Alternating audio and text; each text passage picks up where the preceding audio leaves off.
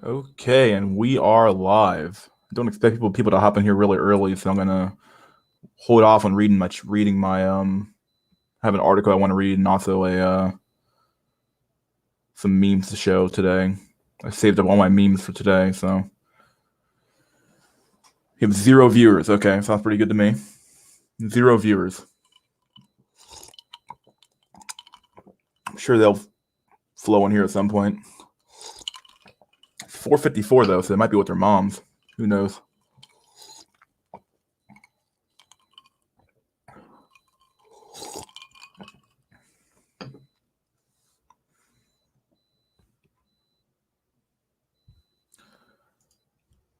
Let's see. I'm in the shower, bro.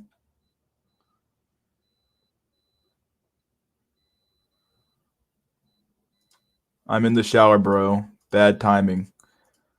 Tell your mom Happy Mother's Day. I already did. That's where I was all weekend. Bring your mom on. Oh boy, can't do that.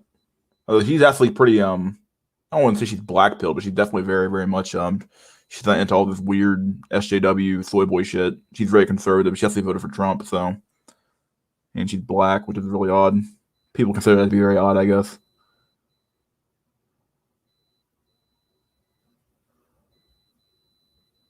Oh my god. Ew, Lizzo? Oh god.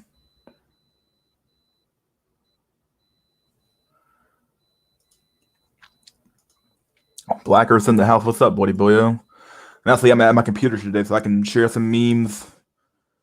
We're gonna read an article today, so read an article. It's a pretty short one actually, but about the birth rate being shit again by CBS News. What's up, bro? What's going on, my dude?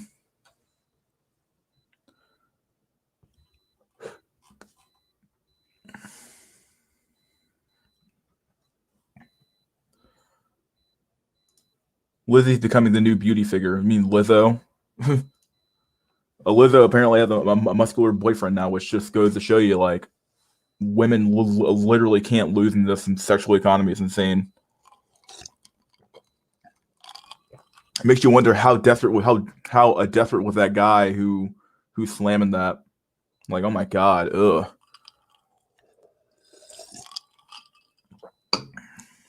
About to make some fried chicken.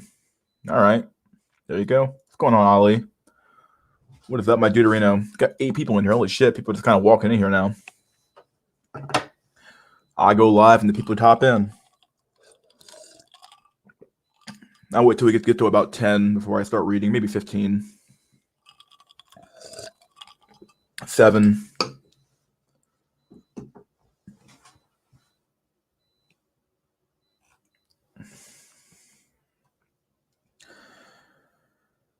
Oh boy, oh boy, oh boy. So tired. Took a shower. I'm ready for the long haul tonight, so hopefully we can go pretty long if people want to hop on the chat, but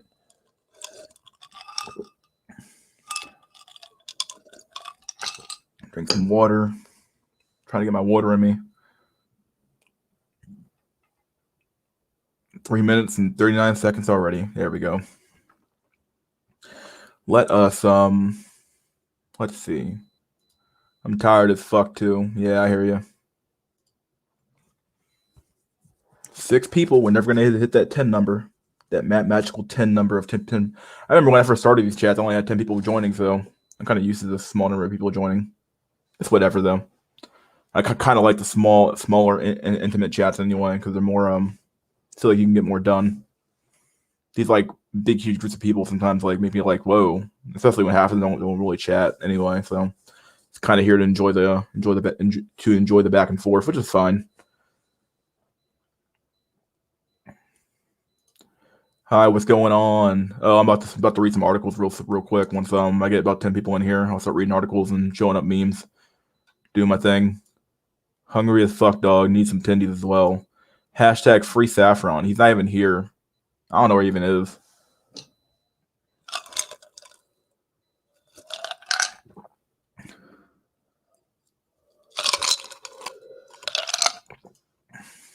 It's kind of weird because like when I read my comment section about saffron, people don't seem to like him. But then my chat seems to like him, so I'm not sure what to even think about the guy.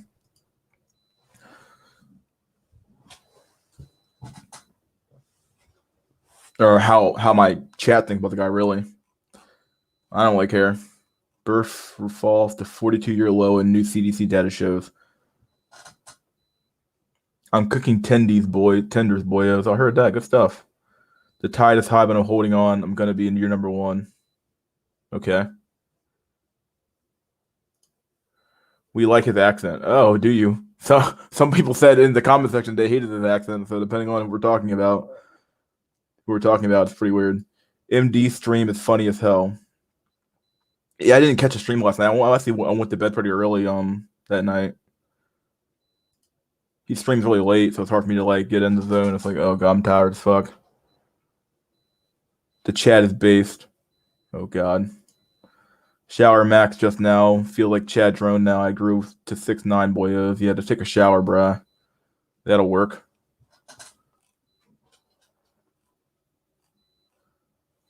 Women like men who smell good. Just take a shower. As if I've been smearing dog shit on my body for my whole life. Just walling around my own filth. All right, let's read this article. Let's stop dilly-dallying here. Just take a shower, bro. Always works. Yeah. Shower maxing. See, the problem with take a shower advice and dumb advice like that is that it's good advice, but the problem is that it makes the assumption that like we're just like totally fucking retarded and then haven't made these assessments on our own. Like, of course, everybody knows you have to take a shower and smell good. Like, come on, like obvious shit. Obvious shit is obvious. Like it's almost like very, very patronizing. It's almost like you're talking down to me when it's like you tell me to take a shower. It's like, okay, like as if I didn't realize that early on in my life. Like people who smell good, obviously. Don't forget the haircut. Yeah, exactly. Or to shave your beard like I just did. I had to shave my beard today. So Stacey takes showers with Chedron. All right, let's Here we go. Births fall to 42-year low in U.S. New CDC data shows. This is an article from May 5th, so about 3 days ago. What's today's date? 9th. Holy shit. About 4 days ago now. So let's read the article here real quick. The number of births in the U.S. fell 4% in 2020, dropping to the lowest level since 1979. Continuing a multi-year trend of declining birth rates. That's according to a report published Wednesday by the CDC. I'm not reading all this shit for health stats. The agency reported 3,605,201 births in 2020, down from 3,747,540 during the year prior, based on provisional data from more than 99% of birth certificates issued during the year. 2020 marks the 6th consecutive year that the number of births in the U.S. has fallen. The agency reported. Meanwhile, provisional figures show that genital fertility rate down to a record low in 2020, falling from 5.58 births per 1,000 women ages 15 to 44, down 4% from the previous year. Among teenagers, many of whom shifted to remote learning due to the pandemic, birth rates fell precipitously, according to the data released by the CDC. The birth rate for young women between the ages of 15 to 19 fell to a record low of in 2020, dropping to 15.3 births per 1,000, an 8% decline from the year before. This is a funny trend because, like, I mean, I remember being in high school and there was a huge like talk about how, oh, you shouldn't have a kid. You know, there was a huge, I don't want to say an epidemic, but like definitely seemed like having kids when you're like age 15, like being like 16 and pregnant was like a huge like slight against you, and now they're complaining that like the rate's too low. It's like I don't know what the fuck, what the hell do they want? In my opinion, this is probably a good thing to some extent. Like having this particular age bracket of women here not having kids is probably a good thing, because like you really shouldn't have kids when you're that young and unable to take care of them. But either way, that continues a significant downward trend over the past 2 decades, down 75% from 1991, the most recent peak. The birth rate among girls between the ages of 10 and 14 was 0.2 births per 1,000 in 2020, unchanged since 2015. That probably should be zero. It was basically a zero. So Let's see. The CDC also calculated the total fertility rate, which reflects the average number of times a woman will give birth in her lifetime, declined to a record low in 2020, falling to 1,637.5 births per 1,000 women, down 4% from 2019. That's considerably lower than what the agency referred to as replacement levels, or the rate necessary for a generation to replace itself, which the CDC said was about 2,100 births per 1,000 women, according to the CDC. The total fertility rate has generally been below replacement since 1971 and consistently below that level since 2007. I didn't know it was. I actually didn't know the fact actually about the 1971 stat, but I believe it now. Basically, the general trend has been we've been in this like, what happened in the 70s. Obviously, you had the sexual revolution, all this birth control, everything else, women's liberation, all that stuff happened during this time period. So like, what you end up seeing is that like the general fertility rate has been lower. But like there's some years where it's been higher, some years where it's been lower, some years where it's been higher, but generally it's always been lower, below replacement levels since 1971, which is crazy to me. And consistently below that level since 2007, which is like even worse. Some experts have sounded the alarm on declining birth rates and what this will mean for the U.S. economy in the years to come. This is what I've been talking about, actually, the U.S. economy. Like, how can you have an economy when like there's no people? How can you have like a consumerist economy relies on people to buy stuff? If there's no people buying stuff, how can you have an economy that runs off of consumerism? It literally can't last. It literally makes zero sense. Like, nobody thought ahead when they implemented these policies. They just thought, oh yeah, women wanted rights, and this one, and we need to liberate the sexual economy and make people free, and people need to be free as possible. And it's like, well, nobody thought about the long-term effects of their actions. So, in a recent interview with CBS this morning, co-host Tony Dow Myers, who studies demographics at the University of Southern California, called the phenomenon a crisis. We need to have enough working-age people to carry the load of these seniors. Yeah, bullshit. Who deserve their retirement. Yeah, bullshit. They don't deserve their retirement. Okay, if they deserve their retirement, then they should have it. But since they didn't plan for the future, they don't deserve a retirement. At the end of the day, it's not about these seniors. It's about the future. And these people didn't think about the future. They thought about themselves and thought about the current now. These people should have prepared for retirement on their own. So it is what it is. They deserve all their entitlements. Yeah, no, I don't think so. And they're going to live out another 30 years. Maybe. He said, nobody in the history of the globe has had so many older people to deal with. Yeah, like who's going to take care of these old people, bros? Who's going to do it? Like, who's going to take care of these old fogies who can't take care of themselves anymore? Like, unless their kids probably aren't going to do it. Our social security system relies on new blood entering the system. So like, if there's nobody paying in social security, how can you pay out social security to the people who are older than you? How can you pay out stuff like all these benefit programs, these big huge government pension systems that rely on new blood paying into the system? You literally can't. It's all going to come collapsing down on its own. I think Mercer on Incel described it as being a big huge pyramid scheme in a way, and it sort of is. Like the new blood pays for the old blood.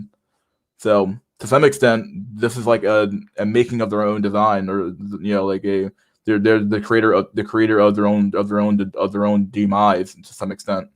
These boomers who implemented all these policies, and now these policies have come to bite them in the ass some 50 years later, 60 years later. So you get what you fucking deserve, as the Joker would say.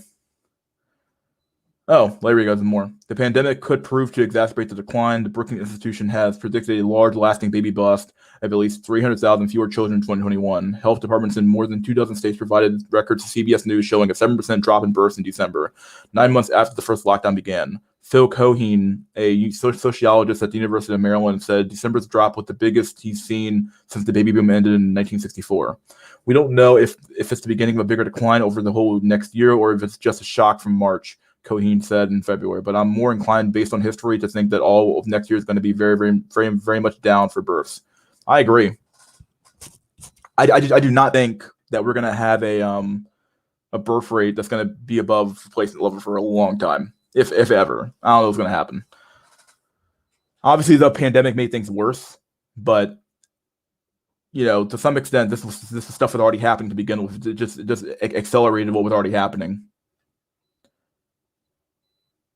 And if he's a sociologist, he should be looking at the human aspect of this as well. What have we done? What have we changed in the environment to cause this particular problem to happen? Like, you only need to look back at the 60s and 70s and look at the policies that we implemented. Like, all you have to do is look at what's different. Okay, well, we had this policy in place before and now it's gone. Or we had this particular form of social policy in place here and now it's gone. Like nobody wants to like look back at the past and learn from the past and look at like, okay, well, what worked back then and what can we use from the past to make our future better? Like everybody's like, well, the people in the past were just backwards. Well, maybe some of that backwards logic they had, or maybe some of that backwards thinking they had was actually somewhat correct. And maybe we're the fucking dumb ones who got too arrogant for our own good. Let me yeah. This is the article I found on. I'll post this link in the chat. Let me post this link. Post a link in the chat, and if you want to read on your own, there's the chat. Link in the chat. Okay, let me read the comment section real quick. We got, it does, Black Earth. If you exfoliate your skin very well, use Moroccan loofah. It will suppress your dead skin and help you, Chad Max. History. Watch the video Fertility Drop Intentional made by Bart. Excuse me, my God, Bart Sebro. It explains a lot. There are even videos of him exposing the lies of NASA. Okay, so that the day that things collapse, civil war takes place. Someone said boomers. Boomers. Read Jonas Salk, The Survival of the Wisest, for God's sake. In his book, he explained it very well that how human population will increase and that some men will have to do something to help reduce it for the survival of the earth. That guy made the polio vaccine. Oh shit. A blind middle-aged woman has moved into my street. I'm thinking this may be my chance. Oh God. I got the hiccups or what? What's going on? People always say to just take a women's rights away. How the fuck can you put the genie back in the bottle? We have to lessen the blow of the problem because there are no solutions we can really get. Well, like the problem is putting the genie back in the bottle requires you to actually do like a full-on revolution because they aren't going to give up the rights for readily, and there's also going to be men on their side who are going to like there are men on the feminist side who actually benefit from women being liberated. So like you have to fight through those men in order to take away the rights of women, and like that's the sad truth of the matter. Like men are not a united front. There are men, politicians especially, who benefit from women having the vote, from women having power, from women being their own liberated women. Like they love, like the Democratic Party is a party of women. If you watch Black Pigeon Speaks video on this, he has a very, very good video about talking about how the Democratic Party has become the party of women and the Republican Party has become the party of men for the most part. I don't want anyone to hear my voice. My own mother said she doesn't like my voice. Dang. Well, my voice is pretty shit too, so what can I say? But I'm on here chatting like a motherfucker, right? Boomer Coomer screwed us. Screwed us. Speak slowly, please. You speak slowly, Dante. I got too many Dantes in here. I got Dante Spartan, I got Robert Dante. Which one's the real Dante? Hi guys, just gym maxing in my living room. It's brutal out here for getting back into exercises. Who are these freaks that actually enjoy working out? My dopamine receptors were fried long ago. You don't get it. Democrats and Republicans on the same side. They both benefit from having the vote. Females having the vote at the end of the day. You are still in the matrix between red and blue pill. Okay. Yeah, but the face probably doesn't hide the beard max, just maybe a chance. So what's your solution, Dante? To give up the whole system, basically? Give up on the whole damn thing?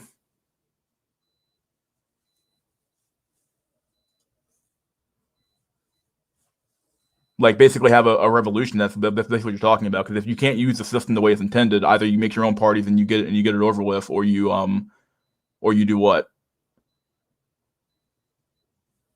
Yeah, either a revolution out of the world, in which case, okay, well then yeah, revolution. There you go. I guess that one right. Where is Saffron Pill? I don't know. He's not here. Plus, I don't have it open the chat up yet either. I don't like. Democracies aren't democratic. Ain't that the truth? Democracies are choosing your slave master. You get to vote. You get to vote in your slave master for the next 4 years. Before the Industrial Revolution with biblical patriarchy. Yeah, I don't think we're going to go back to the biblical patriarchy though.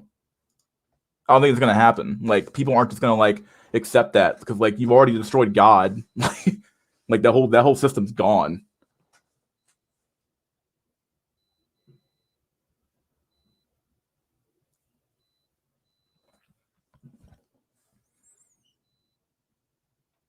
Yeah, I got memes coming. Let me get some memes started here. I was trying to see if Dante has something else to say before I Dante Sparta rather, not Robert Dante. Too many fucking Dantes in here. Dante Sparta has something else to say because he always has like long chats. So I want to like read them all. So revolution or exodus, one of the two. So basically, he's right then. Consequences are better than really. Yeah, that was basically my argument yesterday. Was like consequences need to be like actually profound and actually need to hit harder than we think. And religion, I don't think you need a religion to do that. You don't need the threat of hell to do that. You can just use basic good old consequences of like if you have children out of wedlock, well hell, you get fucked over by the system. You don't get welfare. You get fucked over. I will change my name. There's only one Dante. Well, there's Robert Dante and then there's Dante Sparta. So like, I don't know. You don't have to change your name, dude. Don't change your name. You've been here long enough. People worry more about cops than God. Yeah, consequences, dude.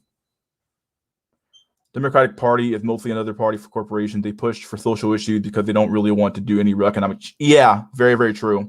That's absolutely agree with that because like I think it's been for that's why someone like Bernie Sanders doesn't really get traction because like he actually is one of those.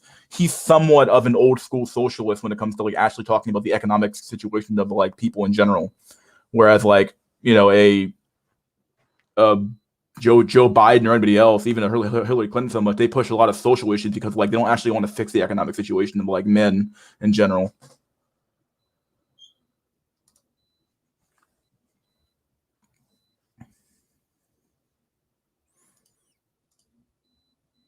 The death of the quote unquote death of God just heralds the death of Western civilization.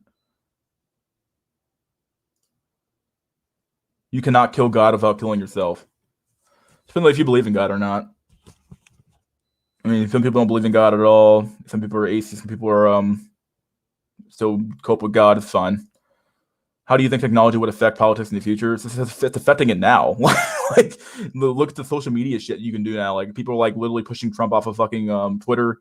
People are pushing people off of this. People pushing people off of that. Like, these tech companies that are like have so much power when it comes to politics and like all the I'm not saying that the Russian shit was true. I'm just talking about how like you can influence people over social media more than you ever could. You can reach far more people than you ever could now. So like politics, I mean, technology is already affecting politics, but like in the future, it's gonna be fucking worse. God doesn't exist, we need the idea. Yeah, yeah. I mean, to some extent, I think that a lot of people took for granted that that the moral systems that we had. My context fall out. Shit, I'm trying not to. Let me just talk. That the moral system that we had, most people cannot construct their own moral system. Most people don't think that far ahead.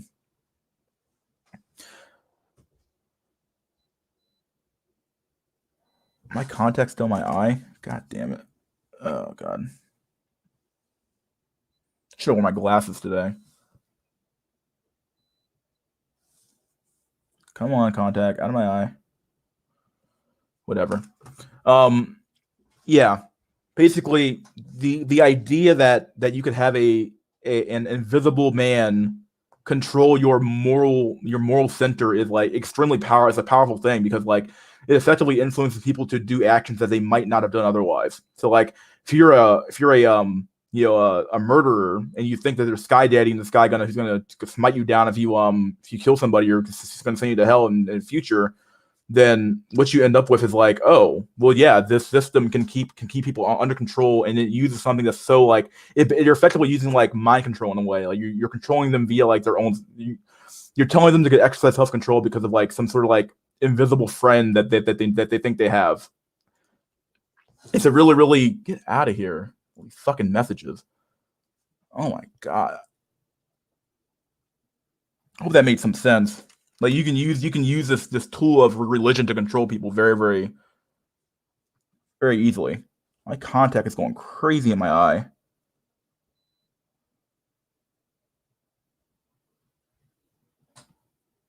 Contact fell out. Okay. Me one sec, boyos. I gotta read the chat. Now post some memes.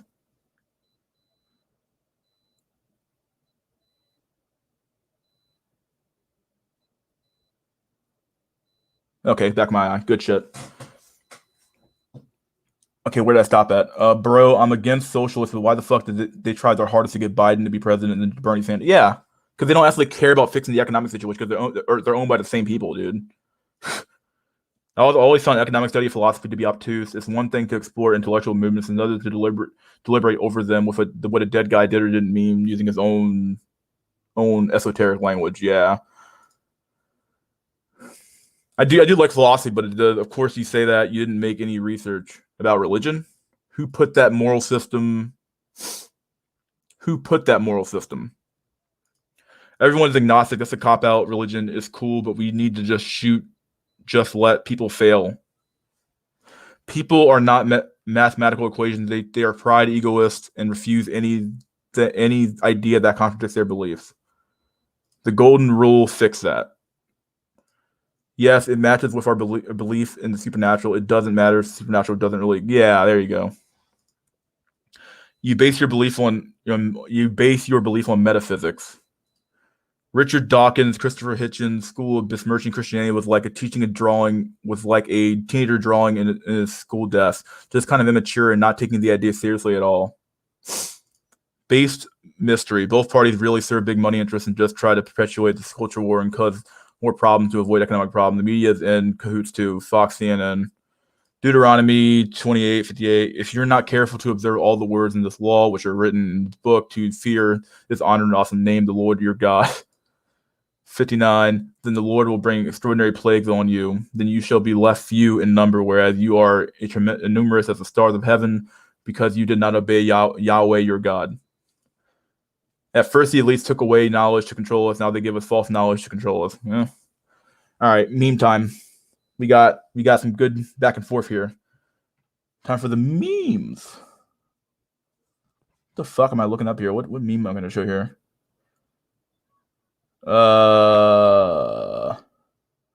Where did I stop at last time? What is this? I'm like, I got so many memes to show. I'm probably not going to show all these. No way. What meme is this? Here's one. This isn't really a meme. This is more sad than a meme, but guys, here's some memes here. Nessa, get all the bad boy in you out. Have crazy sex with bad boys. Get it out of your system. Learn some new tricks, but marry the good guy. Okay. Classic beta bucks. Alpha fucks beta bucks, boyos. And she'll never use those tricks on you, ever.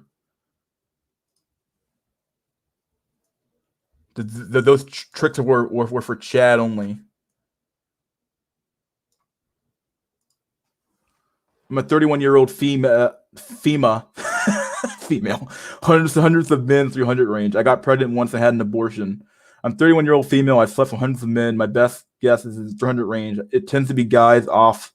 It tends to put guys off, so I don't offer it up, and I'm ashamed of it too. I will tell people if they ask, and people often don't believe me when I say my number, but I've only ever had one long-term boyfriend. I'm tall and pretty and very outgoing. Okay, you're lying to yourself here.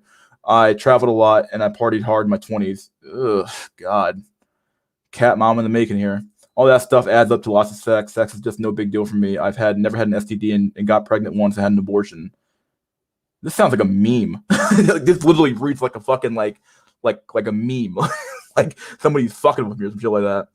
Later. You are correct. With the exception of one relationship in my early 20s that lasted almost 2 years, I have never had a boyfriend of more than a couple of months. Now I want to settle down, but there just seems to be not any single guys left. No, there's plenty of single guys left, just no guys that A, will date you, or B, your standards are too high, one of the two. But looking like you, I don't know. Oh boy, oh boy, oh boy, oh boy.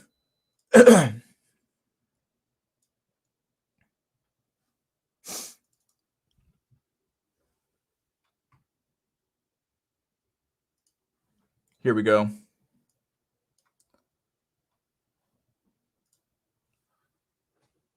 So this is Soy Goshwich-Pinsky, your typical millennial woman who will be 30-year-old next year. At 18, she found that she was suddenly treated with like God's gift to the world. Everyone laughed at her jokes and followed her social media feeds.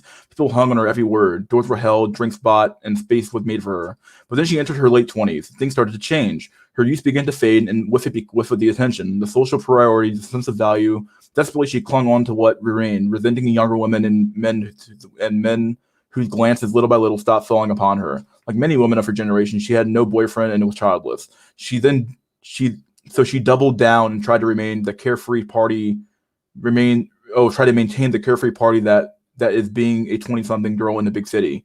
But she's 30 now.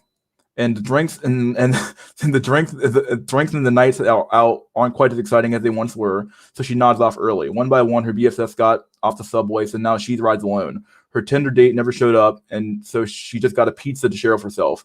And like her gradually fading youth is slowly slipping away. While it hasn't quite touched the floor yet, still separated by some wax paper, an onlooker is forced to ask: Is any of this actually worth saving? Holy shit!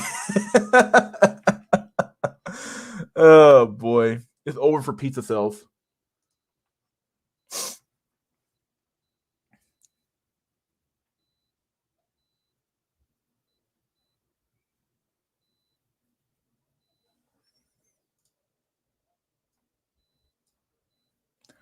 Let's see, what's this meme here?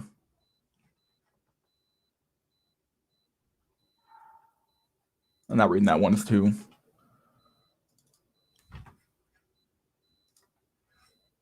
Here's a quick meme here. Hey, just laugh at the burning world, boys.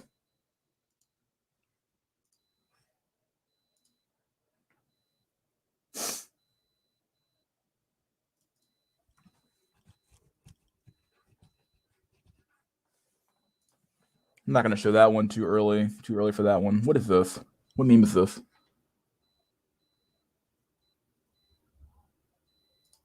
It's happening, buddy boyos. It's happening. We're getting it. Scientists grow mouse embryos in a mechanical womb. It's happening. It's happening, boyos.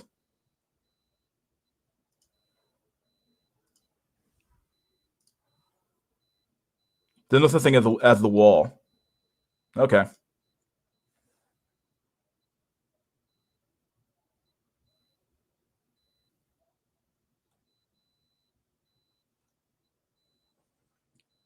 Faith is not dead. Like who keeps saying that shit?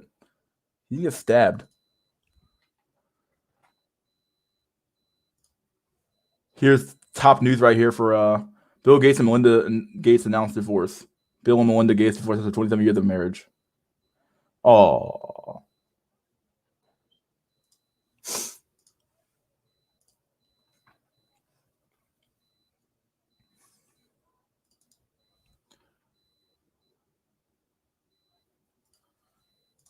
Here's a good meme for us.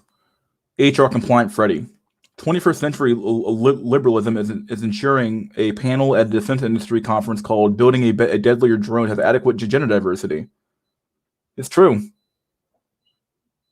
It is fucking true.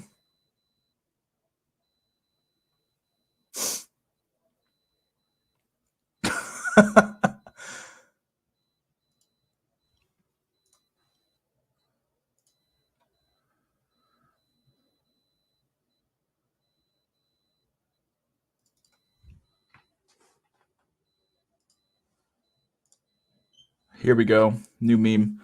The 27-year-old Phil Normie can't even remember what a woman's touch feels like anymore. Cried himself to sleep or is kept awake by nostalgic thoughts about missed opportunity of what could have been.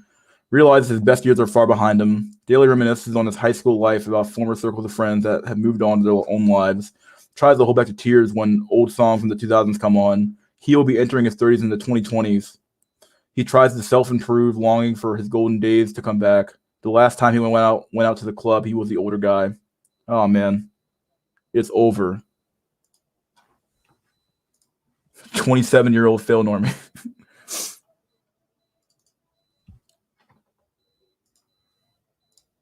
Here's one for you guys. Ah! Oh, I gotta go back. Why did I do that? Here we go. All men do is fucking lie. Women. What is makeup if not the biggest lie ever told? Look at this shit. It's like a different race.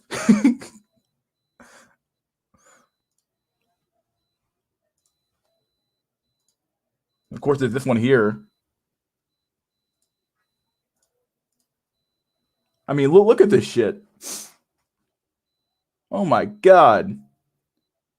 And it's only making her acne worse. Putting all this makeup on is making her clogs pour the fuck up, or clogs her pores clog the fuck up, and it's like making the shit worse and worse and worse. She doesn't even realize it. She just covers it up, boyos. Just cover it up.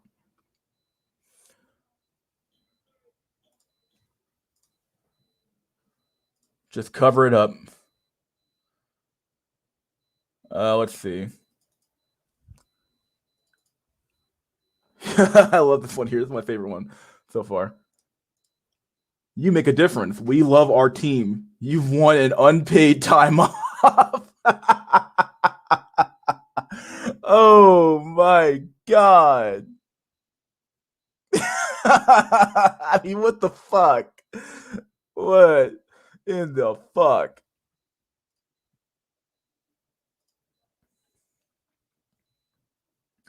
Here's the demographic pyramid, actually. USA, this is as of 1/12/2020.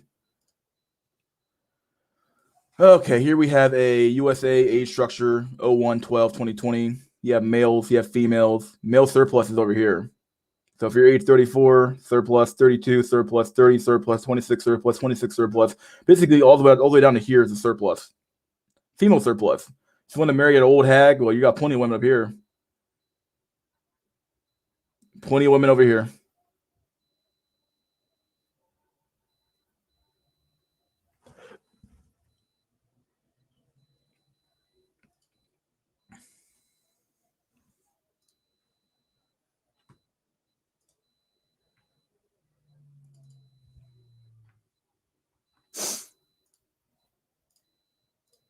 Here's what the future holds for us, guys. Congratulations, employee B5776438933. You exceeded your weekly productivity quota by 50%. Please choose two rewards. Extra large pod. Leave your normal pod for a week and spend your free time in this larger premium pod, which with even has room to stand up. Wow. Premium bug menu. Replace your soy nutrient rations with 1 week of delicious treats, including bug burgers, mealworm tacos, and barbecue crickets. Intimacy simulation unit. Bored of your free HD VR porn rations? Take pleasure to the next level with the state-of-the-art sex bot. Cuddle settings included. Happy chemicals. Spice up your mandatory antidepressant implant with a week's worth of bonus serotonin, dopamine, and oxytocin. You, but happier. Outdoor experience like a fucking bio. Enjoy a blast from the past with a week's access to the super realistic greenhouse dome, complete with real plants, cool breezes, and believable sunlight. Oh my god. It's happening. Oh my fuck. These mean landing, boyos, today? These mean landing?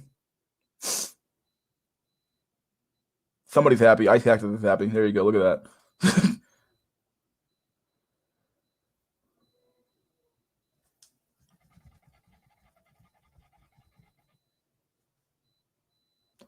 Read some comments. Let's see.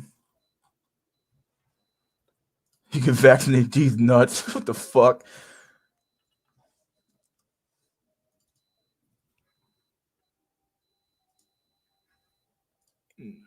From the makers of Cuckold Simulator, we have Blockbuster Simulator, new releases. Oh fuck!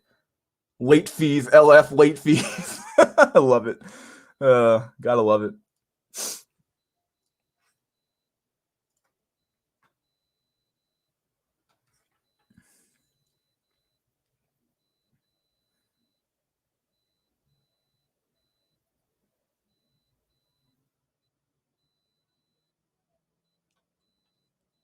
39 minutes of pure memes. What is this? Oh, here's the one to read, I guess. Originally, when Bill and Melinda started dating, the relationship was casual for both of them. She had other boyfriends and I had Microsoft, Bill says. We were like, hey, we are not serious about each other, are we? We are not going to demand each other's time. Plus, Melinda says, I was new to Microsoft. There were a lot of men there, and you are still looking around. But after a year, sort of to our surprise, certainly my surprise, we said, hey, I love you, Bill said. And she said she loved me, and then it was like, wow. And now what is going to happen? Oh, Bill. To be young and in love again. Oh, Bill. Let's see.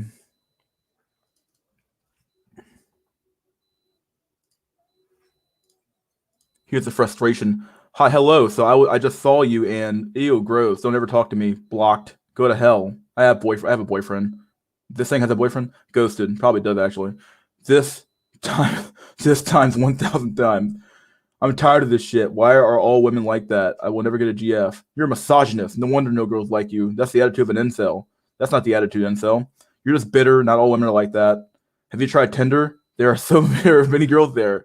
Dude, just keep trying. It's really easy to meet girls. You'll find the one someday. Oh shit. It's happening.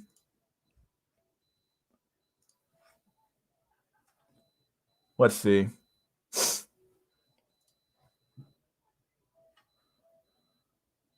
What is this fucking meme here?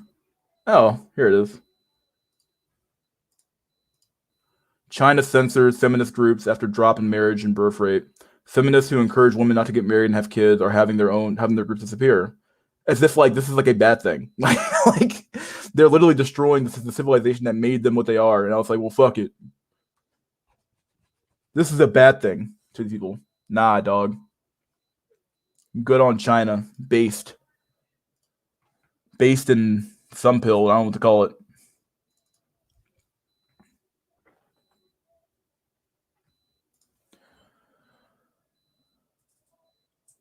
What meme is this? What meme is this?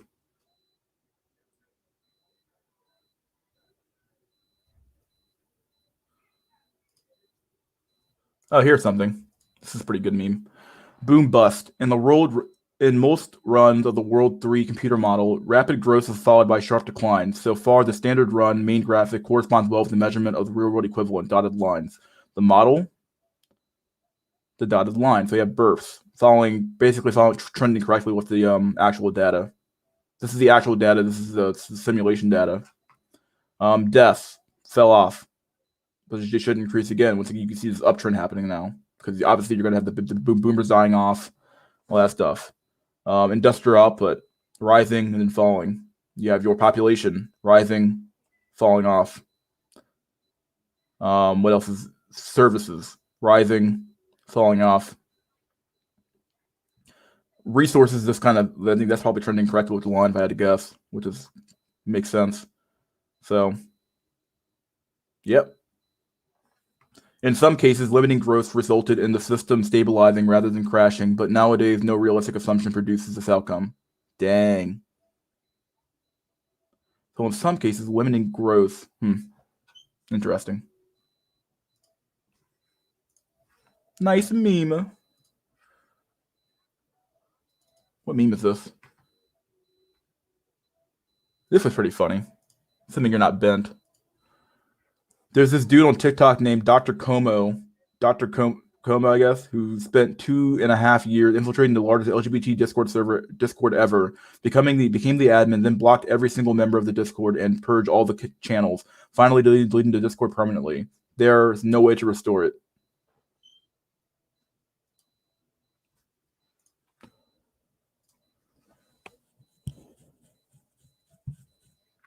Nice meme.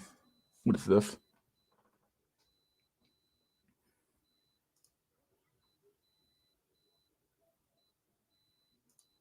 I don't want to use that meme yet. Too early.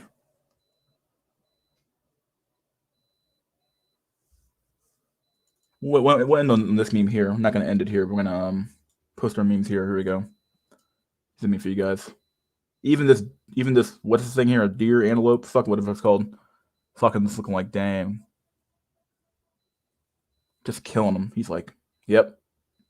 He's always got going for his life, looking out into the vastness of the ocean, wondering, is this all there is to life? Memes and this shit. Eve levels of online pettiness, lol. Yeah, yeah. In fact, no, we'll end on a funny meme. Here's a funny meme. Read the part again where she burns her fucking mouth on my porch. Like, oh shit. He's like, heh heh heh.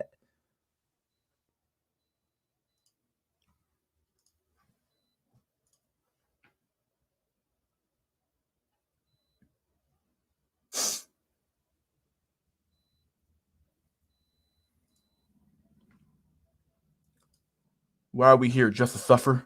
Oh god.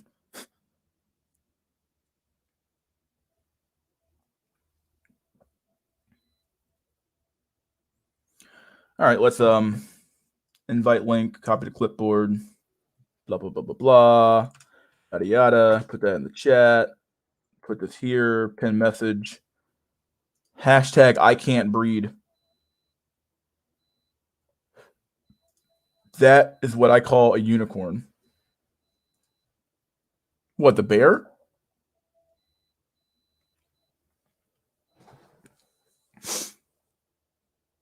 I don't know where Saffron is. He just, if he's even here or not. I don't know. I can't invite him. I don't know his information.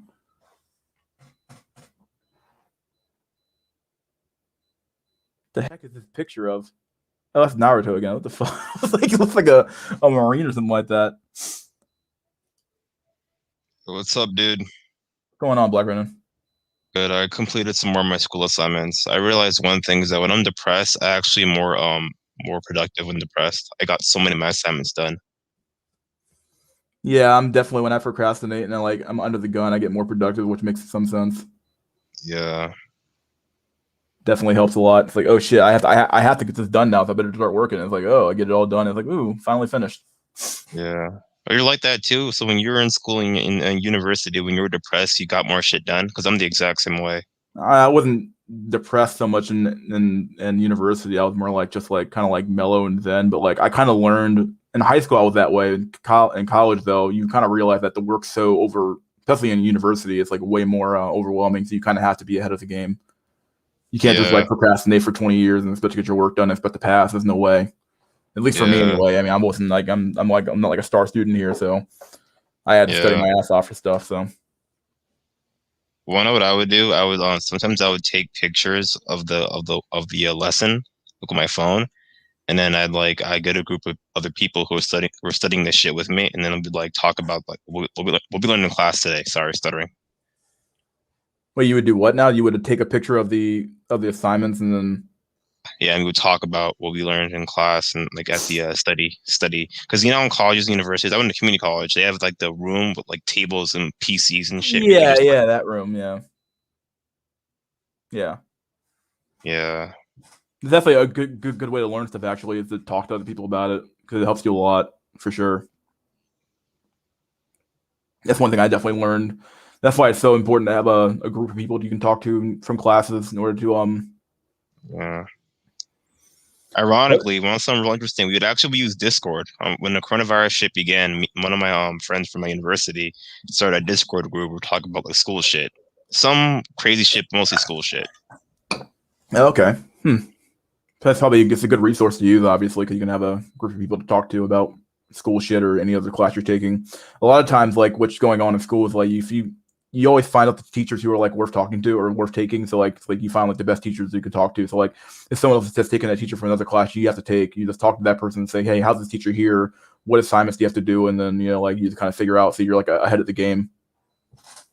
Makes it way easier. Yeah, it's good to be ahead of the game in school, or like, yeah, you're right about that. Yeah, just find people I just that hope you this know and it's shit like pays figure it off. out. It should if you're Yeah, as long as you stay in school and you're diligent with your work and you can get the hell out of your I'm not sure what your plan is, but like get the hell out of your community. You sound like you live in a pretty rough community, so either do that or yeah. just My you should most be better off. yeah, it's getting gentrified, but not fast enough. Not fast enough. Oh Like god, some people are people. moving in, but it's like it's the wrong kind of white people. It's the wiggers, not like the the the hipster white people. It's the fucking wiggers. Oh, really? Huh. Fine, yes. Why do people keep saying Faison almost got stabbed? Why? Why is this a He didn't get thing? stabbed, okay? Like, no, he's 6'5". Ain't no one stabbing him. And he's Gym Max. Ain't no one stabbing him.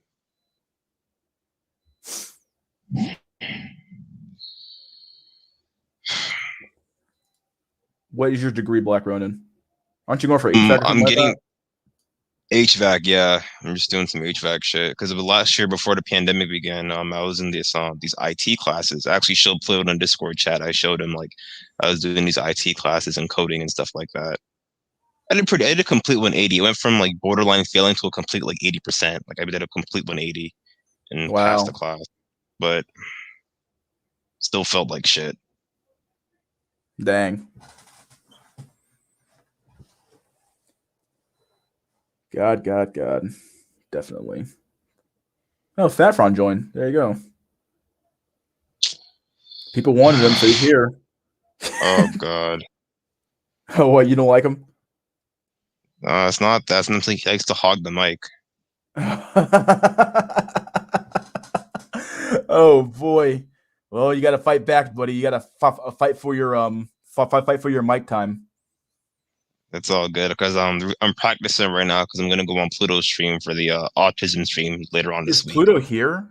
Is he still alive? No. Yes, he's Not on here, but YouTube. he's still. I don't know what he does. I know he's on the one of the Discord servers I'm also on, but I'm not sure what he hasn't been like online in forever. Yeah, me and him talk on Discord. Oh, you do? Okay. I was spitting some Giga Black pills yesterday. I talked about how most women today are left leaning but have fascist dating habits. Yeah, very true. I think you said it was what was it KKK in the sheets, something in the streets. What you said? It was SJW in the streets. We're mocked in the sheets. Oh, oh God. Over for curry cells. Oh God. Why did you quit IT, Ronan? Why did I quit IT? I wasn't feeling it. Like I'm high IQ enough to do it. It's just that like I'm not sure that'd be something good for me to get in because again I'm a Spurg cell, so you Are know you more are you more like a hands-on type of person or what? hands on. Like Yes, a I learned by hands on. no, I'm Yes, saying, are you saying like would you prefer a job that's more like actually like physically doing something versus like just like sitting down and coding like like obviously coding is doing something but like would you prefer a job that's more yeah. like physical than mental, I Getting guess. That's what I'm getting into HVAC now. Actually, I'll just do my financial aid, but I filled out the application online for the financial aid thing. But I try to send it.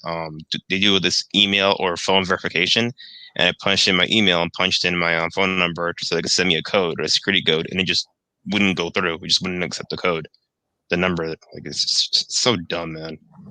Are you getting like financial aid or something or what? Yeah, Pretty heavily. yeah. Yeah, I got like I a just want a lot of money aid mac. when I was in I actually used to get like big huge refund checks back from the school whenever I didn't spend. I had so much cash like saved up after community college. It was insane. So it's actually kind of nice because like once you pay for your books stuff like that, you get these refund checks back from the for these grants you used to be That's able to get. nice. It's insane. So do you not get grants or something or like do you do the FAFSA and stuff? Hello, I guess not. Hello, can you hear me? Yeah, do you do the FAFSA and stuff like that or what? Yeah, but I was trying to fill out, but it just wouldn't let me. It's just acting retarded. So I'm gonna try and do it again Oh, okay. tomorrow. I tried it again today earlier, but it's just acting dumb. Someone said, "Please no saffron." Oh God. Yeah, I just want to have a scientific black pill discussion tonight, man. I was reading an article about the rise of incel in China, and it's scary, dude. So what happened was because of the one child policy, the men outnumber the women 10 to 1, Yeah, it's pretty bad country.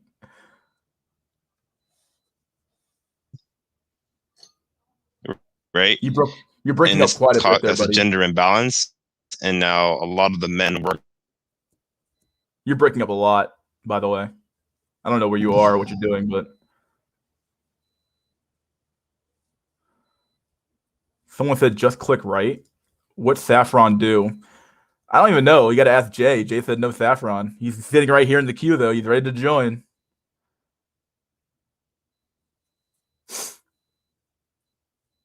Is this Saffron? I don't know if this is actually Saffron. I can't tell. Let me go here to. Doesn't look like him because the last time he had this thing attached to his channel, so it might not be him actually.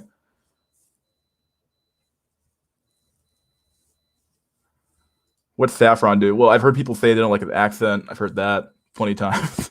So people don't like that. People don't like how he talks too much. So, and then it was with me. Saffron is a meme already. Status mugs me. He's a meme. You're right. He's a meme. It's me.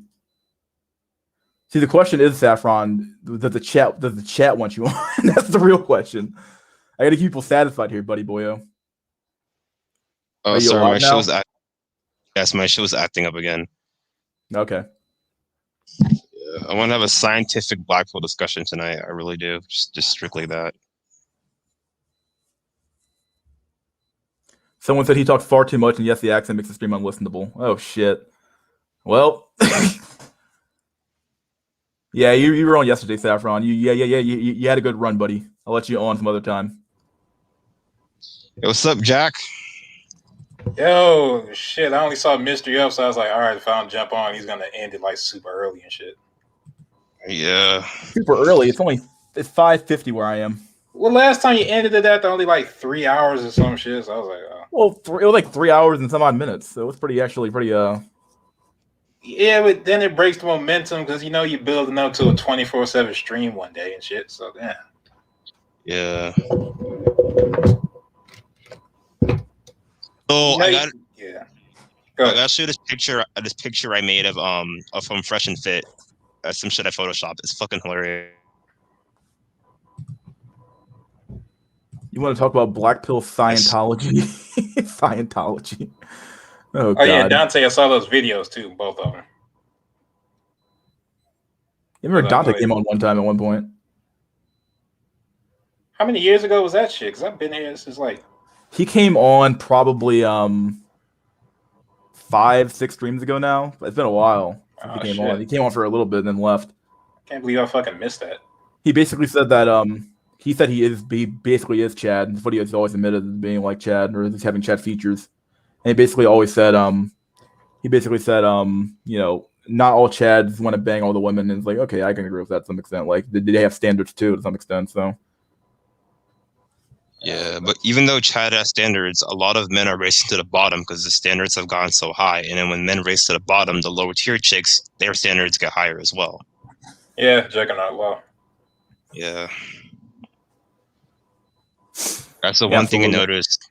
Like I remember one time I was trying to like gym max. I remember seeing like really tall in shape black dude with this big as hell Latina girl.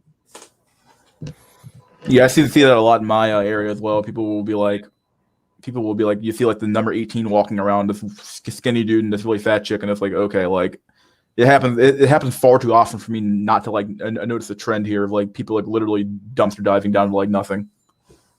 Yeah, I wouldn't be shocked if we see men sharing fannies in 10 years. I wouldn't be shocked. I was just about to say this shit. Everybody knows where it leads. Like, like when that shit really happens, I'm not even gonna be mad. I'm just be disappointed. Like, people are so desperate for like human interaction in general that like the actual real physical human interaction, not this online stuff, to like to the point to where like they'll literally do like stuff like that to like actually get the simulation, just to have the physical touch, because like physical touch is necessary for human beings to even live. Like if you don't have that, you're screwed. What if it gets so bad people go on just do gay shit just to have somebody, just to have like human contact and shit, like fucking Moral Oral's dad, Clay Pump. Well, if y'all ever saw Moral Oral, but never mind. I guess I'm old. Nickelback, Mr. School. Back to what Mr. School said. You need human interaction as a person, because in prison they would actually use what's that thing called? Solitary confinement to break you down mentally.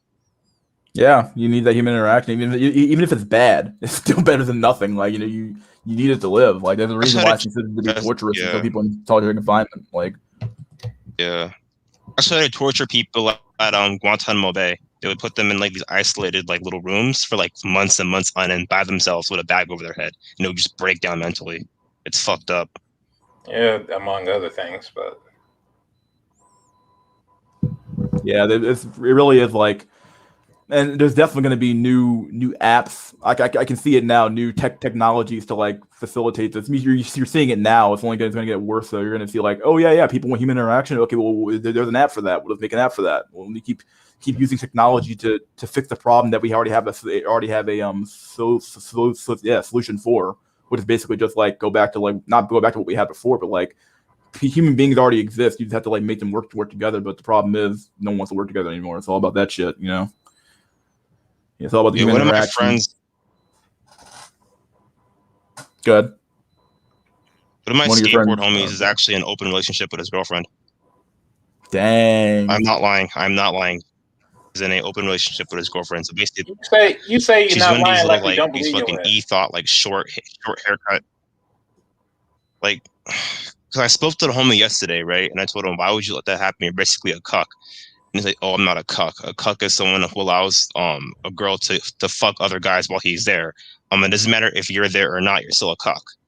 And he was in denial about that shit. And then we got into a little argument about it. I got a meme term for this now. Cuck light. like you got your Chad lights, you got your cuck lights. Yeah. That's the sad part. And she's one of these little like Yeah, go ahead.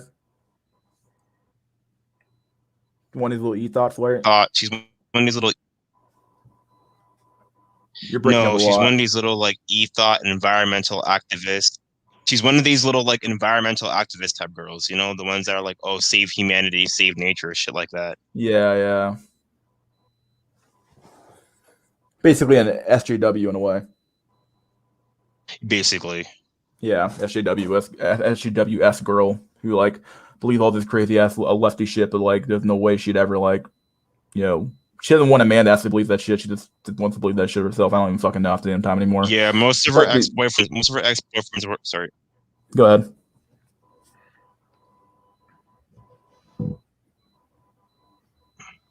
Most of her ex-boyfriends What were I was what? gonna say is more. You're breaking up quite a bit there, buddy boy. Yeah. I swear, if I ever make that GameStop money again, I'm buying you a fucking phone and an actual Sprint plan. Fucking getting you off of Metro PCS, dog. Metro PCS. Yo, I don't know if he's at home or if he's out somewhere else, dude. I don't know where he is. Hell. This mic is so I can't tell if it's mic or if it's fucking connection. One of the two. Now it's gotta be the connection, but Malcolm X in the streets, Shaka Zulu in the sheets. Oh man, I made a video on open relationships. How cucked it is, or what? Open cucks, yeah, basically. It really is cucks, dude. It's goddamn cuck to hell, phone. dude. It is like it's basically you're basically saying that like I need female validation so bad that she can literally do whatever she wants. I just want the title of boyfriend. I don't care what she does. I don't care what happens to her. It's like okay, like you realize you're just putting yourself into a situation where like you're getting no real benefit there. Then like there's no real benefit being derived from that relationship.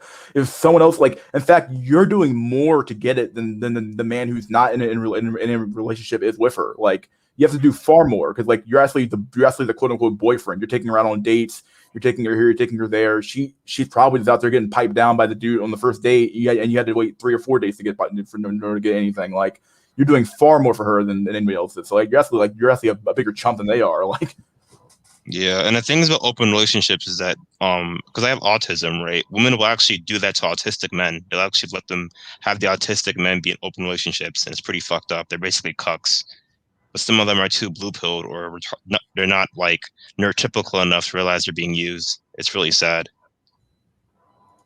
Most educated women still are among the most likely to never have children, but in a notable exception to the overriding trend 2008, 24% of women aged 40 to 44 with a master's degree, master's, doctoral, professional degree have not had children, a decline 31% in 1994. Yeah, I heard that actually. It's true. Yeah, and the more educated a woman is, the less kids she'll have. And the more Yeah. a liberal she is too, I'd believe that too as well. Actually, I have a stat for that. I have a chart for that. Believe it or Well, not. women are not liberal though. Women are liberal except for their dating habits. They have very fascist, right-wing, borderline Nazi dating habits. Dude, I told you, feminism and like half of feminism is just about absolute sexual power for women. That's it. It's not about being. It's not about being sexually open. It's about being sexually dominant. Yeah, basically. As far as selection and choice goes, and who even gets to be around that. That meme mystery school posted earlier about the guy being gaslit, saying tries to like be confident, talk to girls, and they're pretty much shooting him down, like an American soldier on Omaha Beach in World War II. That's pretty much the story of my life. My therapist tells me, my mom tells me, be confident, be a good person, and I did that, and I got nothing. So there's that. Yeah, here's the chart I found. This is going to be it's attached to a meme, but it's kind of like funny. House euphoric. We do not breed, and it's like you have extremely conservative. The lines above replacement level, conservative. Okay, a little bit below. Slightly conservative, sure. Moderate, sure. Exactly the same. Then as you get to extremely liberal, they're so below replacement level. It's not even funny. Like it's insane. How like as the more liberal you get, the less kids you have. But this is actually a trend that didn't used to be this way. Actually, I don't know. In recent history, it's only become a thing where like a liberalism has led to less kids being born. There's actually an article about that I found too. Actually, I need to find that article to read at some point. Yeah, my body, my choice. You ever heard that term? That saying, my body, my choice. Exactly. Yeah, we live here. Shit. Where is that? I can find this article real quick. It's a really good article to read. Let's see. What is it? You guys can keep talking or something like that, but I'm just trying to find this article. So, Jack Nickelback, I hope Black Pill Jay comes in here because he be spitting some Black Pill, like real shit. Yeah, He only come on twice, yeah. I hope he comes on here again, man, because he like me and him, we chop it up. Like he knows his shit, man. I respect that dude. Yeah. What is this? It's all right. And naturally, I got to shout out to Ice Cactus. Naturally, because you said my meme, but yes, lambs, absolutely, every goddamn time. His looks, right after that, my clan called the Warzone lambs. Yeah, here it is. Found it. Institute for Family Studies. In an election post, this is actually from 2020. Actually, this is pretty very very recent. In an election post-mortem interview, progressive election analyst David Shore proclaimed that increasingly delayed marriage and childbearing has given Democrats an electoral advantage, and these changes in family formation are a reason for hope for Democrats indeed. Which is goes to show you that like people have a vested interest in keeping this type of system going. Indeed, the recent presidential election revealed a sharp divides in American society between urban and rural, men and women, black and white, conservative and liberal. Less recognized is the way in which different approaches to family life are shaped in 2020 presidential election. Whereas Americans on both sides of the aisle once shared a basic model of family, today our political divisions show up quite literally at birth, with conservatives having and desiring to have considerably more children than liberals. We are not only divided by our political visions, but also by our values on and behaviors around childbearing and child rearing. This is by our visions. This is by our visions of family life. One way this shows up is fertility. In this election, the association between fertility rates and voting patterns was crystal clear. The figure below shows the share of the country's counties won by President Trump versus total fertility rate of the country from 2016 to 2019. The latest available data. As you can see, right down here, higher share of Trump vote associated with higher fertility. Data about fertility rates is only available for about around 600 of the largest counties. Thus, many small rural counties are excluded, but the relationship shown here is clear. President Trump did better in counties with higher birth rates, and differences are fairly large, with the most pro-Biden counties having a total fertility rates of almost 25% lower than the most pro-Trump counties. If anything, this effect is understated since the most pro-Trump counties are small and rural counties that usually have even higher birth rates and are excluded from this analysis. Indeed, Fuction, I don't know how to say that, at the University of Wisconsin showed that relationship between voting and fertility is even more pronounced when we look at fertility rates and state voting trends. I won't read the whole damn thing, but at the end of the day, it does talk about how there's actually very good evidence that shows that I might read the whole thing if people want me to, but very good evidence that shows that political ideologies are actually like inheritable from at birth. Like actually, if you're more likely to be conservative if you have conservative parents or something like that. And it's definitely pretty stark that there is a difference between like liberals and conservatives, whereas there didn't used to be one. And it just goes to show you that like there's a huge divide between like both these ideologies about how they view the role of women and men in society to some extent. So there are sub-5 conservatives who are only conservative to get trad wife. Trad wives want Chad. Women will be Chad for Chad. Women change who they are who they are for Chad 80% of the time. Yeah. I feel like politics is a cope. I do. It doesn't matter if she's right wing or left wing. She's still a slut for Chad at the end of the day. Well, yeah, because biology overrides everything as far as women. So how have liberals not die out? Damn conservatives, you just allow abortions, liberals will die out faster. To some extent, but people are still malleable. Like that, just because it's genetically inheritable doesn't mean that you can't be warped to some extent. So like liberals control all the institutions. The Black People Jackson wants to join. Liberals control most of the institutions in this country. They control a lot of the schooling. They control the what's it called, the social media, all this stuff like that. So like they have the ability to indoctrinate those conservative kids, even if the parents are conservative, even if they have a propensity to be more conservative. It doesn't mean that it doesn't necessarily end up more conservative and at the very end of their lives. So yeah, basically that depends if they're trying to protect their own families from decay. Like they low key know their daughter will be a hoe if they allow it. Like there's no way to stop that shit. And here we go, Black Pill J. Oh, the homie is here. My prayers have been answered. Oh man, look, somebody, Bane on The Dark Knight Rises once said, "Is speak of the devil and he shall appear." Yeah, there you go. Hey, no magic. Here. No magic. Facts. Oh, sweet shit. Oh god. Yeah, just popping in, man. I fuck with the stream, so I have to. This. I'm telling you, man. This stream, man. People need this, man. People really need this. I don't know what it does for people, though. I have no clue. The reason why these spaces people flock, and look, man, Mr. School, your shit's gonna grow. Just you watch. It's because the vast majority of men, obviously you're delusional, blue pill, X, Y, and Z, but even when you're around so-called red pill people, it's like they still have a layer of delusion as well, because they might be red pill, they might understand female nature, quote unquote, but they don't get a lot of the stuff that we get. It's like and I've said this before, the black pill is the red pill for red pillars. I can agree with that. Yeah, because like you're getting, yeah. Go ahead, Ronan. Or somebody, Ronan, you want to go in and hop in, chop it up? Yeah, Jay Nickelback. Was it Black Ronan who wanted me to come out? I wanted you to come out, man. Black Ronan voiced it, but we all cool with you. Like, yeah, we all cool. Yeah. Oh yeah, no, I'm not. No, I know. Yeah, what I was gonna say, you're absolutely right about that. I feel like with the red pill, they're stuck in the 80s. They're not. They're not like keeping up with the fucking times. You know what I'm saying by that? Yeah, no, absolutely. But also,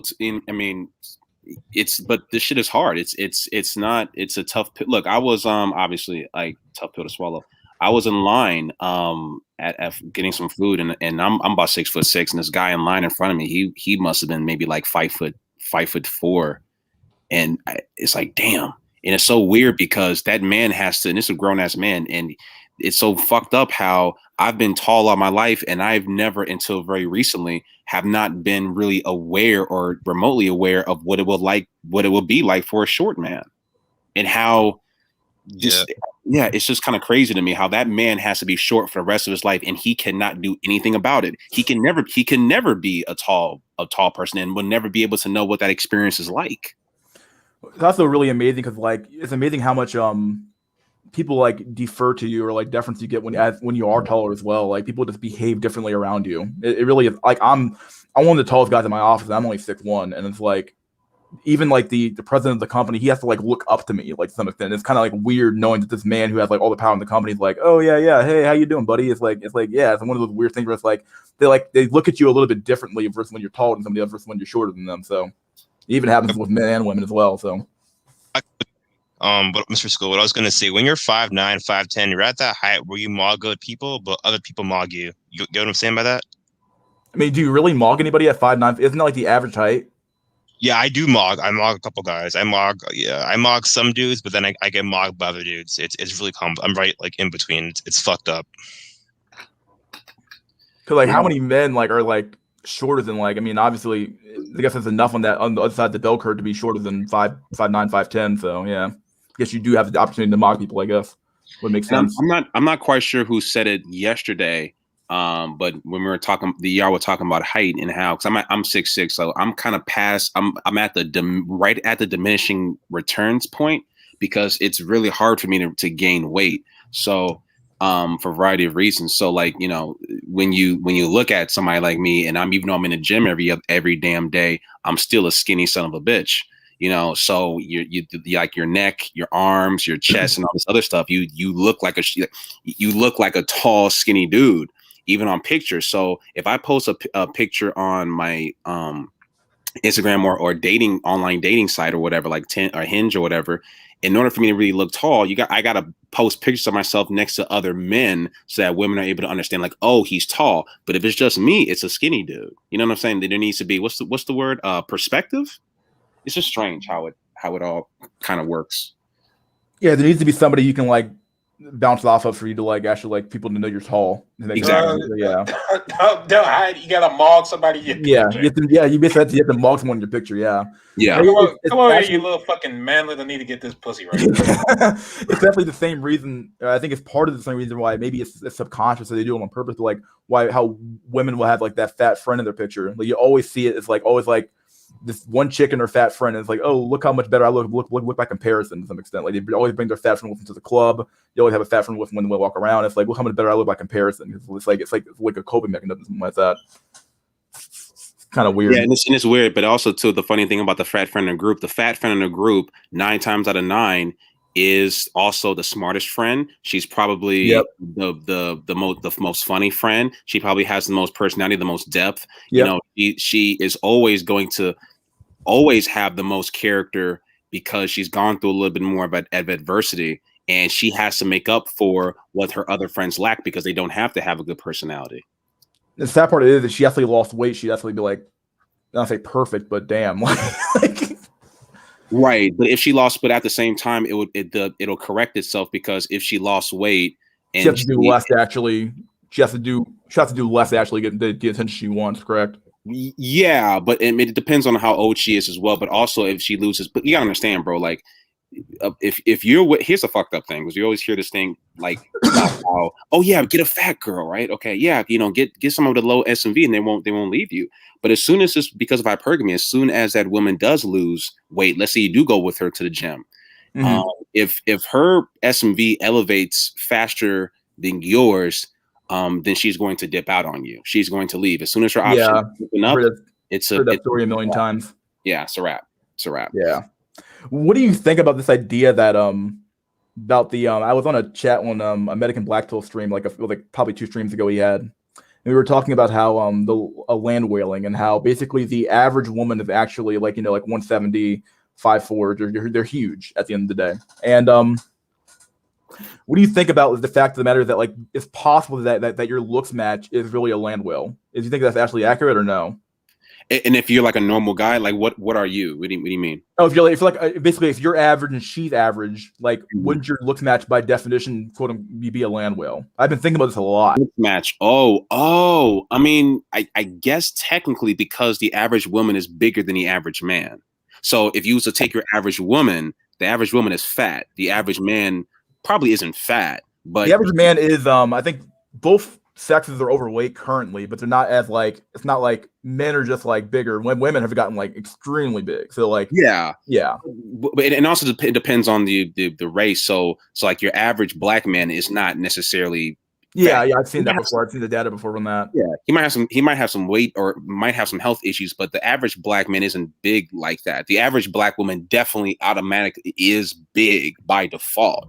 And I think Morpheus said it best is that you're automatically above average. You're automatically 7 if you're skinny or not fat, automatically off the rip.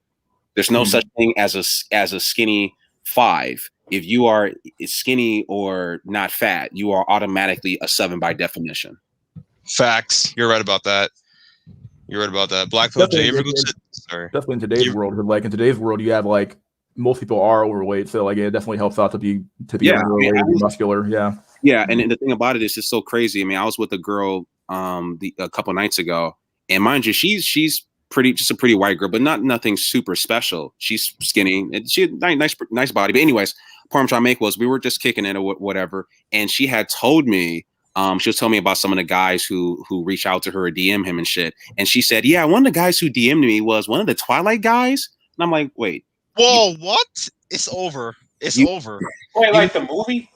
Yes, the movie. Yeah, she said, and mind you, this isn't a woman who is an Instagram model by any means. Trust me. Like she's about like a 7. She's a cute girl. She's 28 years old or what have you. She told me that Batman sent her a dick pic.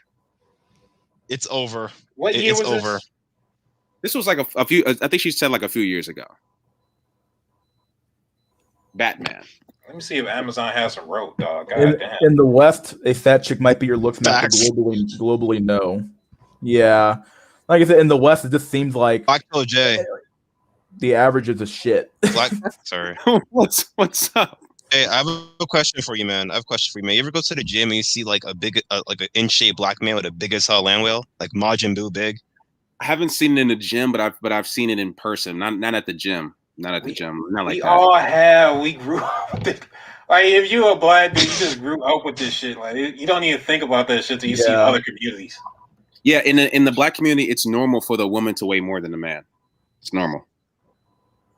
I've mind you, I'm about 6'6". There have been situations where I've dealt with women who weighed almost as much as I did, almost. And I'm a pretty big dude. I'm tall, I should say. Jesus.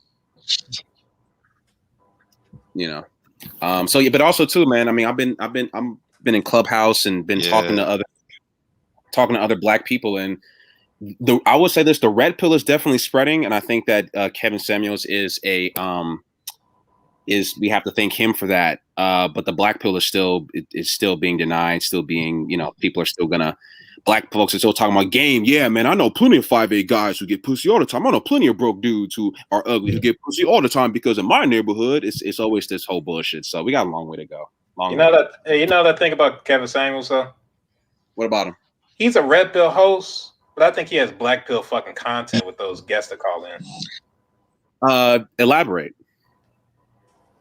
Like once you list all the calls of the women and shit, that shit sounds super black, like that, like how bad it actually is. I think that shit's super black pilling.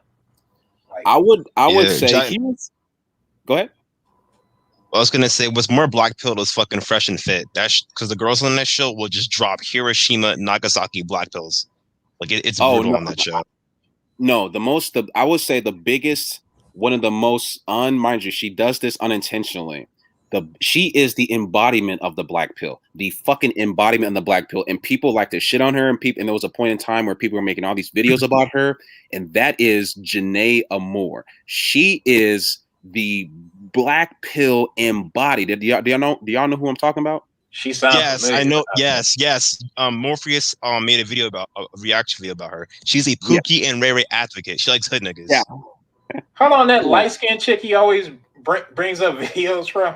Yes. The one who solo TV 84 was like going at it with like 6 months. It was ridiculous. But her, yes, she talks about how, men balding and how men, basically she the shit that she's saying is absolutely true. How women, they don't want ugly guys. They want guys who look good. They want guys who are tall. It's like the Pookie and Ray Ray. Like she, at a certain point, I had to give her respect in terms of like, yo, she is keeping it real, and people, a lot of these red pill guys want to deny it, but in essence, she's absolutely correct, and a lot of the shit that she was saying. Yeah, you can't argue with somebody being like brutally honest with you at the end of the day. Like, okay, well, if this is what you want, this is what you want. Like, the sad part is like men just need to like internalize that shit and just be like realistic about. I've always talked about how men need to be. This is why I brought up that example about the 170 5'4" chicks. Like, if this is your average, then like either A, your options are either A. Like, if this is the average and you're average too, your options are either A, go land whaling, or B, just be alone. Like, so that's an option. I can explain why people don't accept that, because what you're basically saying is the average woman is medically sick, like on a technical medical level, sick. Like, well, yeah, technically speaking, they would be, because they'd have, being overweight comes with a million health factors. So, like, by every definition, they would be medically sick. But yeah, like what we're effectively saying here is that the average woman is 170, and the average man is also overweight, but not nearly as overweight as the average woman is. So, like, if your average is garbage, then like, unless you're exceptional and you can somehow escape the average, well, you're going to be stuck dating landlord. If you're a man, if you're a woman, you're going to be stuck dating either nobody, or you might be able to find a Chad to go bang out a few nights in a row. Other than that, no, there's going to be no relationship there coming out of that.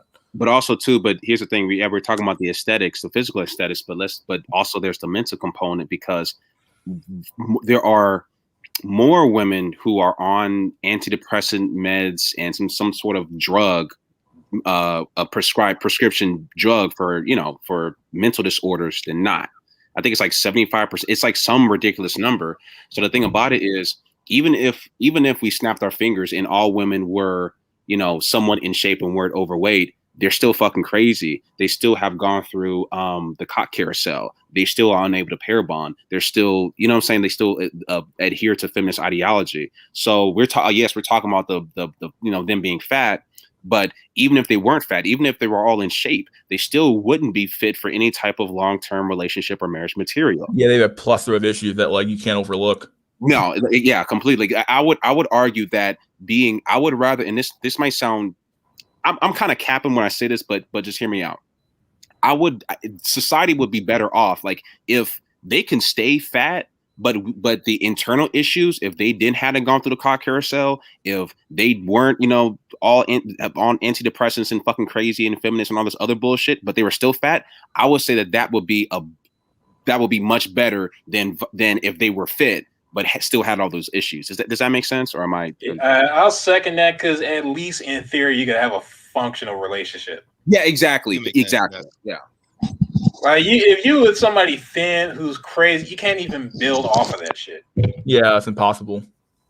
Like you'll be constantly fighting over like every little thing. Yeah, get beat up by the baby daddy, and she goes back to him after he goes upside her head and shit. Like, yeah. Now we're dealing with both though, so now we don't get hell chicks. Black pill. Sorry. Yeah, go ahead.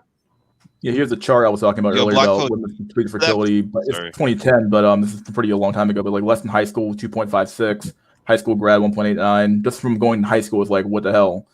Some college, no degree, 1.92, associate degree 1.9, bachelor's degree 1.76, and postgraduate 1.67. So that's the stuff that Dante was talking about earlier about the whole fertility of like as they get more educated, they get less kids. So.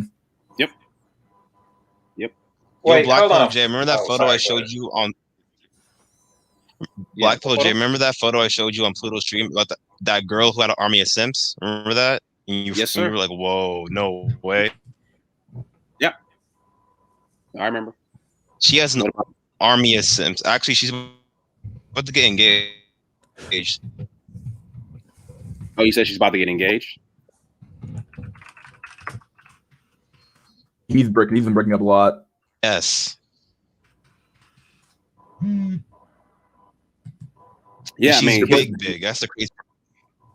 It's not surprising to me in the least. It's not surprising to me.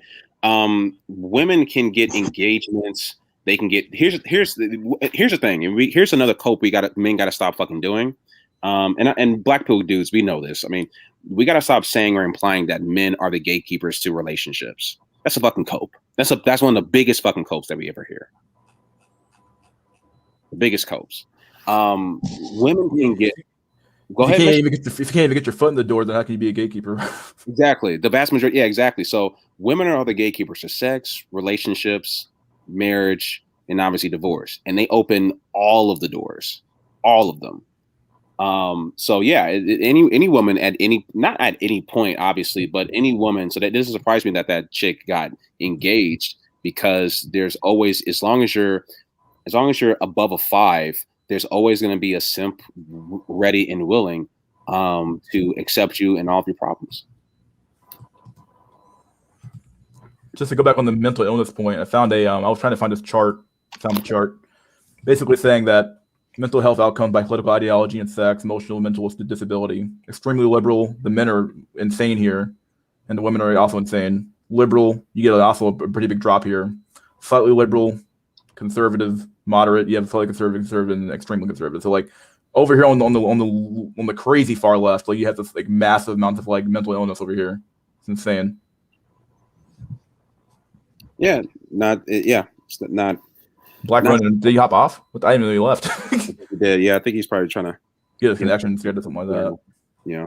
Bro, he needs to get off that fucking rotary phone. God damn. Yeah, I don't know what the fuck he's on. Truth be told, he's been messing up all night. It's just been messed up all night. Bro, how you have 0.5 G and shit? Oh my god. 0.5 G. Oh shit! Here's a better graph of this study I found.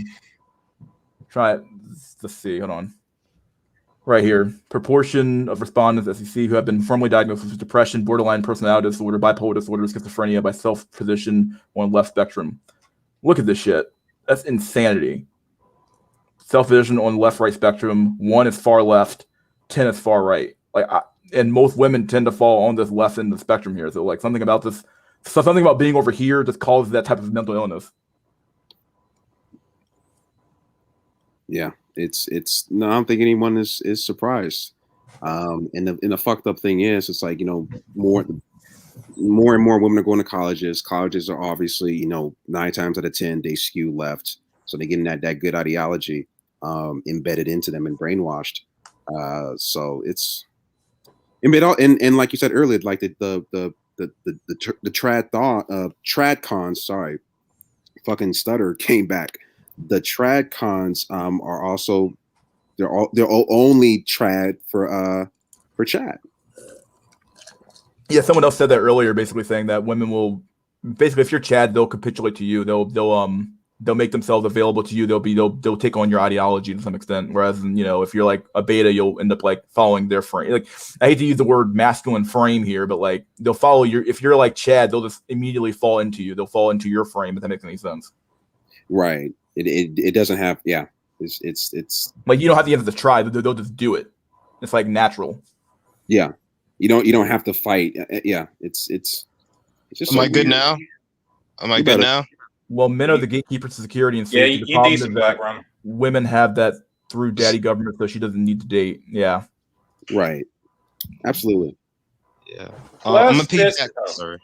I'll be back in a second.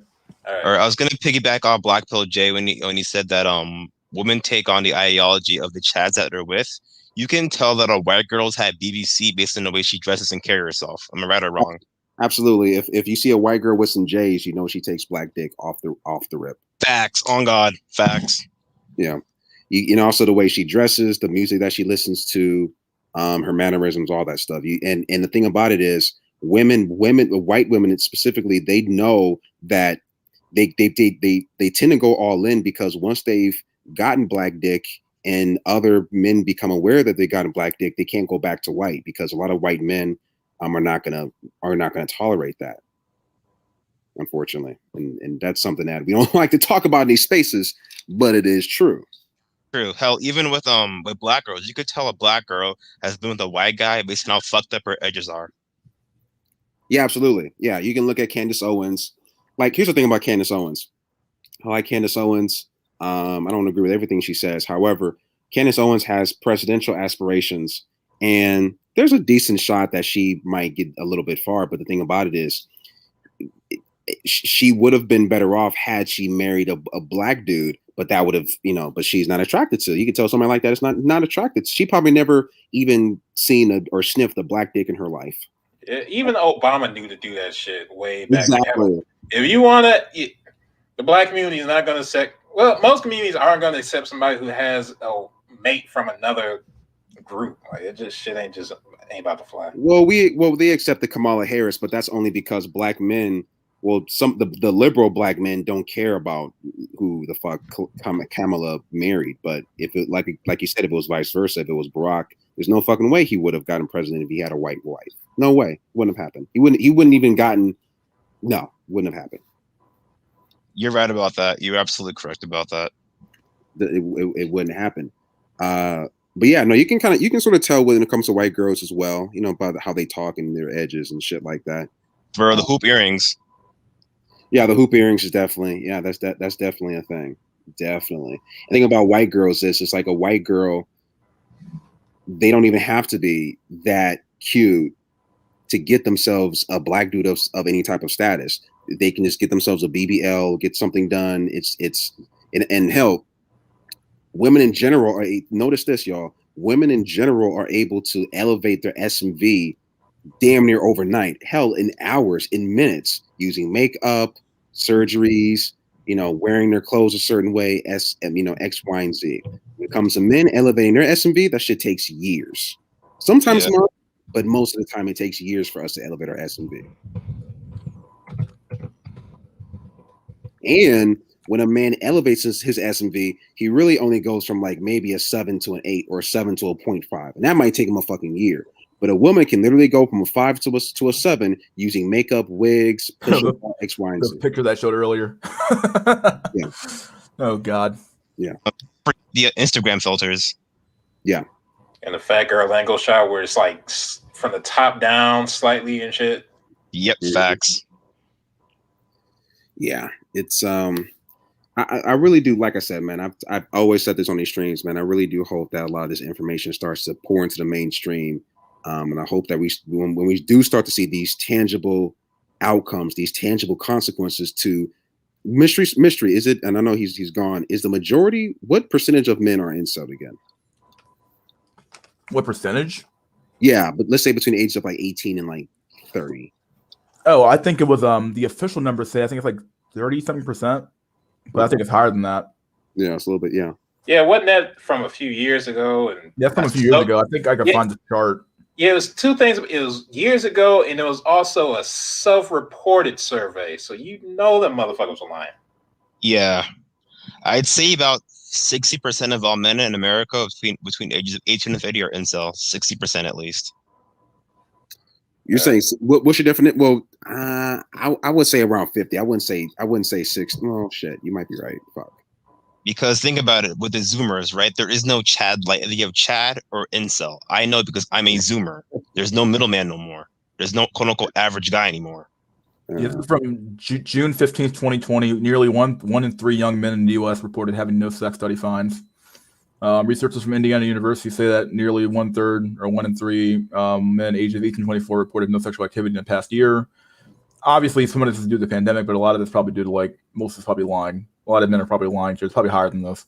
During that time, so let's see, a physician researcher at blah looked at sexual activity and number of partners from 18 to 44-year-olds in the U.S. from 2000 to 2018. During that time, the researchers found that sexual inactivity had increased from 19% to 31% among men aged 18 to 24. Men and women aged 25 to 34 also reported an increase in sexual inactivity during that time period. This coincided with decreases in those who had sex at least weekly and those who had one sexual partner over the past year. Although the portion of men and women with 2 or more partners in the past year had remained largely unchanged. Moreover, men of lower income or with part-time or no employment, along with men and women who are students, are more likely to be sexually inactive. While this finding would have been important at any time, it may be particularly salient now that the pandemic has shifted so much in our worlds, resulting in more people of all genders without employment. I think he's coping there. I think in reality, that number is just this reality of the world. I think that the pandemic just exacerbated the issue. Because you were already seeing numbers before the pandemic that were like that, similar to this number here. So, if you think people are hopeless now, wait till their state doesn't change after COVID ends. That's when that. Whoo, shit. Yeah. But I Oh, was also as soon as this disease is over, I'm gonna get it in, man, and then they still end up incel. It's over. what I was gonna say is that I actually tried to start my own incel page on Reddit, but it got banned within 5 hours. So It's there's Reddit. that. What the hell? All the fucking cell channels get deleted. Even the cucked ones, like what was it? Incels that I hate. Even that shit got banned. What the hell you think was gonna happen? Well, it's Actually, weird because it's sorry. the word, just the word incel. I mean, it's become, it's kind of like a slur or something. It's like this weird word that is so weighted because people don't like to talk about this issue, number one. And then when people do talk about this issue and talk about real life incels and how the vast majority of incels just aren't bad people. Sure, they might be in these spaces, they might engage in what's the type of humor? What's that type of humor called? Like that type of edgelord humor. No, dark humor. Yeah, like dark humor. You know what I'm saying? But the vast majority of incels are not these horrible people like the media tries to portray. It can't be like if there's so many people who are a part of it, then eventually you just talk about normal men. Yeah. No, exactly. It's like, and yeah, it's yeah. But People like to use incel as this insult word as opposed incel has become the new faggot, basically. I'm gonna say the Yes, word, it has. It has. it's I know. become the new Black faggot. Toe J. Black Toe Yeah. J. I was gonna say a lot of Zoomer girls will use incel as an insult towards any man they don't like. Yep, that's what they do. Yeah. I mean, it's sexual shaming plus a virgin male is just a social and genetic failure. Oops. So, My bad. oh shit. So Black Toe J, when you were in high school, did girls call men they didn't like incel or? They did not know that wasn't a word back then. It really wasn't. Maybe But, lame a virgin. That'd be like at the most. yeah, or like corny or something like that. Yeah. But men were still, the thing about it is men were still capping back then about the sex that they got, most definitely. So there was still that going on. But no, incel, it's creeping. You're gonna see. Look, man, we're gonna. I miss saying the F word. I said it. Just say it, buddy. Yeah. You're gonna get this stream demonetized, dog. with the money I'm not getting anyway. Yeah, you still gonna get demonetized. You're gonna Black take Toe you J. $0, dude. Sorry, Black up, Toe Black? J. Back to the old incel talk is that notice how both the left and the right have one thing in common. They both have a supreme hatred of incels. Yeah, they do for two different reasons. Because the liberals, the liberals hate incels. Just and then right, they hate incels because it's like, oh yeah, like go clean up a room, like just work hard like us, and you'll because because a lot of these conservatives are boomers, and they're still in the old school mindset of you work hard, you're gonna get the woman that you deserve, and you can make a family. Then they have no idea. Most people who are older have completely no idea about how the sexual marketplace works. None. Yeah, facts. Yeah, you're right about that. A right hates you because you're not working hard enough, because they want you to work your ass off, and the left hates you because like you're insulting women to some extent. So it's two sides of the same gynocentric coin. So yep, no, absolutely. And until either party recognizes, especially like the conservatives, it's still going to be a problem. Yeah, and then the thing about inceldom, it's global.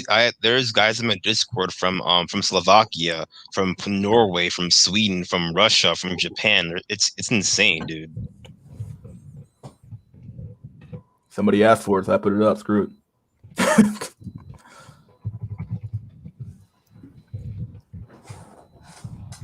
Yeah. Well, do you think like do incels, do they need a spokesperson? Like someone to like that, how like you have like spokesperson for like certain like disenfranchised groups of people that you see on Fox News, CNN, X, Y, and Z. Like, do we need like, well, not we. When I say we, I'm not an incel, so I'm not gonna put myself out there like that. But do they need somebody to speak out for them? Do y'all know what I'm talking about? Yes, we do. We need an actual incel. I'm talking about Ricer, Curry. You know what I'm saying? I'm talking about 5'2". Like I'm talking about actual incels. We need that shit for credibility. Yeah, I doubt that'll work. Oh, you know why that kind of, oh fuck, it's What? weird. It wouldn't work. Okay, so what we need, I don't know if y'all seen the movie X-Men 3. You remember how Beast was like the representation for like the mutants? Like that's what we need. It like that he was a political representation. Like so he would go to to the Capitol and speak on mutant behalf. So yeah, we need that. But the reason why it wouldn't work is because here's the reason why it wouldn't work. At least I don't think it's because once that man, this incel speaker, goes on TV and becomes a spokesperson for inceldom, guess what he no longer becomes? What? Low status. He's no longer an incel because he has status. But he won't get sex though, would he?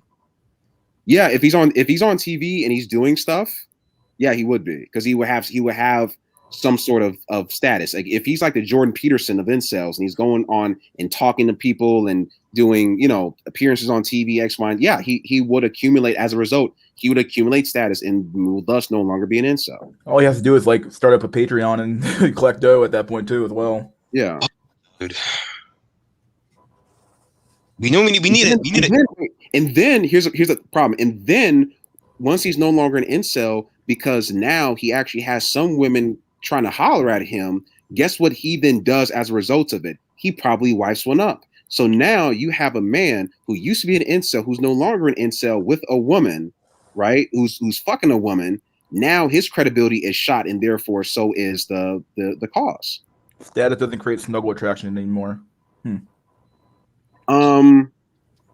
No, it's not going to create snuggle attraction, but he could be in a cucked beta bucks type of relationship as a result of that. So he could still get a woman. He could still probably have sex with a woman, but that doesn't mean that she will be all that much sexually attracted to him.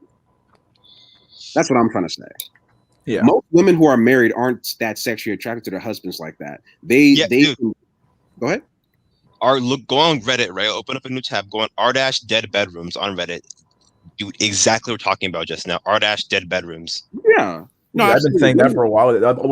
I've been saying that since yesterday. Like that's like the deal men had was like, like this has been the constant deal. Like this isn't just a new thing. This is just a reality of like the average man's life when it came to dealing with women. Was like you didn't get a loving, committed relationship. You didn't get that. That's never been true. It's never has been true. It's never going to be true.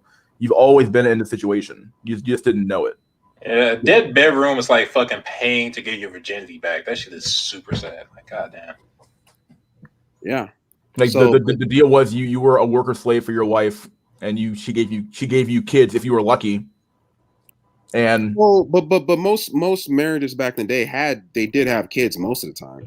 Yeah, I'm just saying if you had kids, maybe sure she might have cucked you or something like that. But either way, like you had kids, and the deal was that she gives you reproduction rights, and you slave for her to pay her bills basically. And that was the deal. And the deal was far more pragmatic than we like to think it was. Like very few relationships relied on like love or some sort of like weird spark to get things going. It was just like, no, you're gonna marry this guy and you're gonna be his wife because we can't afford to feed you anymore. Right. Yeah, and guys were for the most part happy with that. Because they got something out of the deal at least. Yeah, they got something. Exactly, they got something out of it. We need a woman to voice our problem, preferably Jew. Yeah, hell no, dude, fuck no. No. How about this black? How about this? Oh, sorry. How about an incel Spotify podcast? I will get shut. No, you would. I think it will get shut down. Fuck. It would get shut down. You have to call it a mystery school to not get banned. Yeah, it would get shut down. You couldn't call it like incel podcasting with that. It just wouldn't exist. Here's the thing. Here's my perspective on it. On one hand, all this type of incel shit, under no matter what name, is going to be suppressed. Because on one hand, incels and all that are associated with domestic terrorism. And on the other hand, they're considered genetic and social rejects, so nobody likes them by default. But on the other side of that, now regular modern life is the black pill, so you can't stop the black pill from spreading because just by living in the first world, you're encountering it every day, and it's not less shit to hide it. So, right, it's gonna spread. I mean, Black Pill Tales. I've talked about his channel before. With all these TikToks, it's spreading like a motherfucker. Like if your mama has an OnlyFans and you you can't help but grow up with the fucking black pill. To a point, like goddamn. About that, man. Dude, TikTok is bigger black pill. It is the most height pill, race pill, status pill shit on the planet, dude. It's suicidal, dude. Don't go on TikTok if you're Right. suicidal. And women, see, here's the thing. There was a point in time where women were a lot more covert with their sexual strategy. They were far more covert when in discussing it. And now, since the world has catered and the world is so gynocentric, right? That we've created this world that women just feel so fucking comfortable. Now women are outright saying what the fuck that they're doing. They're saying out loud that they're marrying for money. They're saying out loud that I'm only going to wait at the finish line. They're saying out loud that I'm going to bait a buckshoe. They're saying out loud that they're gonna fuck all the chads and then wait for your goofy ass at, when I'm 32 with a couple of kids. They're saying this out loud. Whereas back in our mother's day, back in our grandmother's day, they knew this, but at the very least, they kept that shit a fucking secret. They knew it in the back of their head. It was subtextually. But now it's like they're saying it to our faces. It's really disrespectful. Maybe it's because they're not shamed into being quiet. Like the whole social suppression aspect is We gone. had that competition yesterday about social shaming and how basically the punishment and reward system in the social circle or the social game is gone. Like you used to shame people for that type of behavior. Now it's gone. It used to be shameful behavior to talk about that stuff in public, or even be able to like say it. Like if like you see grandmothers now talking about how my granddaughter's a fucking slut and whore. It's like at the end of the day, like, well, she's a byproduct of her current age, and it's like she's a byproduct of you as well. Like you didn't do enough shaming of your granddaughter to make her into an upright woman, basically. So, well, that's half. Like I said, that's half the point of feminism. Is basically female biological sexual rights as a political force. That's it. We should bring back shame. Yeah, at the end of the day, that's what it comes to. Because like women fear nothing more than being socially ostracized and being socially shamed. That's like one of their biggest fears. Like I'm not being socially accepted. Right now, they have so many simps, so many men, the government, everybody's behind them saying, even corporations are behind them saying, "Oh, women are powerful. Women can do whatever they want. Women are this, women are that." And it's like, okay, well, there's no shame, another word. Because look, they're aiming for Chad sexually. Like shame only works if you can exclude people from a system they're actually a part of. As far as normal men, like you're invisible anyway. Nobody gives a fuck what you think. You're right about that, man. Because I tried when I was in high school, right? I tried bringing up incel like topics in class. Because every now and then in ELA or social studies talk about like gender equalities and stuff like that. And I try to bring up inceldom and how it's hurting my generation of boys. Oh, you guys are just lazy. You guys are sexist, misogynist. And I pull up data and like statistics on the Chromebook, and I'll kick my black ass out of class every single time. Shame and consequences. Yeah, that's another big thing too. That there's so many safety nets to catch women on the way down. They're like, okay, well, it doesn't matter if they end up with like Tyrone's children. Like, who gives a fuck? Okay, well, I get to collect checks now at the end of the day. So yeah, because you always got the government to act as a backup center. Do what thou wilt shall be the whole law. He's quoting the book of the law from Crowley and all that. Yeah, and it's not Crowley for anybody who's interested. It's Crowley. Black OJ, you heard what I said, right? About how I would, when I was in high school, I openly like try to like talk about the black pill, but I wouldn't call it the black pill, and I would talk about how inceldom, and I use the word incel in class, and I pull up stats and data in ELA class, and they'll kick me out every single time. It's so annoying. Yeah, people don't care about this stuff, dude. But not only facts and data have never. Human beings are notoriously bad at analyzing facts and data to begin with. So like even just bringing the data alone is like it's not worth it. You have to be very, very good at like rhetoric and talking and like being able to be persuasive in your argument. You can't just bring up, oh, look at this factoid and say, look at this. Like human beings have never responded to that type of behavior. It's all about logos, ethos, and pathos. You have to know that. You're bringing up genetic exclusion as a problem, and they're like, and like subconsciously like, yeah, they don't want you in the gene pool.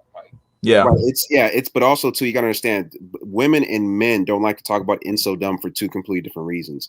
The reason why women don't like to talk about it is because they first of all, obviously they despise incels for the obvious reasons, and they don't want to even feel like they're even semi-obligated to give these men any type of sexual attention or what have you.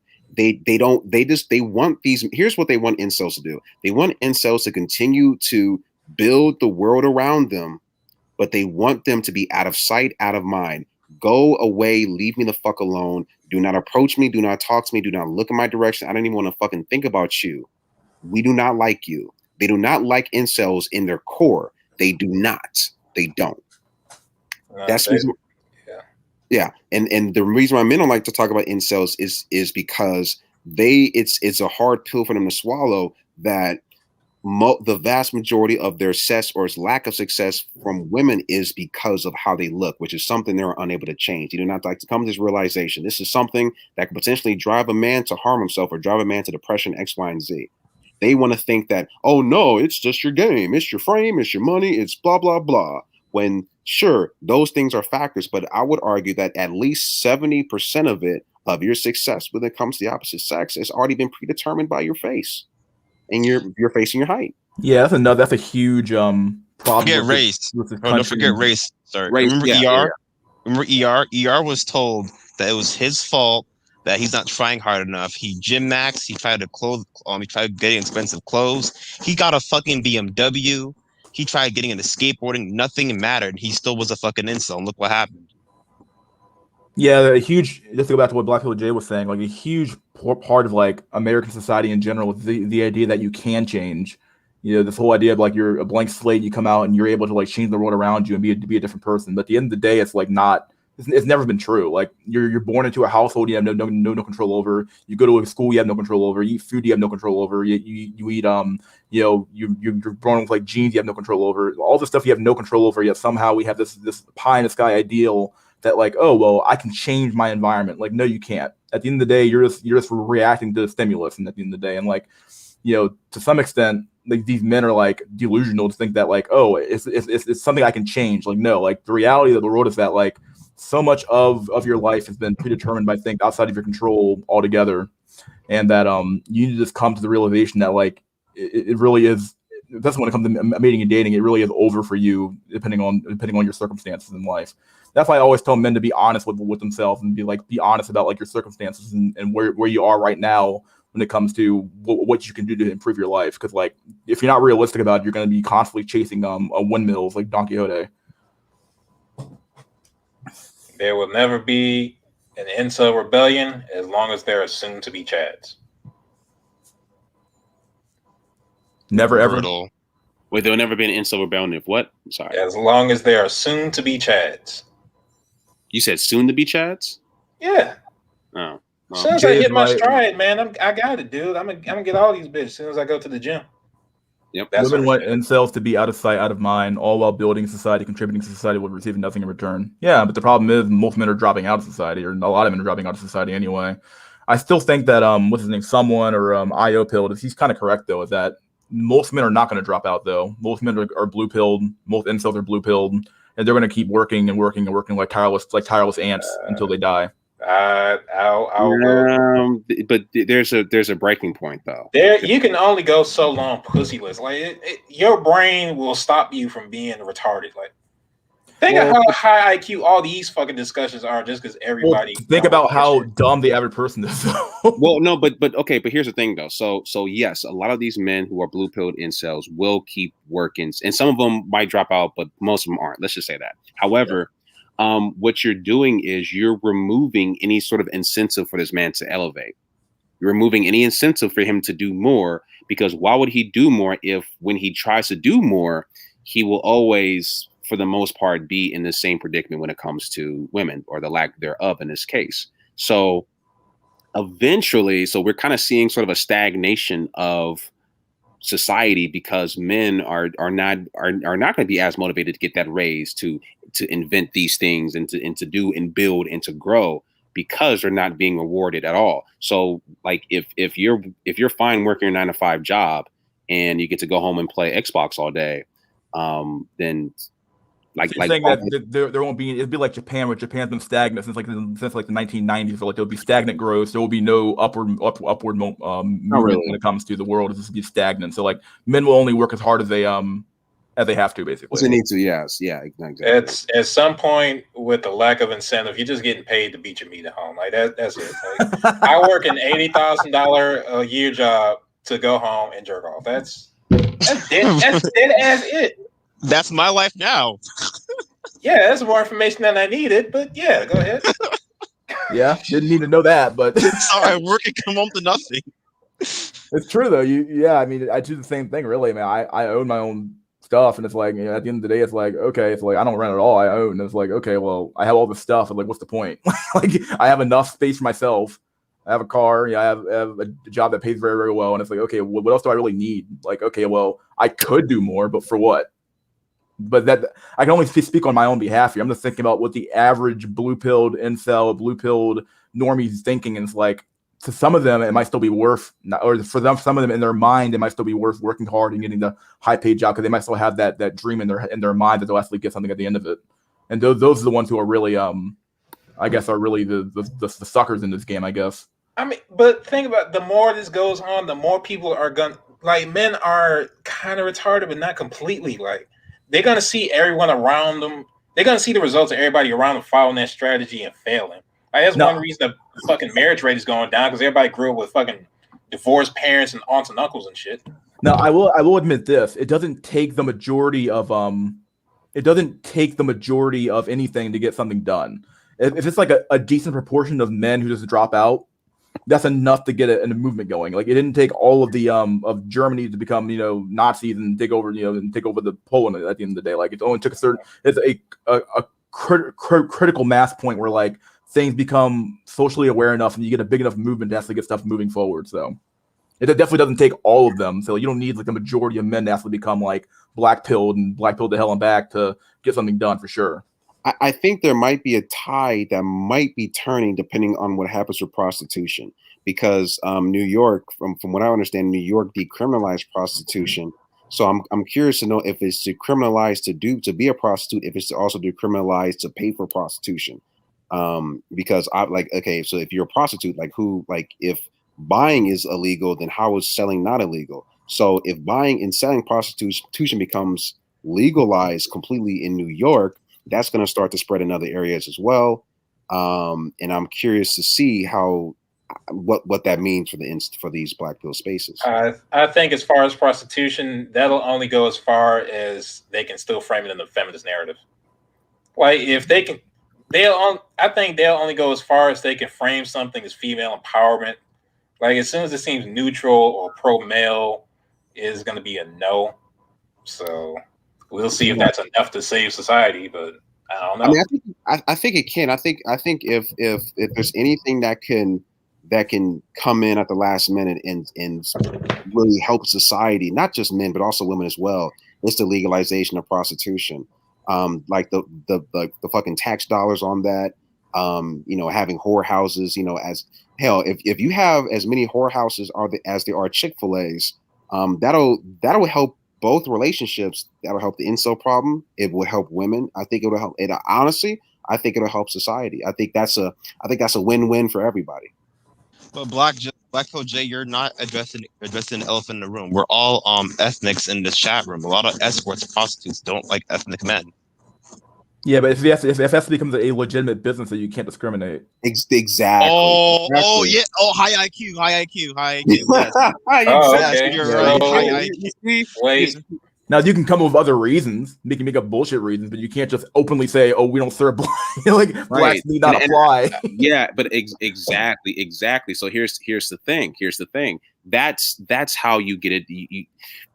That's the way that we do it. I'm telling you, if there were prostitute, whorehouses, what have you, they cannot discriminate based on sex, your race, I'm saying height, X, Y, and Z. They can try, but I would say that one big reason why these feminists want to decriminalize prostitution but not legalize it is because a lot of those black pill hard truths, harsh realities about women will be put on there from full display. They know this. They understand this. That's why they don't want to legalize it. The reason why I asked that question, Black Pill J, is because the VTech shooter, Sung Hee Cho, he got curbed by a prostitute. The VTech shooter. Yep. That part I didn't know. Holy crap. Dang. Yeah, dude. Watch the documentary about him. The VTech shooter. Shit. He got curbed by a Dang. Not lying. Holy shit. That's I would brutal. I would go so far as to say that prostitution is probably the most racist. Is probably I'm gonna say it right now. It is the most racist. They are the most racist groups of people in terms of business practices by far on the planet. Yeah, most of them say no black men, no dark skinned Latinos, no Asians. I've seen it. I'm not dumb. Yeah. Any business can deny not service. A apply stripper shit. doesn't even have to give you a lap dance. Major coping going on right now. Like this is gonna be an interesting decade because they're gonna try to like curb this possible incel problem, but they also had to. But to his point, they can't do. I don't think they could do it based on not based. He's right, but not based on race. So, like I think Mr. School said, they would have to do it based on something else, but it can't be based on race. That's the point.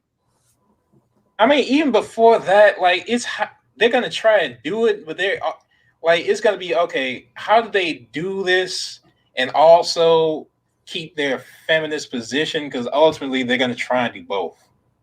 Like, are they going to fail? Are they going to kind of succeed, but not really? Are the men even going to be motivated enough to still reproduce? Like, there's so many questions it raises. Like, all I know is it'll probably somehow be better than now, but will it be enough to keep a society going? That's the thing. Depends on country, but they probably would change the law to make discrimination towards incels legal. Yeah, they would. They would. Yeah. Here's the fucked up thing. The fucked up thing is it's all gonna go to shit regardless because he's at the last comment was absolutely right and the reason being is because women are the majority of voters. Dado Panda. Yeah. Oh shit, that's the dope panda. Okay, I got it. But no, he's absolutely right, and that's because women are the majority of voters. So, like TFM said a long time ago, you need to change that in order for anything to be changed. But if that's not changed, nothing will be. It's all gonna go fucked up. We are on a trajectory towards doom, and the only way to stray from that trajectory, to get off that path, is to change that one simple thing, and that's women's suffrage. Yeah. Oh shit! So you just need to send feminism backwards, and feminism doesn't go backwards. That's a whole problem. People just need to fucking accept that feminism is a one-way street. It does not go in reverse. It either gets more feminist or stays the same, but it doesn't. No. Yeah, but so the only way is collapse. That's really it. So the thing about it is we can. The process. So I would retract my statement. And the guy who said that we were coping, he might be right. He could be right because we say that people on these spaces, they like to say coping is, we say coping like it's a bad thing, but it actually is necessary. So we might be coping, but I would say that prostitution would definitely be a band-aid to a bleeding bullet wound. It might help a little bit, but ultimately the bleeding is gonna continue. Definitely. Obviously the way you yeah, go ahead. Blackfoot J, I agree with you about how they should legalize prostitution. When men cannot get sex, they get depressed. So when men get depressed, it comes to get violent. Like look at ER. Look at what's the guy's name down there in Texas? That kid who shot up his high school because he got curbed by a girl. Like more of these events are gonna happen. Unfortunately, the more incels we get are on the rise. Unfortunately. Yes, but when more of those things happen, the more rights are taken away from us. So when those things happen, you take away more guns, take away more rights. Men are no longer going to be able to go out past 7 p.m. So it's a cycle where we're just headed to a society where more of our rights will be taken away, and that's just kind of that's the cycle. I mean, there's a limit though, because ultimately, if you can't oppress. Ultimately, the only people who can oppress men are other men, and if all the men hate the shit, like you're not gonna raise up a group of women like the fucking fish speakers from Doom who can just oppress all the men. Like that shit ain't gonna happen. Even if you have fucking drugs. Black Pill J, Johnny on a MD stream even confirmed that they are incels in the army now. He confirmed it. Well, this has always been true. Yeah, I would say that's been true to a certain extent, but it's definitely going to grow. It's increasing, yeah. Yeah, so either you're an incel in the army or you're married or have a girlfriend who's fucking you in the army. Who's not, I'm sorry, not fucking you, or who's fucking somebody else in the army. So and I'm not sure who broke it down, but maybe it was somebody on an MD stream. But more and more, we're gonna have a disenfranchised military, and that's not good for America. You know. God, you know how brutal that is? You either die incel or live long enough to be a cuck. Like, That's brutal. It's true. That's brutal. and like I said, the real danger of like militarily trained incels is when these motherfuckers really network. Like, it's one thing to have one guy with like special forces training. There's another one. Everybody knows each other. We used to be on the squad, and now we all come back and hate society because we're still dry dicked. Like, Punish ER. Punish ERs. Coping's like saying bad. If you say that girl is bad, you mean she's hot. If you say you have bad eyesight, then you have poor vision. There are good copes and bad copes, and there's coping. I like that quote. If you die incel or live long enough to get cut, that's fucking brutal. it's true. Yeah, he's right. That's borderline now, to be honest. Laugh my ass off. Men can't go out past 7 p.m. Watch them have corrupt cops enforce that shit. I mean, yeah. Until look, ultimately, who does the police force draw from? They draw from young men. And who are the young men? The fucking like. There's no pool of men. There's no pool you could draw from where it's some sort of societal critical structure where it doesn't draw from the young men. Like that's it. Eventually, most people don't even want to become police officers anymore. Like we're having a huge this is happening in a lot of industries actually, where like people don't want to like replace these like blue collar workers anymore. No one wants to do blue collar work anymore. So what you're having is like a huge shortage of like, especially in the near future, you're gonna have a huge shortage of blue collar workers. Yeah, So, but also too, why be a cop? Think about it. Even if you're trying to bait a bucks, right? Why be a cop when a cop's salary isn't even enough anymore? Yeah, it's not even close. And when I say enough, it's not. It's enough to support yourself, but it's not enough for your average woman, because every woman, like we seen on Kevin Samuel's stream, every woman wants a guy with six figure income or more. So you're not good enough if you're a cop to an average 27-year-old, and you're not good enough. Yeah, if you make it $90K, you must be from the third world. You ain't making shit. Right. The only way you can be good enough as a cop if you're Officer Chad. Officer Chad will be just fine on his 50 grand salary. You know what I'm saying? Because they don't pay enough until you get experience. If they up the pay, a lot of people would do blue collar work. The problem is with blue collar work is that it still has the stigma of being like shit to your work, low status. Yeah, therein lies the problem. Yeah, like, even if you're making the money, you still like we know that in the black community. Yeah. Still look at you as being like, oh, you're a plumber. What are you talking about? Ew, a plumber. That's disgusting. It's like, wait a second, like you know how much he makes, but they don't care about how much you make. They care about like there's some weird. That's why I think in one of my videos I talk about how like jobs are not someone said jobs are sexy, but rather like the allure of like being a lawyer, the allure of getting with a lawyer or a doctor or something like that is far more attractive to a woman than like now Chad Plumber can probably get it, but like if you're some regular dude, it doesn't matter. I guess what job you have at the end of the day, but it just seems like certain jobs don't have like the prestige that women are looking for. Officer Chad, cop is cucked to a T. The problem is that even if you make six figures, you get no respect. Women feel like they are doing an average-looking beta buck a favor, and they deserve his money without giving him respect. Yeah, facts as hell. Yeah, the hydraulics. He's not here tonight, but like normally he's like our six-figure guy, and yeah, he's like talks about this shit all the time. Yeah, hey, I was one of the six-figure people for like 2 days. you gotta make six figures. I guess you did make six figures. I don't think you did actually. You did six figures for like a day. Yeah, you made it. I made it and lost it. Bruh, people work at McDonald's and they don't pay shit. They look that low class as fuck. Mystery school military men are a bit of a puzzle. If they can help you in a revolution, but they also serve as state. As far as cops go, they will support the state for looting houses for free. We haven't had incel cops yet. That's the thing. First of all, you're not just talking about all these incel men going into these jobs alone.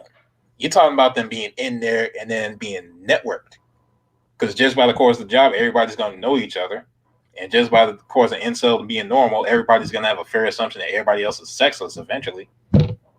So what happens when that happens? Like, if you looking at the dude next to you, you can guess he's probably incel because he might be Asian. And then he's looking at you. Cops protect the elites. Well, we're coming to a point where society won't have anything to barter with the males. But the elites probably wouldn't. They wouldn't have access to the most women, in at least in theory. So they probably could hook you up. Like, I'll give you a hookup, police officers, if you like stay and protect my wealth and all my hoarded goods. Yeah, if they find out a way to make women currency, but right now I don't see them. Look, if they could do that, they'd probably be doing it now, but they clearly aren't. They can give you money and shit, but they can't change women's instincts. Yeah. Well, at the end of the day, you don't like care about their instincts. You care about getting access, right? Like, the instinct is what the instinct is. Like, I think this is what Richard Kofer was trying to say about the nature aspect of women. It's like it's good to talk about it, but like at the end of the day, like we're not gonna go back and change that. We can't like change their genes to be something different unless we do like billions of years of like evolutionary changing or something like that. So like we can't change that. So all we really have is the environment, and the environment is like the dating environment currently is shit. But like but for the average man, like just getting access alone would probably be enough for him to be like, all right, I'll be Officer Cuck and Well, that's what I'm saying. If we're talking about consensual relationships, then you're talking about someone having to want what you're offering. And if they by default don't, because of the environment or how their instincts react to that environment, then you're just out of luck, no matter how much resources you might have. Right? Like it's been said before, you can't really negotiate desire that much.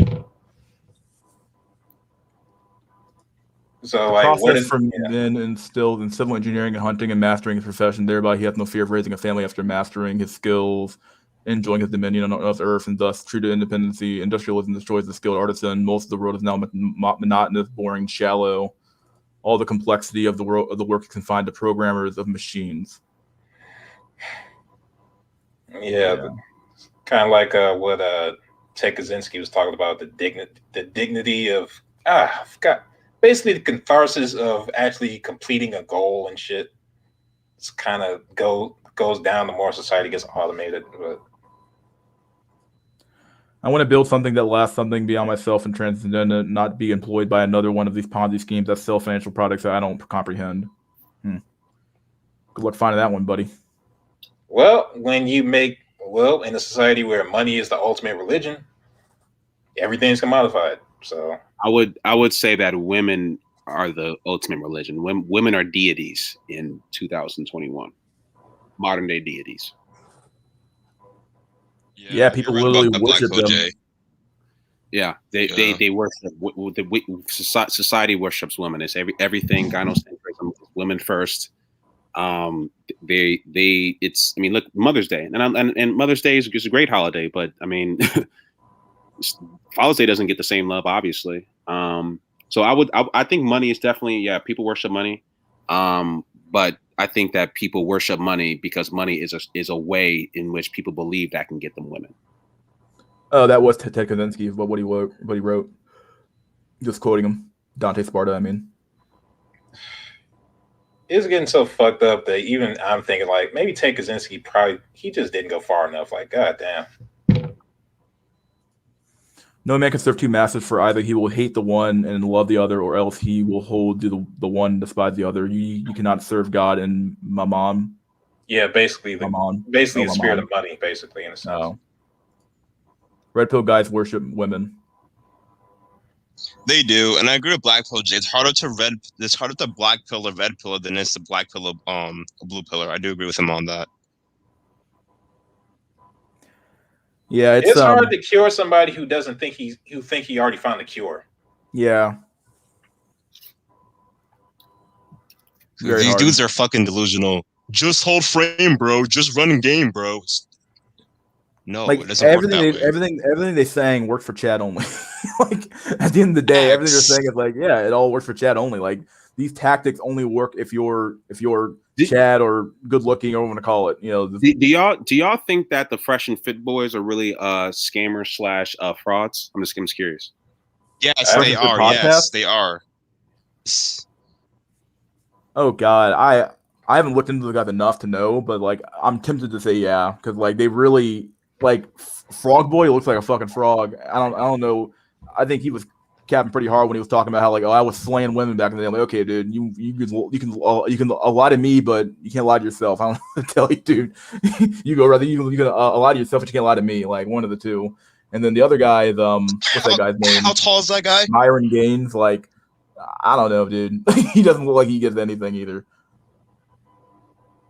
Yo, how tall is the guy? The dark skin brother? How tall is he? I have no clue, actually. Yeah, I find value in their content. I find some value in it. I mean, I think some of it's good, and having those women on there. I mean, look, they definitely are gonna leak some black pills every now and again. So I think they're doing some pretty decent work, even though they might be capping on some of their, on their past and shit. Yeah, I agree with that. Like it's kind of like Kevin Samuels in a way too. It's the same idea. Like I think Kevin Samuels is probably secretly maybe not secretly black pill. He says some black pill stuff about looks in general. He's acknowledges that to some extent. But yeah, the Fresh and Fit guys, yeah, when they have a women on, and then like when they have this dynamic between when they talk back and forth with them with a guest, it generally tends to work out pretty well in my opinion. It's actually pretty informative about the things that you need to look out for and what the average woman nowadays is thinking about, truth be told. So it gives you good insights into like, oh, this is what they actually think possibly. Like women do have a tendency to moderate their, I don't want to say moderate, they just lie, I guess, lie about their true intentions. Like even on surveys, this is why it's so hard to get data from like women to some extent, because like they lie on surveys about what they actually think, because they feel like they have to like conform to the to society to some extent. So like, you'll find that like they have a tendency just to lie a lot. So it's hard to tell if they're being genuine, but I think on that podcast, some of the stuff you hear about from what they're saying is like pretty. I mean, I wouldn't lie about the stuff they say about on stream, put like that. So they're pretty brutal what they say. But I feel they actually do believe the average guy is beneath to them. They actually believe the average guy is the fucking animal to them. They don't look at average men as human. It's fucked up. There's nothing your mother wouldn't do in this given environment. True. I stand by that. Women haven't changed. The environment has. It's always been the same instincts and shit since forever. They're just honest now. Yeah, well, I mean, I think that the evolutionary data even backs us up about women being far more average than what the average man is. Like even like at least for IQ, that's the one I do know pretty good. Is that like for IQ test, women tend to fall right in the middle of the mean, and whereas men tend to like just their curves flatter. So like just there's far more dumb men, but there's also far more and extremely intelligent men as well. So what you find is that, and I'm sure that probably extends across multiple other variables such as like height and weight and looks level as well. So like what you tend to find is that women are just far more average, and if the average could be generally pretty good depending on how good or bad you look, at least in the face. Whereas men, there's so many more like ugly men and so many more highly attractive men on the men's side. Of like it's like women are just far more average, so that it ends up like they never look that bad. Whereas men are far more likely or more likely to look more more likely to look ugly, I guess. I forgot who it was. It might have been Dante Sparta, but that guy, Eurythmics dude, I forgot what his name was. He actually brought up the point on hypergamy, that animals who are hypergamous. Hold up. Okay. Well, we lost him. No, you didn't. Just delay. All right, basically. Good. Basically, animals that are hypergamous, the females tend to be extremely plain, but the males tend to be extremely flamboyant as far as appearance. So, as far as being an outlier, let's see. Also, that everything tends to go 80-20 over time, but other than that, yeah. See, Jack, humans have a nature that is static. Behaviorism is a lie. It's a big lie. Darwin knows evolution debunked. I will say that right now the biggest cultural fight is really nature versus nurture. Like that, Like, can you really raise people to be different than what their genes are trying to send them towards? Like, okay, can you make women that are like attracted to soul boys and all that shit? And right now, nurture is losing. Well, they're both. I think that they're really like one and the same. Like to argue the point is to like, it doesn't seem to make a lot of sense to me to be like, oh, it's either nature or nurture. I think it's both. Like I think they both, or rather, it's like really the same thing. It's nature at the end of the day. So like you have like okay, like your environment is part of your environment's there, and then you have your genes expressing themselves out in the environment. So like your genes will be coded in a certain way to be react in a certain way, and then you end up doing certain actions or looking a certain way because of your genes expressing themselves out in the environment. So like your nature is somewhat being nurtured by the environment to some extent. If that makes any sense. Hey, I'm about to definitely good chatting up with y'all. Love to hear listen to the stream and all that. About to dip out though. For sure, buddy. You got Black Ron, you got something for me, bro? Before I leave, man. I love when you ask me shit, man. No, I was gonna ask to watch the stream that I'm going with Pluto about the autism stream. It's me, Nate the ventriloquist, and I think Todd. I think grotesque subhuman. Nah, on that shit. How long ago was this? No, it's coming. It's upcoming. It's coming up. Oh, it's upcoming. Oh, okay, no, I'll check it out. Yeah, I'll check it out, man. Yeah, the shit that autistic boys deal with and the shit that autistic girls deal with is totally different, and I got to break that shit down. Oh yeah, no, I bet. It's. I mean, like I said, women live on tutorial island. Men, we got to earn every scrap of value that we can get, and most of us will never achieve that. So. Yeah, because the girls, they get into relationships pretty easily. They get their dating life is pretty much normal. But for the autistic men, some of them be virgins at age 35, 40, even 50 years old. It's pretty depressing. Yeah, I would go as far as to say I think that incel should definitely be a mental health. It's kind of a mental health crisis if you think about it. Absolutely is. I think that, or at least it's going to lead to one for sure. It's going to lead to one. I think there's going to be a lot of lonely men and women in the future. Like, be a lot of lonely spinsters and a lot of lonely men lonely Xbox. But obviously, it's a lot different. I mean, oh yeah, the amount of like loneliness you have for men is far different than what women experience. Yeah, it's not gonna. Yeah.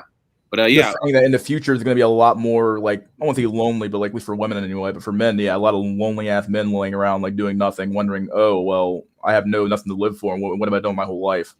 Yeah, it's gonna be a huge mental health crisis for people. Oh man. Well, the good news is a lot of mass shootings. Mass deletions.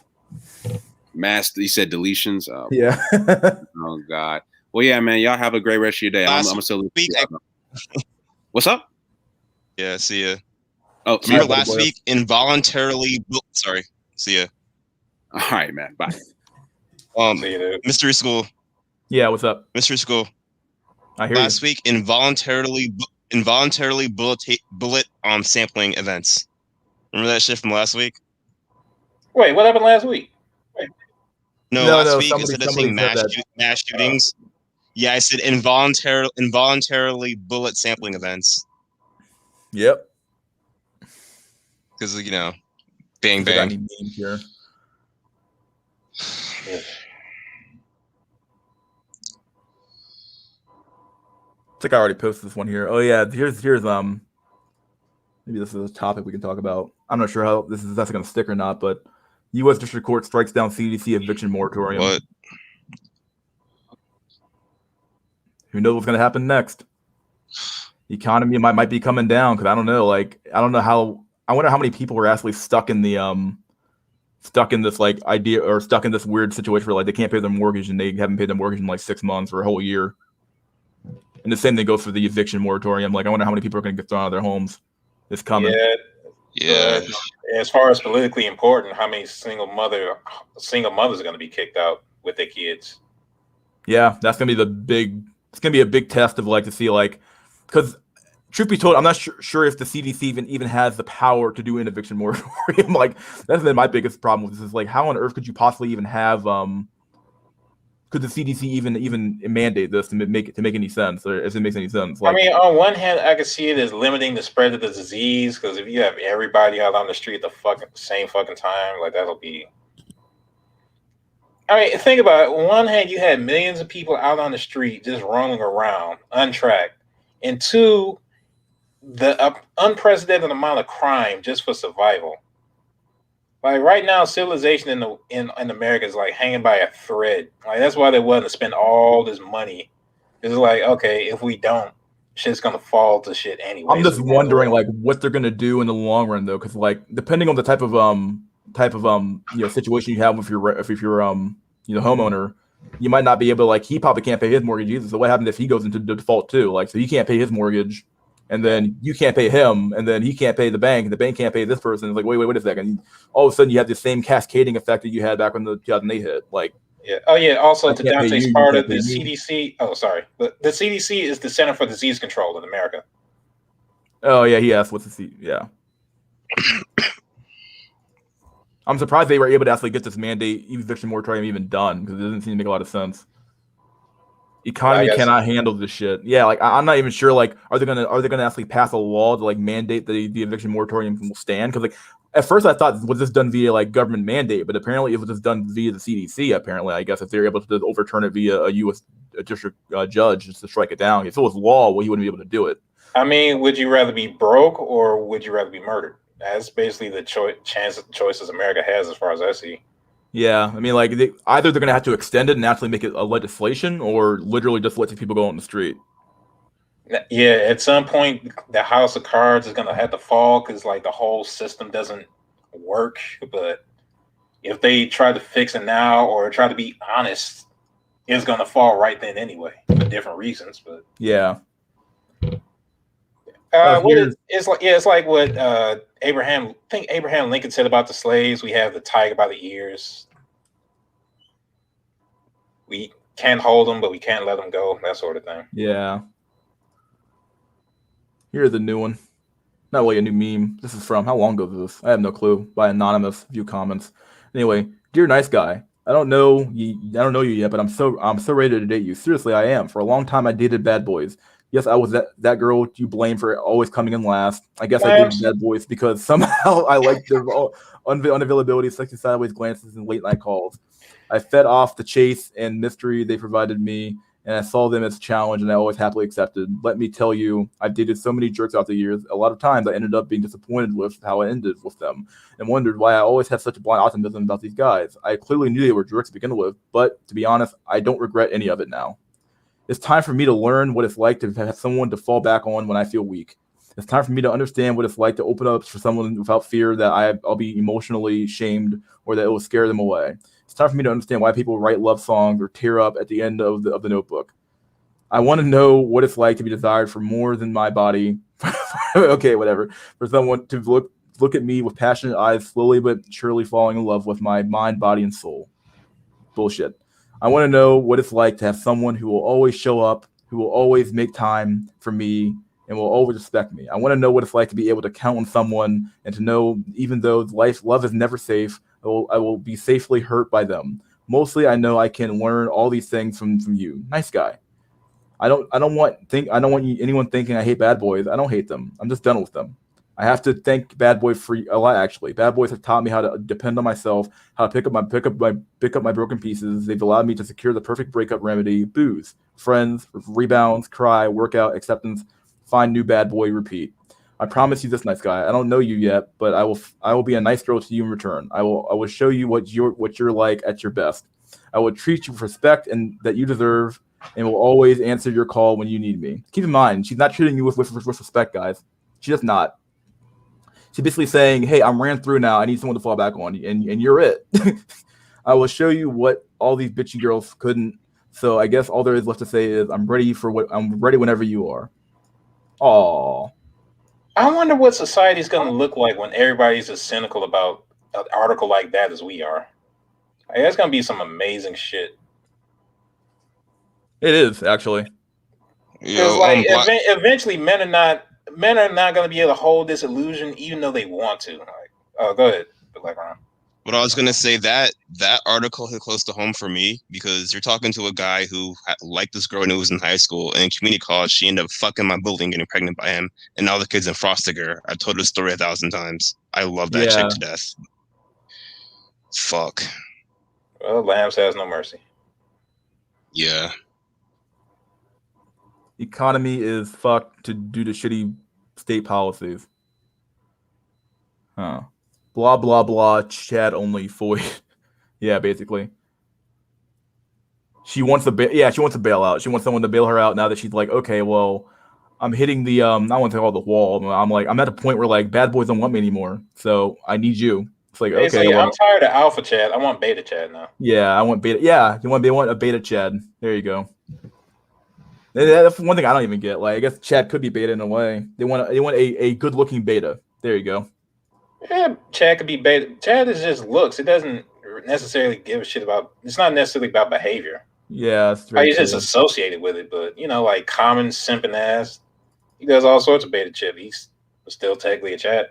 Here's a meme from this guy here. That's pretty sad. What happened to this guy? Wait, what happened to him? Oh, he was working at he worked at a Marriott, I believe, or something like that. And something went wrong with some dude's orders. Something went wrong with this dude's hotel room or something like that. With his he wanted to stay there, obviously. And basically, like, he was having a mental breakdown, and the dude kept recording him. And it's like, dude, he's having a mental break. He was like literally sobbing in the back room, crying his eyeballs out.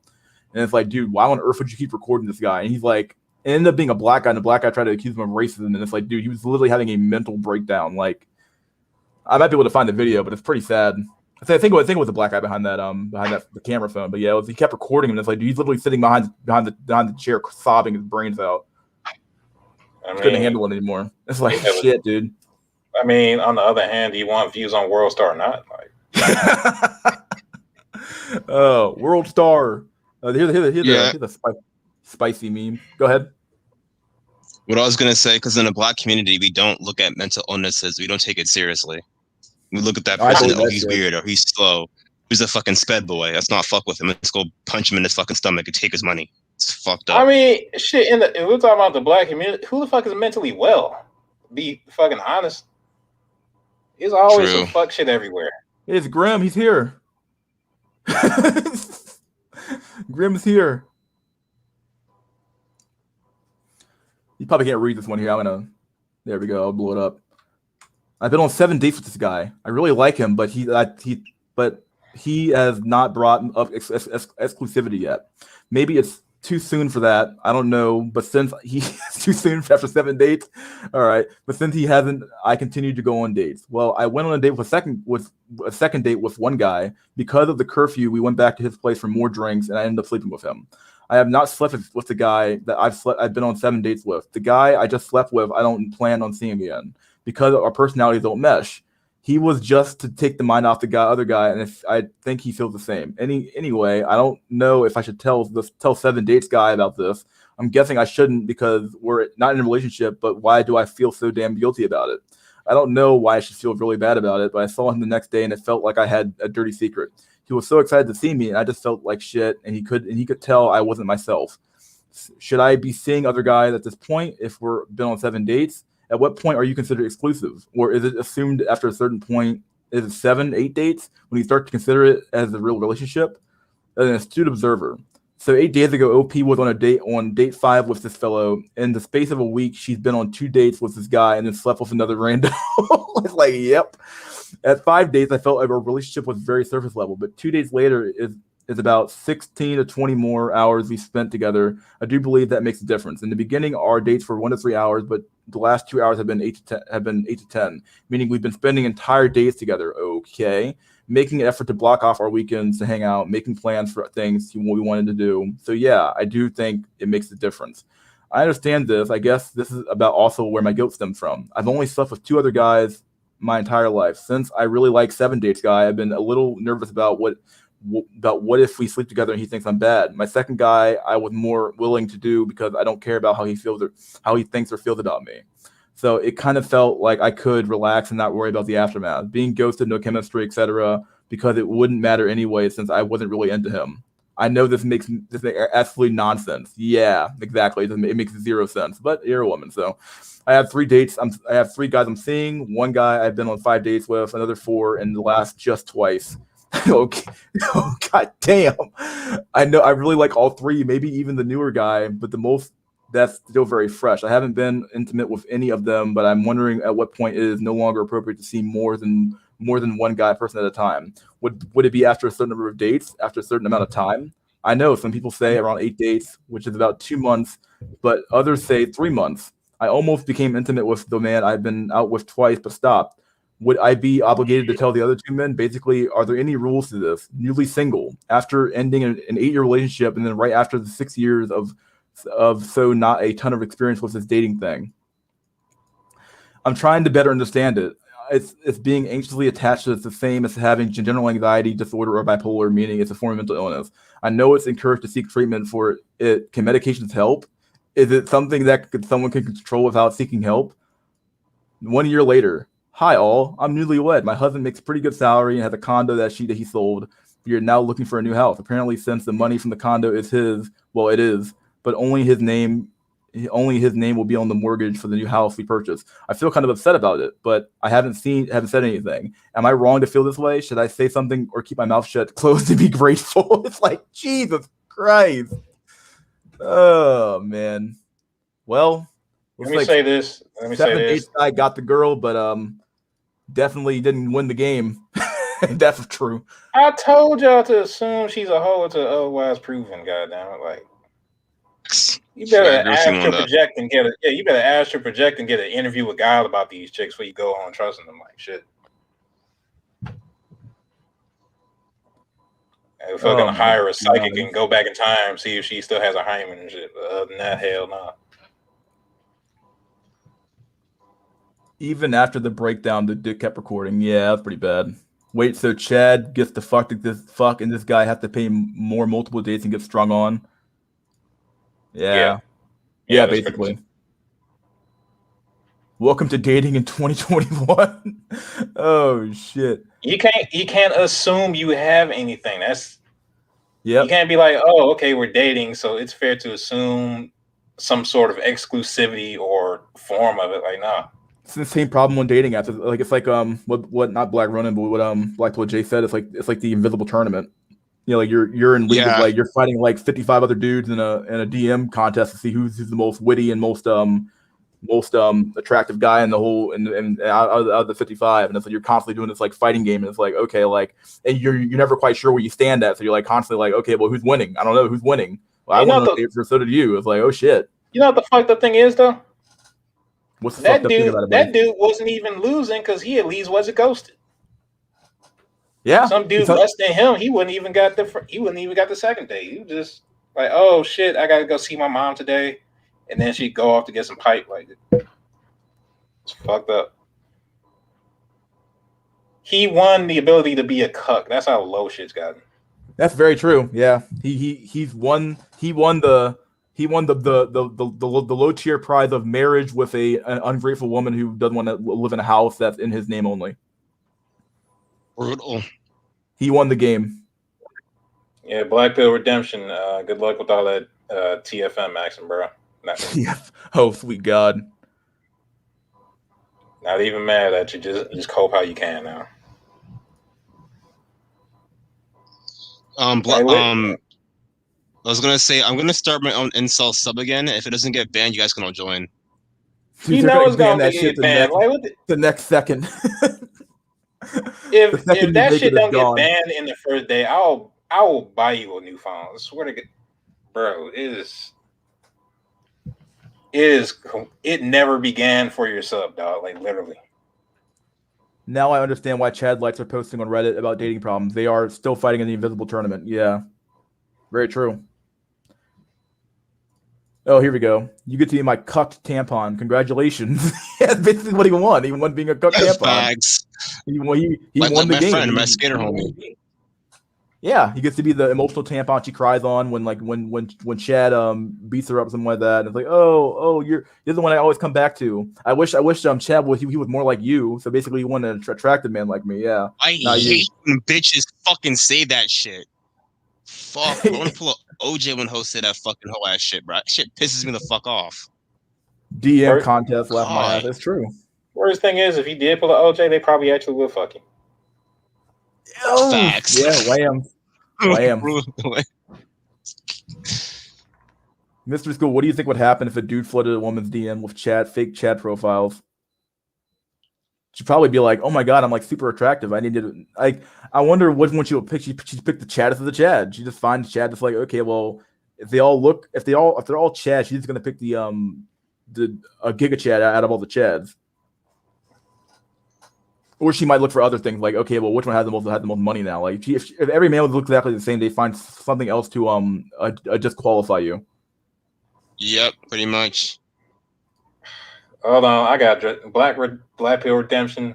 Honestly, I don't know which one of those OnlyFans will make more money at this point. Like, shit's so lost. I'll have an OnlyFans with real women's feet and one with doll feet. I 3D printed.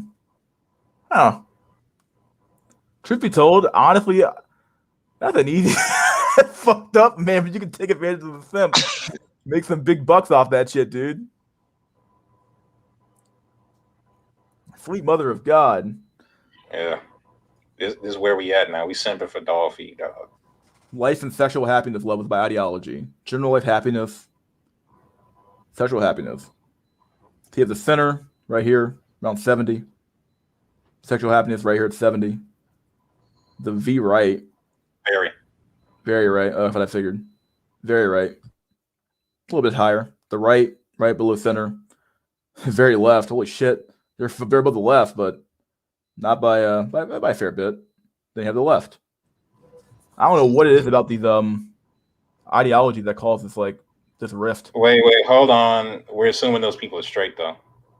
What, people on the very left?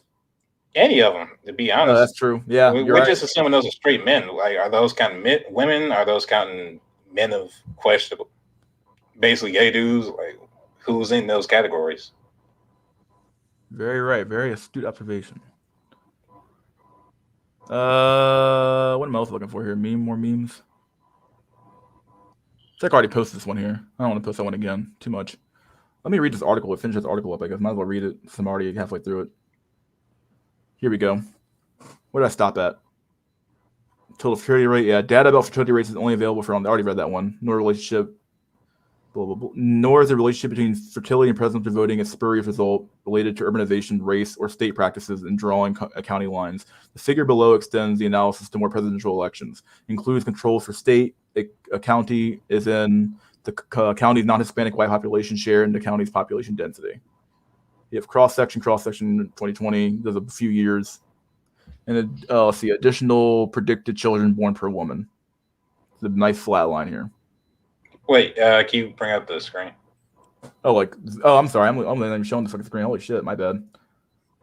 There we go. There's the graph. Let me zoom this in. People have to see it and read it.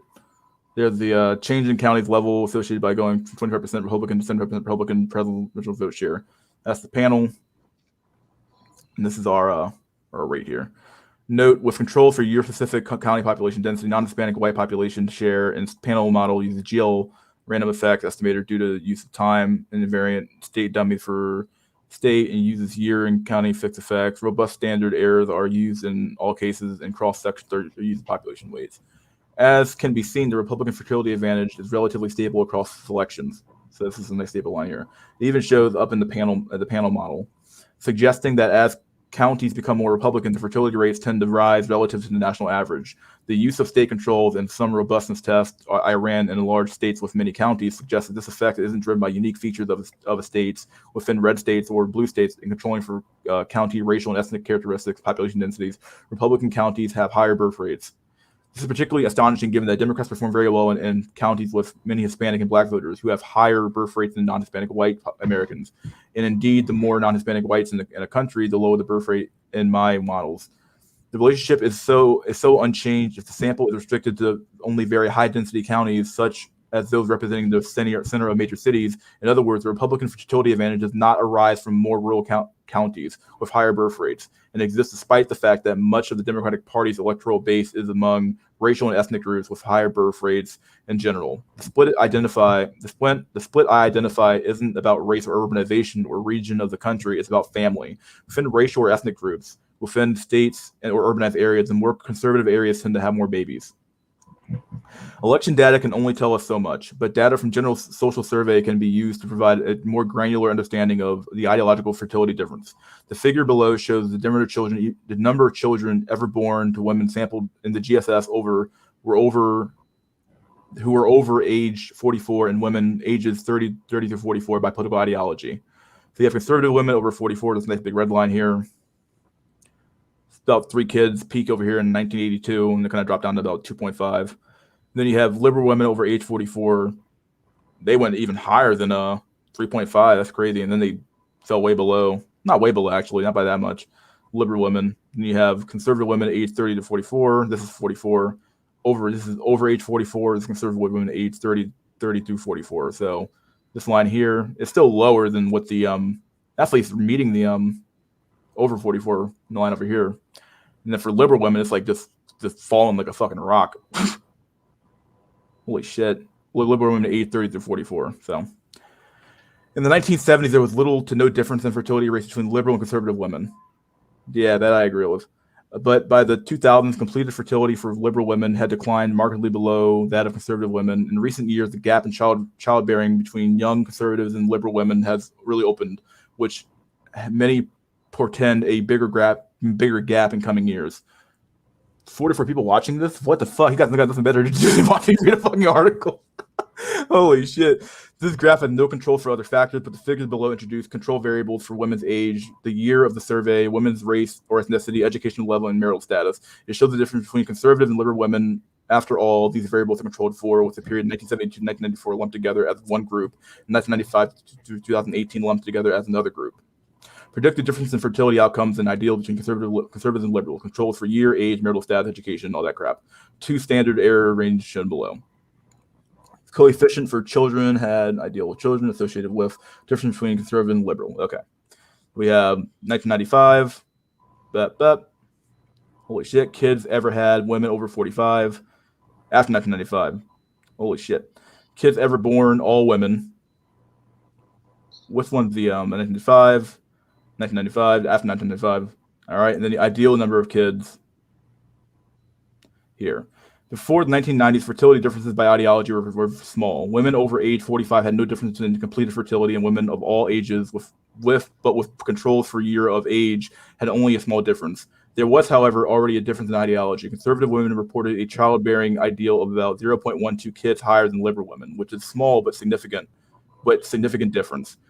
For the period after 1995, however, the gap grows. Conservative women over age 45 had about 0.25 more children on average than liberal peers, an effect which in fact shows up throughout the age distribution over 45 restrictions was relaxed. The gap in fertility ideals grew larger as well. In other words, the family gap between conservative and liberals is a new phenomenon. It's only in the last 2 decades that conservatives began to reap the fertility advantage, but it's not just fertility difference. If controls for marital status are removed, the conservative fertility advantage gets even bigger. That is, conservatives are simply more likely to be married than liberals. Thus, there is a conservative-liberal gap on marriage and separately an odds of childbearing conditioned upon marital status. But what's really going on here?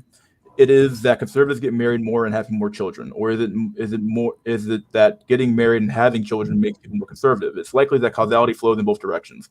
Holding conservative beliefs and attitudes probably makes people more determined to marry and have children earlier, given the significant emphasis conservatives place on family, children, and marriage. And moreover, some liberals, though certainly not most, have begun to adopt explicitly anti-natal ideologies related to worries about population growth and climate change.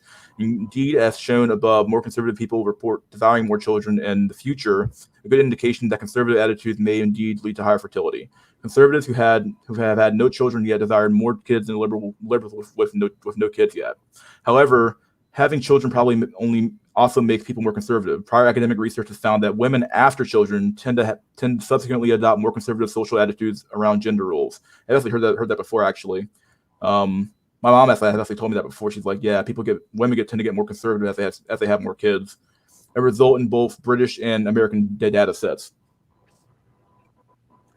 The key takeaway with this is threefold. First, Republicans, Democrats, liberals, conservatives increasingly inhabit different worlds in terms of family life. Republicans tend to live in communities with low rates of childlessness and larger families. Democrats are more likely to live in places where child rearing is rare and families are smaller. This informs how family policy is approached. Democrats see smaller and fewer families and see a cost barrier with which families need help, perhaps because in communities with a lot of Democrats, childbearing is less universal and frequent.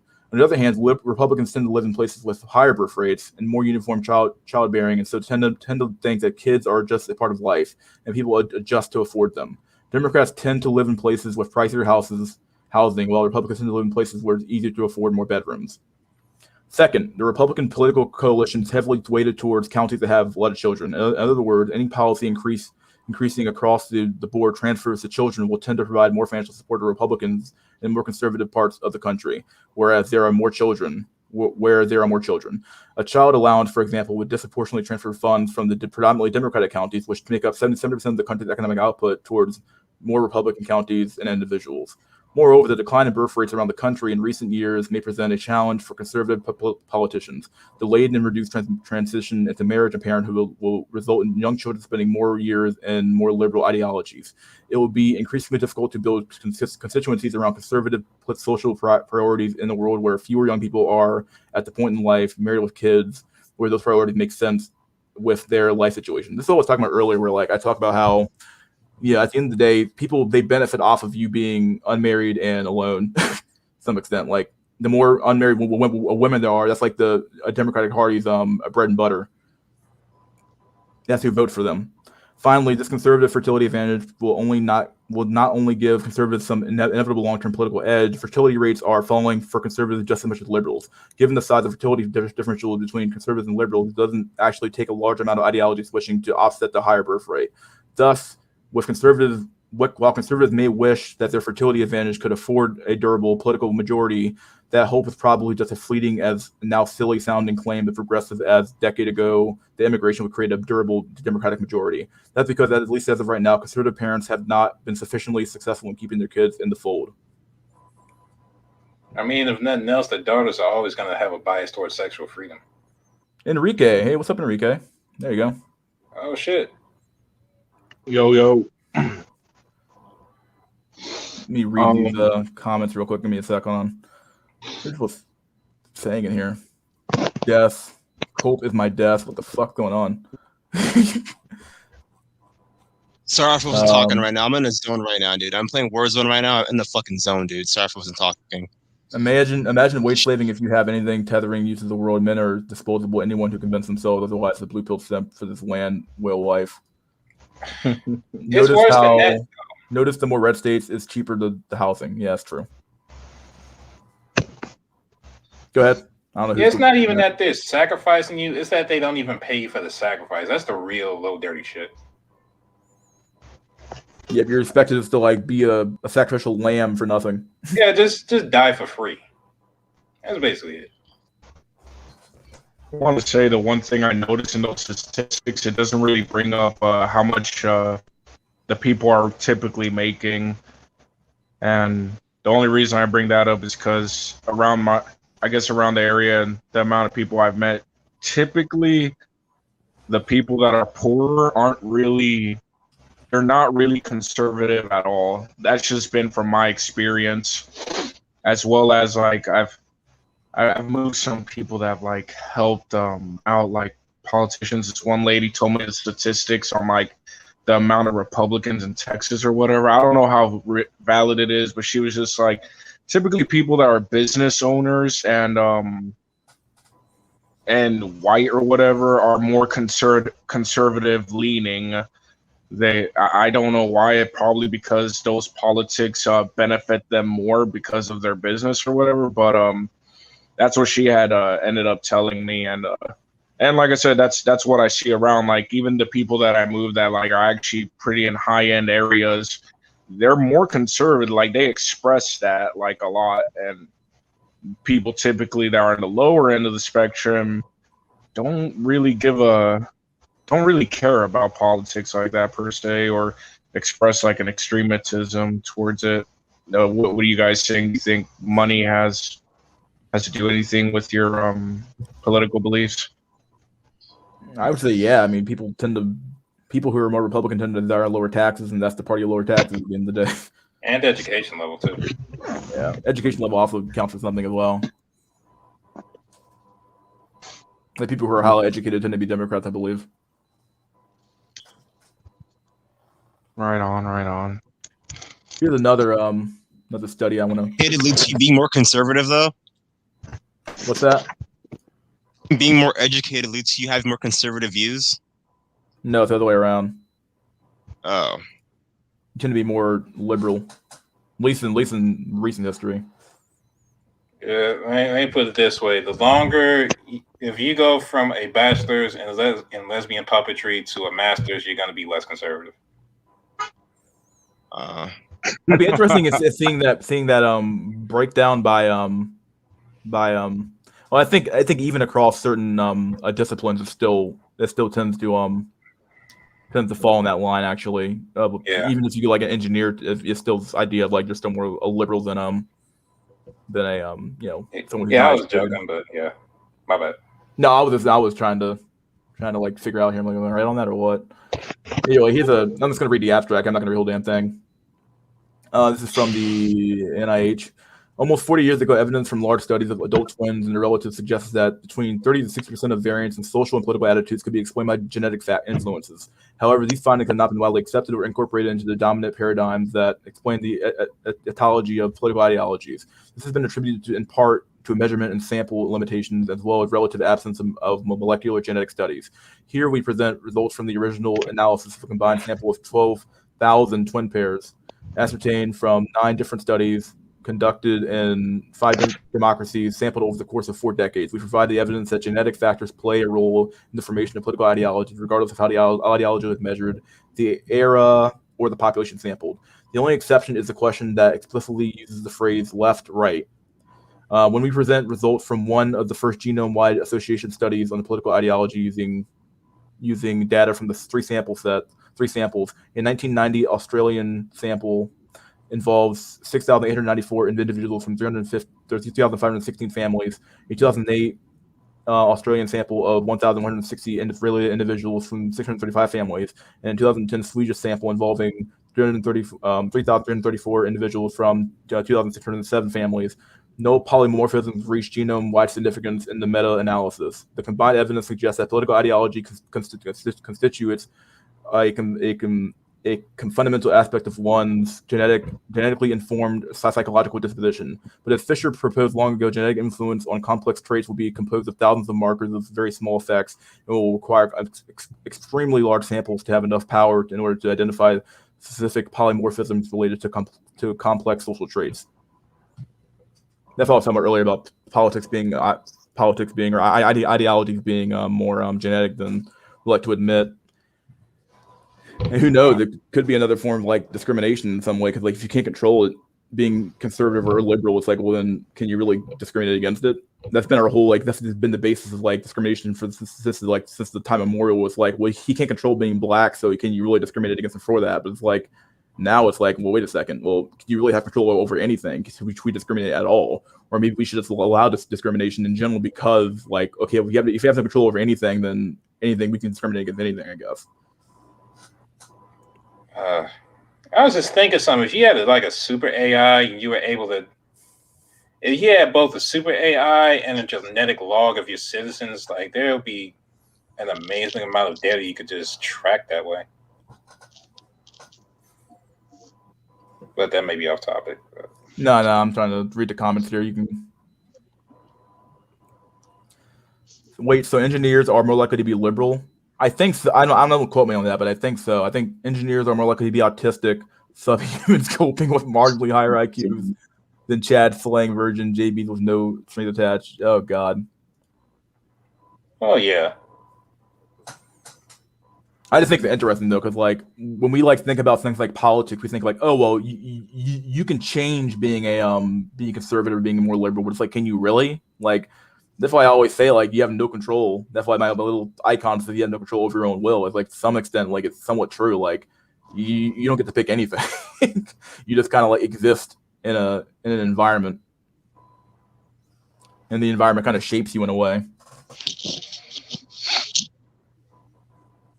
Genetics don't change. Yeah.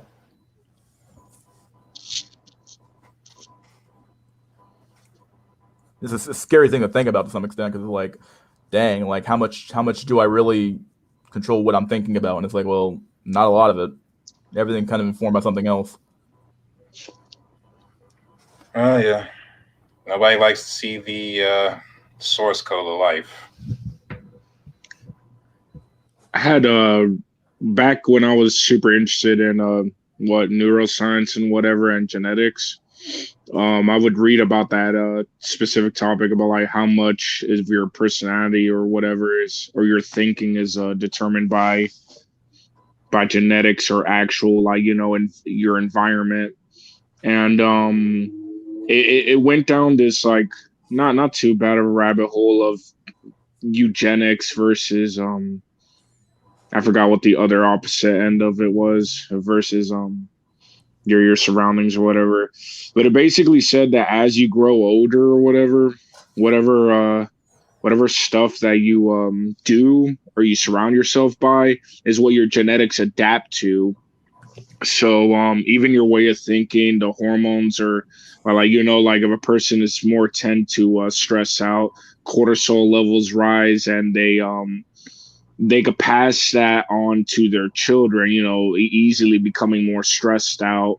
And if you're the type person that just doesn't have enough money and you starve, like again, your children will then, like your hormones and everything will then be passed on to the kids. To then they will be more adept at like not becoming too hungry because you're obviously living in that situation for whatever reason. But the only I would say at the beginning stages of your life, genetics play a big role. And then around the end, depending on what you do with your life, how you think and how you change things, because there's only a limit on how you think, obviously, because some people are just freaking talented and gifted and thinking outside the box. You could what you consume, that'll be passed on, and your genetics just change slightly or they'll vary. Like even a high protein intake, like everybody knows that if you eat high protein, that's what makes a person taller or bigger. So if you consume that and even feed that to your child at a very young age, they'll just grow. Like they'll just grow and stuff. So well, they'll only grow up to what their genes will actually code for, though, won't they? They like if your genes only code for like being like 5'9", you'll grow up to be 5'9". I don't think you can exceed what your genes say you can reach. You can grow to. Yeah. You probably reached the limit of it instead of I guess outgrowing it to an extent. I mean there's a limit that like we all kind of have there, but yeah. You might have to even like in reality if you give teenagers like human growth hormone, I'm pretty sure they pass that limit. Like genetics is no longer really the limiting factor. Yeah, I'd be interested in seeing that because like I'm not sure how like if they've ever done like a study on like or ever done like a study like that where like okay, well we subjected this guy to human growth hormones and he grew taller than what his genes coded for, so he somehow like exceeded his thing. Like if otherwise, like kind of what Dorian said, every guy should pump his kids with HGH and then maximize height. Like I think that you're maximizing your height only goes up to like what you're actually like what you're coded to be that height. So if you're like for example, we know that a malnutrition can lead to bad things. Like obviously you'll be shorter, you'll be smaller in stature, you'll just be you'll be smaller in width as well. You won't have as big of a frame, I guess, and you'll be dumber as well. It affects everything, obviously, like not having enough nutrition. So like even though your genes code to be 6'4", if you don't eat enough, you'll end up being like 5'9" or something like 5'8" because like you just eat enough. That's true. That is true. Because my grandfather was about 6'3", and I'm only 5'9.5", 5'10". So there's proof to that. Yeah, That's fucked. I mean, and I guess I could be like a little bit of an example. Like the doctor, like when I was born, told my mom that hey, I'm gonna be a short cell, like or a midget cell, whatever. It was like gonna be like 5 feet and I don't know why, but my mom just started like feeding me a bunch of like eggs at a young age and meat like at 1 or 2 or whatever. I grew up to be 5'11" instead of 5 feet, but that's what the doctor told her because I was like only 3 pounds as a baby. Mhm. So I don't know. And maybe, like I said, that's why I tend to maybe lean a little bit more that you could reach that genetic limit if you I do agree with you. take it. Yeah, this would be real useful if any of us. No, but would I have disagree. kids. I Wait, what, disagree Jack? with mystery school. Never mind. I was joking. Go ahead, Black. Go But I ahead, Black. disagree with mystery school when he talks about like some things are out of your control because some things are on your control as well. Because my doctor said when I was 14 I was gonna be like 6'1", but then alcohol and drugs came into play, like marijuana, fucking like Xanax and shit like that came into play, and I'm only 5'9". So When I say out of your control, what I mean is like you don't really have a decision over like your behaviors. So like if you, it's kind of like, where do your ideas come from? Like where do your thoughts come from? Well, you can only have thoughts from prior experiences. You don't just get thoughts out of like the ether. Your thoughts are like just like kind of like just comes True. to your brain, but you don't manifest them like at your will. I guess you could, but then even that has a cause though. Like it's basically cause and effect. I'm Yeah. I'm 5'6". My parents have violated human rights laws. I feel bad for you. You might as well sue at that point, bro. 5'6", goddamn. My grandpa hype mocked me. Freedom and Damn. equality are complex concepts. They deserve to be defined first. Oh yeah, I agree. Like, what You're does free freedom to- really mean? What does equality really mean? Like equality, like okay, like when you say, I think I made this argument about equality of opportunity. Like, what does that really mean when you say that? Like, what opportunities do you want to be afforded? And those, keep in mind, those opportunities are the byproducts of outcomes of other things. So what you really want is these outcomes here to be the opportunities that we all get. You're free to starve.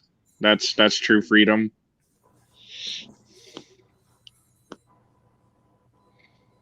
Pretty much. And like as far as freedom goes, that's a non-starter for me. I don't. Freedom is like such a weird term. People don't really have a idea about what they really mean when they say I want to be free. It's like, okay, what do you mean when you really say that? I want to be free from They normally say they want to be free from something, but they never actually like define what, like, okay, well, what does that look like? I don't know, man. Fucking America, like freedom. Fucking America. Fucking America. Freedom, like. Ah, shit. You will change through experiences and events, but your brain chemistry will determine a lot about how you view those events and your position in future events. Yeah. You're right about that, though. Equality of opportunity means chat only. Oh, God. Well, what you say, Black Brennan? You're right about that. How like your upbringing can predetermine how you think and your views are. Cause I feel like if I grew up in like a nicer area of my city, I wouldn't have been like getting into fights in school and drinking 40s and smoking weed and doing all that dumb shit I was doing when I was a teenager. I wouldn't be doing that stupid ass shit. Yeah, this is all about the environment and your the factors around it to some extent. Like people don't realize that, like, once again, like you don't get to pick your parents, you don't get to pick your you don't get to pick anything. Like, and people don't realize that, like, your formative years, like from age like 0 to 4, like some of the most important times in your life, and it's like if those go wrong, like you end up like fucked for life. So like even those like, like, I even talk. Go ahead. Even talk to kids at my job who like grew up in the suburbs. I work in a predominantly white area, and like their mindset is completely different to like my mindset. You know what I'm saying?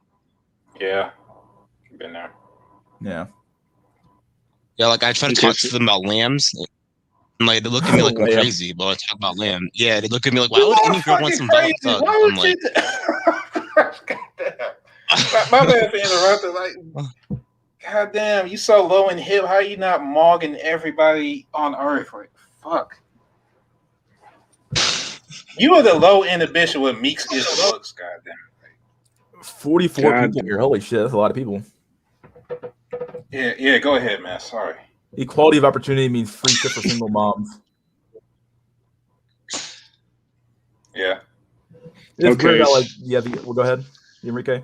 So I actually pulled up an article on HGH treatment, like human growth treatment. I know we're probably a little bit off topic, but Yeah, go ahead. and it says typically the thing that controls your hormones is the pituitary gland, Yeah. and mainly the reason you may be sure is because of damage that may have been caused to the pituitary gland. So it could result from what's it called? It could result from radiation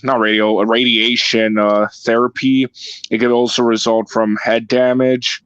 So I guess if you were dropped as a kid or whatever, I don't know.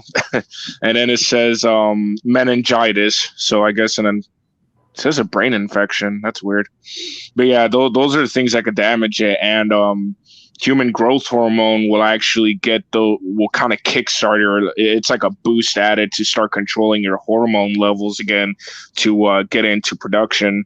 Now they use human growth hormone on kids for a lot of reasons, like kids that look younger than other people their age, dwarfs, basically people that are incredibly short, people that have impaired hair growth, so their hair isn't even growing out, and delayed puberty. So I guess human growth hormone can help increase to your genetic limit. I'm gonna assume, but even if I guess there's something wrong with your genetics already if you're not growing like at an average or normal rate. And this is just, so if this is helping them out, I would only assume that it has additional benefits if you're in a normal state, like if there's nothing wrong with you.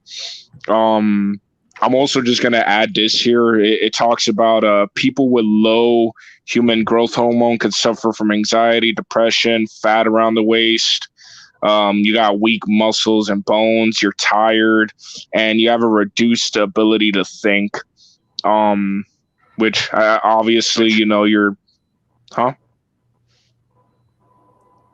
Oh, okay. No, what's that mean? So, oh, my bad. It was weird. So I heard someone talk. Anyways, so yeah, overall, human growth hormone's actually pretty healthy for you. I guess it just depends on if you have genetic deficiencies or I don't know. Yeah, that's it. Or if you again, if your pituitary gland has been fucked up in some kind of manner, one way or another.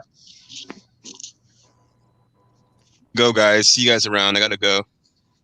All right, buddy. See you next time. Later, dude.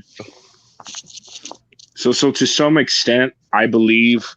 I mean, and again, I used to be really into that topic a lot. Like, if it's possible to modify your body to a certain extent. I mean, we have plastic surgery, of course. We have we have all these anabolic steroids and whatnot. Even the certain foods that we eat, can increase your metabolism rates and longevity, increase your immune system. So there's small things you can do. But I was always looking into if there's anything you could do that's big that'll increase your brain matter or your cognitive functions and stuff. And there's some things. There's so much, like technology and food wise, the things that you consume, and I even believe that some drugs, depending what they are, have good benefits depending on what your aims are for cognitive function or I guess maybe physically speaking, like if you're trying to get bigger or whatever. And yeah. So there's a limit, like you said, to it. But in this day and age, I think we can modify our bodies for better or worse. It's Yeah, gonna we be start a having- straight. Go Go ahead. ahead. No, you go ahead. It's gonna be a strange age of self-determination once all the. It's kind of heading towards that. All these technologies and all these thoughts. I guess the age of the sovereign, but whatever. Determination, like You're gonna be able to pick your gender. You're gonna be able to pick how smart you are. You're gonna be able to modify your genetics. Not saying it's now, but just saying everything's heading towards that. Or rather, your parents will have a lot of decisions about what they can make about you, I guess, to some extent. There's Like, gonna be no kid that doesn't have blue eyes as soon as they get that shit perfected. I swear, yeah. it's gonna be over. Every kid's gonna be looking like half white and shit. Well, don't they have those incubators already? Where like for people that can't raise their own kids and like they're cloning animals already. You know, they could grow a Oh, the artificial like one? a like an incubator, like an incubator. Like you know, they're growing like fetuses and shit of animals. Yeah. So I'm assuming that we're not too far off from doing that to humans, even if we say we are. Like obviously they never admit, oh yeah, you know, it's unethical, but you know, why would we put it out in public or whatever? Yeah, the biobags, that sort of thing. Like it's gonna head towards there because I would say because immigrants aren't really a solution to your falling population problem. It's like the ship of Theseus. How many people can you replace before you're not that country anymore? Yeah. Yeah, that's very true. As much as the snow nationalists complain about the blacks and at the end of the day, like their point, I understand like some of their point of like, okay, like how many times can you bring in new people here to this country until like it's no longer the same country that you had before? Oh yeah, Even if they are racist as fuck. Yeah, trying to read this here. You can modify for your modified to an extent, but not much unless you are young. HGH bone graft for young children will chatify them for sure. That's very true. That's very true. Let's keep in mind you can't beat an infinite curve. So if everybody does it, then the standards are just going to raise. So you can never make yourself good enough for hypergamy on a mass scale. You just need to kill that idea. Watch the documentary "The Swedish Theory of Love," the most feminist country with the most chads. You will understand why it is over for chads. God damn. Oh yeah, in Sweden you have like the Giga Chad and then the Terra Chad and then you have the Ultimate Chad. Like there's like it's like Chad Central in that place, kind of like Australia, which is like Chad Australia. Sweden is a social experiment that shows you the failed Marxism of the last years. Oh, he posted it in the chat. See the disaster of Marxism.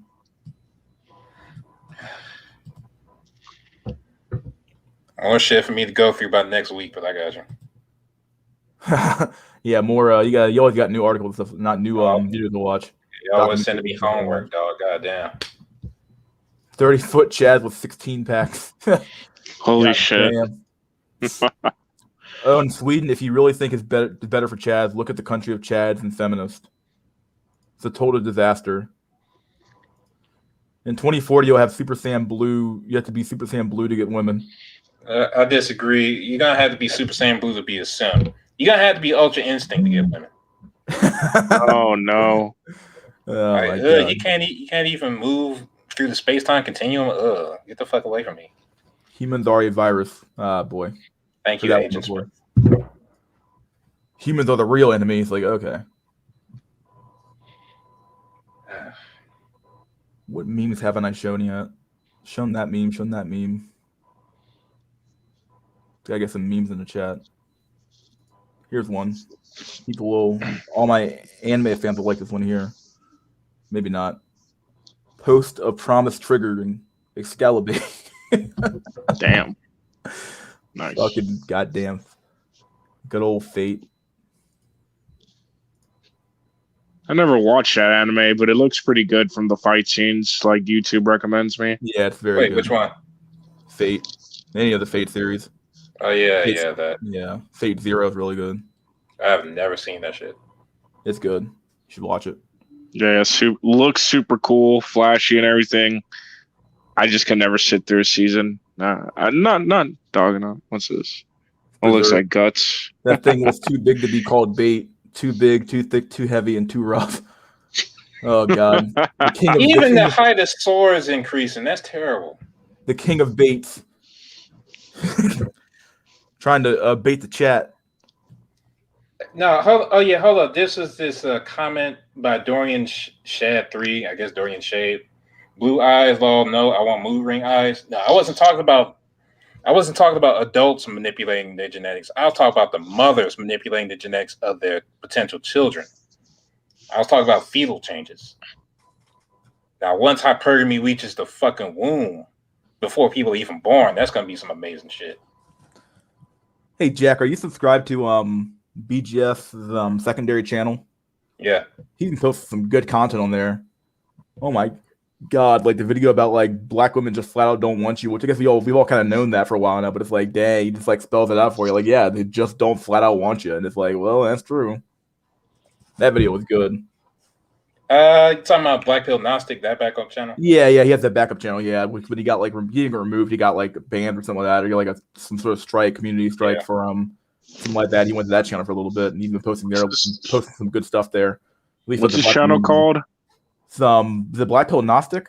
Yeah, that's yeah, Black Pill Gnostic. He covers more stuff from like the African American or Black perspective, but very, very good channel about like the issues of the Black community for sure. He's very, very well educated, very, very well informed.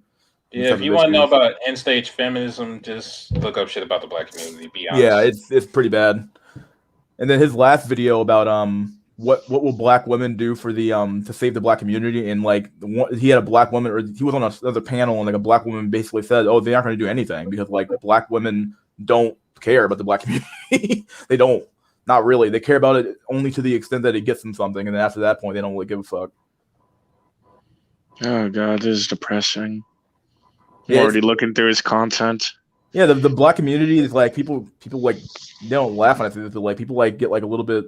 I actually said this on Incel Maddox stream. I went on one of the stream a few weeks ago when he had this initial season 2 stream, and I was like, yeah, the Black community is the canary in the coal mine, and nobody said anything. But it's like you do realize that like we are like in the end stage of like feminism. Like this is what happened when you let females have too much power. Like we are what happens to it. Yeah. Now, in the case of Black people, it got artificially forced on us. Oh, absolutely. Yeah, yeah. I was gonna. Yeah, I didn't left that part But out. at the end of the day, it's still the same social situation with the women on top is what it is. So it's just okay. Here's the natural consequence of having this social position for shit. Y'all can keep Black women. I don't know. Ask that because you can have some too if you want them, Doug. Dude, we can't keep Black women because even we don't have them. That's they don't even want us. Yeah. One thing I go ahead. Go ahead. Now you go ahead. Oh, no, I was only gonna say like I can't relate because like I mean I've only had most of my experiences are like I guess in a relationship and attraction type thing. I've been with Black girls, and I mean I haven't really had too many bad experiences except when I was younger. Because of course when you're younger, everybody's a little bit like ignorant. But as I'm older now, like everybody's getting their shit together or whatever. Wait, hold on. Enrique, what race are you? I'm Hispanic, I guess, like for a general term. Like dark skin Hispanic. Like I could actually pass for kind of like I could kind of pass for Black if I get my tan game up. Only way I've gotten laid is being a light-skinned mixed guy who dates dark-skinned women. They talk shit about Black guys. They leave me for a full-blooded white guy if they could. Yeah. If Black women could date out like Asian women, then no Black people would be more than 50% African. Yeah, very true. I really think that depends on where you come from. I have no clue. Like I said, I think some people fetishize other races, and that's what I think is happening to me at least. Like sometimes when it happens, even like my other Hispanic friends, like they'll be like, I don't know why none of our own race wants us, but we get mostly hit on by like mainly Black chicks. Like nothing bad about it. It's just that's just what we notice as a trend. It's like we fetishize. Do they not want guys in their own race? And there's some obviously that want it for their own like pro Black movement or whatever. Like keep it within the race or whatever. But I obviously, like I said, if I wanted to find someone ignorant or from the hood or whatever, we're not going to be like settling down with those type of people, but there are some people that like come from there and recognize for what it is and want to leave that situation for the better. Obviously, like I've met people like that. It's like, yeah, that you see some crazy shit, like fuck that, want better, do better. And then they do that, like, man or female, it may be different circumstance, but you can never really escape a bad area and just be like, oh, I'm gonna just shrug it off and be stupid. Like some people do that, not everybody. And as you get older, you'll mature out of it, I think. But that's just my 2 cents on some black women, at least out here in Texas.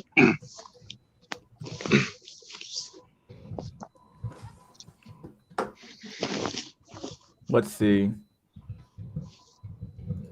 Yes, Enrique, but almost all black women want other races of men, but they can't get them. Black guys are a hated need. Black women hate the other guys, don't want them, and their only choice is black men. Yeah, BGS spoke about that. But I think Pluto even spoke that women like judge their own race harder, regardless of which race it is.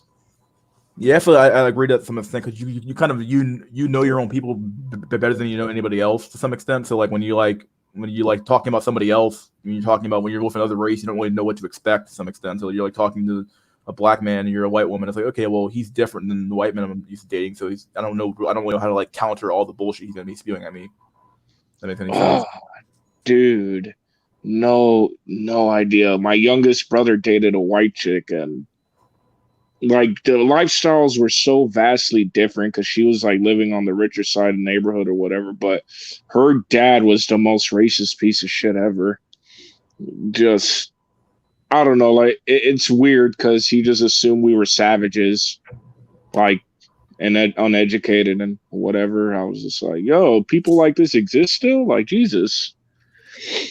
I thank God that I'm at least mixed. I love my black side, but these black women don't give a fuck about my black side. They want my mother's green eyes and straight hair. I can't unbrainwash them. Yeah, actually, did you see the anybody here see the what's it called? The with Serena Williams with like her big huge transformation? She looks horrible looking. Oh no, you know what kills it though?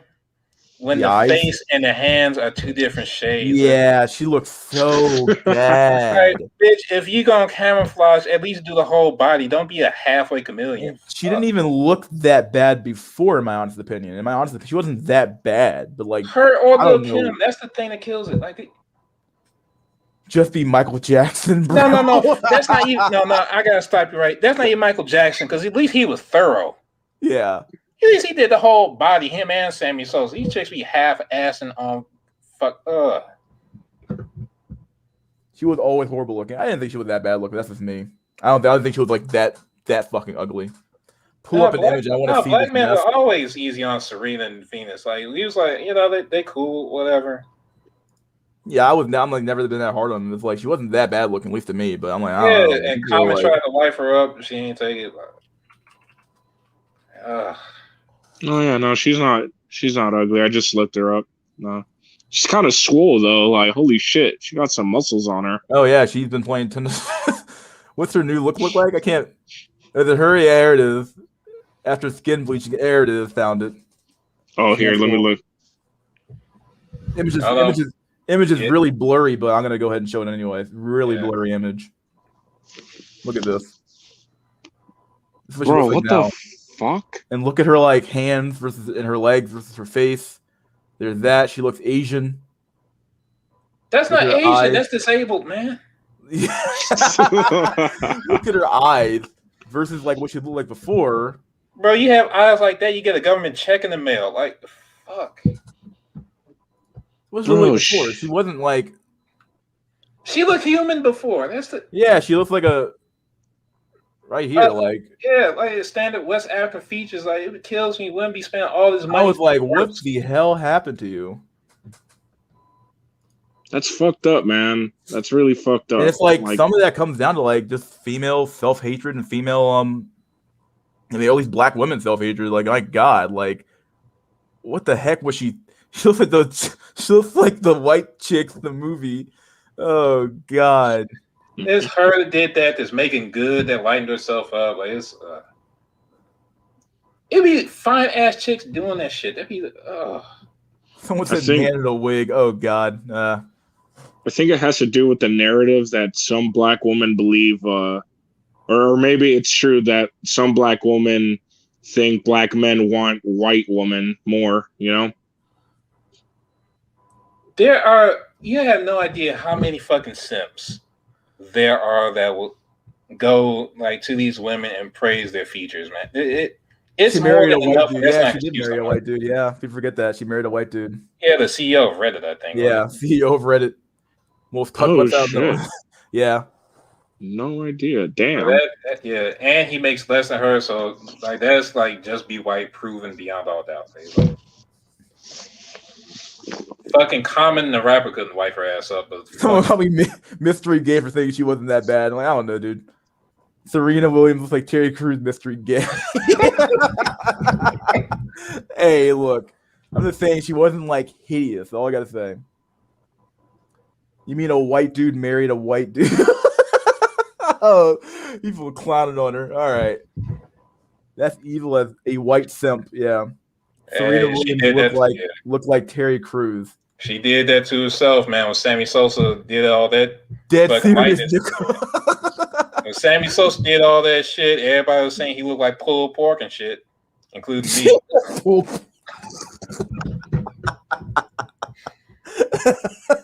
Man, looked like Porky Pig cosplay and shit. Swear to God. But the chat would still smash. I don't know about that. Everyone's saying nope. Everyone's saying that's a no-go zone. Hey, y'all lying like a motherfucker. Y'all know. Just be white theory. Artificial wombs ensure their games don't affect our civilizational growth, but what I just said right there sounds absurd to most of you. No, most people here hope. Like Joanna, man. Oh my god. She got some strong features. That's all I'm saying. But Yeah, she doesn't look bad. Does not look bad. Someone said, "Nah, I'd rather be an incel." Hey, No, nobody knows until they test it. Goddamn, you gonna be in that lonely night, just you and your dick in your hand, and then I don't know. and like, how many men hit her up to be like her, like, be her boyfriend or wife? Or famous famous Tyrones and all that shit. Bro, it's those genetics. It's those genetics. Like, I think I seen a guy, I can't remember. He was willing to pay like LeBron James or like it might have been Usain Bolt to like have sex with another woman. I'll be back. That was also athletic. That was also like athletic or whatever, and they would like give birth to the greatest athlete ever or something, like freaking prodigy. And of course they didn't take the offer though, but I was just like, you know, that's what some people aim for. Like, you know, surprising. They're like, oh, I don't care about if we're in love. Like, the genetics that you have would be great for my child, you know? It wouldn't be like not looks itself, but like, you know, like if people were determining off muscle gains or athleticism, like how fast you run sprints, body proportions and shit, that would definitely be different. So nobody really thinking. Oh, go ahead. Every chick's out here like a fucking Pokemon breeder and shit. Jesus. I'm a fucking Snorlax then. He looks like a plastic doll. Oh god.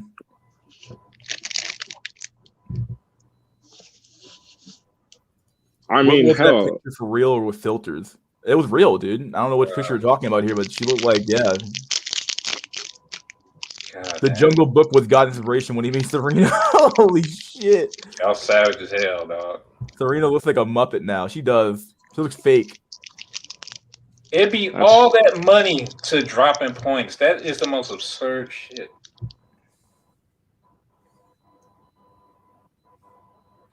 All right, anybody who's here, who's a 3, all right, would you pay $200,000 to be a 2? No, it's fucking insane.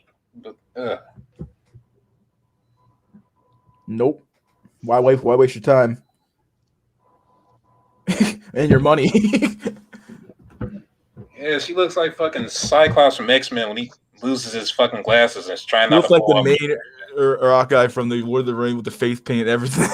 Oh my god, people clown on her so hard. She looks like if Sammy Sosa became a woman. Dang. Wait, someone on. I think generally successful men want to help, but don't and say fuck it because most guys don't listen. On what? I don't know what he's talking about. I think he's trying to shill with crypto, which I own some crypto anyway, but you know. Yeah, he's talking about crypto. Okay. Yeah, we already talked the a money pill thing for a while now. We all agree you should money max. Time to cyborg Max. Yeah, Cyborg Max, Money Max. No amount of look matching will change genetic from womb straight to the tomb. Oh god. Serena is not ugly, y'all tripping. She ugly now though. Ice Cactus, man. He's trying to. I don't want to say anything in the chat. Shit. Interesting, because the Asian chicks I got and look were brown Asians too. Huh. She always looked masculine. She plays tennis. Like, there's no way you gotta be an athlete at that level and not start taking on masculine features. There's no way. That's true. Like, if you're a bodybuilder of some sort, you gonna look built as hell. And it's just like Idris Elba. Oh, Grim. Why? Grim. You're just killing me, dude. Oh, Grandma going My sides are in orbit. Sides just fucking flying around the earth right now. Oh, God. Did I show this picture already? There's no way I did. This is your looks match. I probably did at some point. This is your looks match, guys. Shoot me. No. No. Oh, no. With the KFC? Got No. the KFC, boyo. Gotta hit it up, dude. Hit it up. High cholesterol for life. I'm good.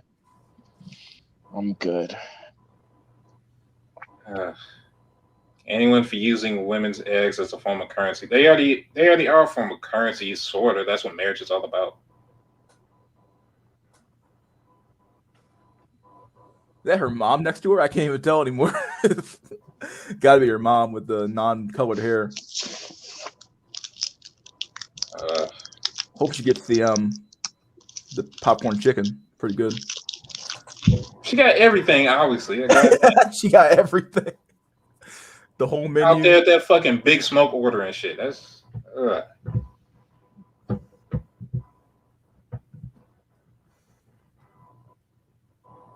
See, Naomi Osaka is wifey though. Like shit. Hold on. Wait, who said that? Ice Cactus. Oh, she the whole chicken bucket. I'd rather be incel. Hey man, you're one company, I guess. I think at that point would technically Volcel, but I think that's acceptable. Like, true. You laughing, but that girl with most guys looks match. Oh boy. No, she's not. She probably mogs everybody here. Yeah, she really is. And there's probably a chat light at home for that bitch. Like that's. You guys don't want to smash that whatever you want to call that. You tell me what it's called. Smash that KFC bucket. Well, you had to find the pussy first just to smash it. Like shit. Damn. All right, which fold is the right fold? That sort of game, man. Living the dream. Look at this guy. He is living the dream. Got his waifu pillow. Got a beer.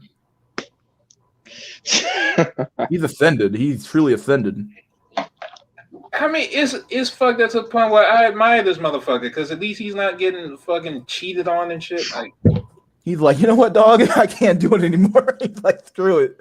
I'm just gonna be who I am now. That's the thing about this incel and all that. You might as well do that shit because there's no. If you're already kicked out, there's no lower you can go. You might as well do what the fuck you want to do. Like once these men realize that you might as well be a fucking absolute savage at 24/7, that's gonna be a hell of a society. You know what? Yeah, go ahead. Oh no, go ahead and finish your thought. All right. Just once men realize, like, all right, look, I ain't got no sexual prospects. So if I go outside my dig out and just say I love waifus or some stupid shit, there's no social punishment that could be done to me because I already get no social benefit. Like it's not saying people are gonna go that deep, but essentially do as thou will be the law. Just because there'll be nothing they can take away from me.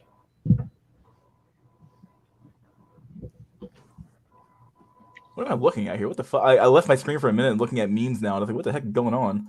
This is what we all really want, though. This is what Grimm's hoping for. What he really wants. He wants to look at the world. Can't believe I have 44 people in here at 8:36 p.m. What the fuck?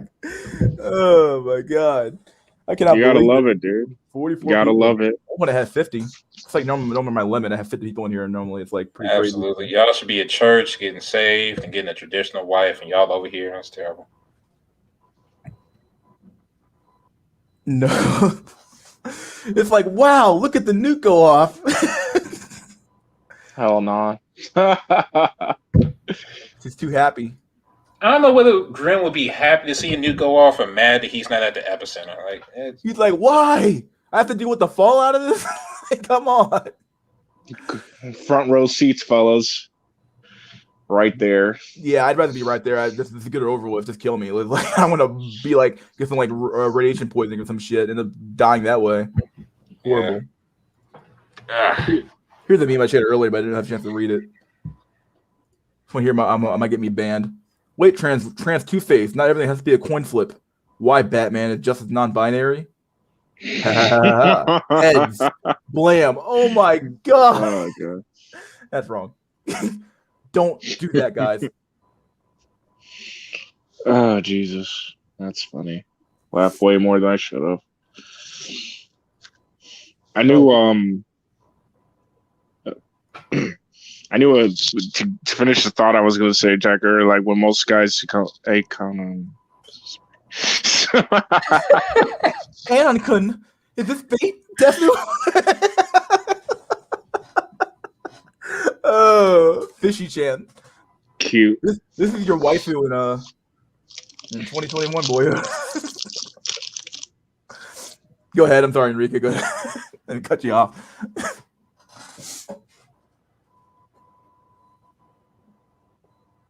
Enrique? Oh my god. Sorry, you know, like two-faced, trans two-faced. Took himself down. What's going on, man? Go ahead, Enrique. I'm sorry, I didn't mean to cut you off there.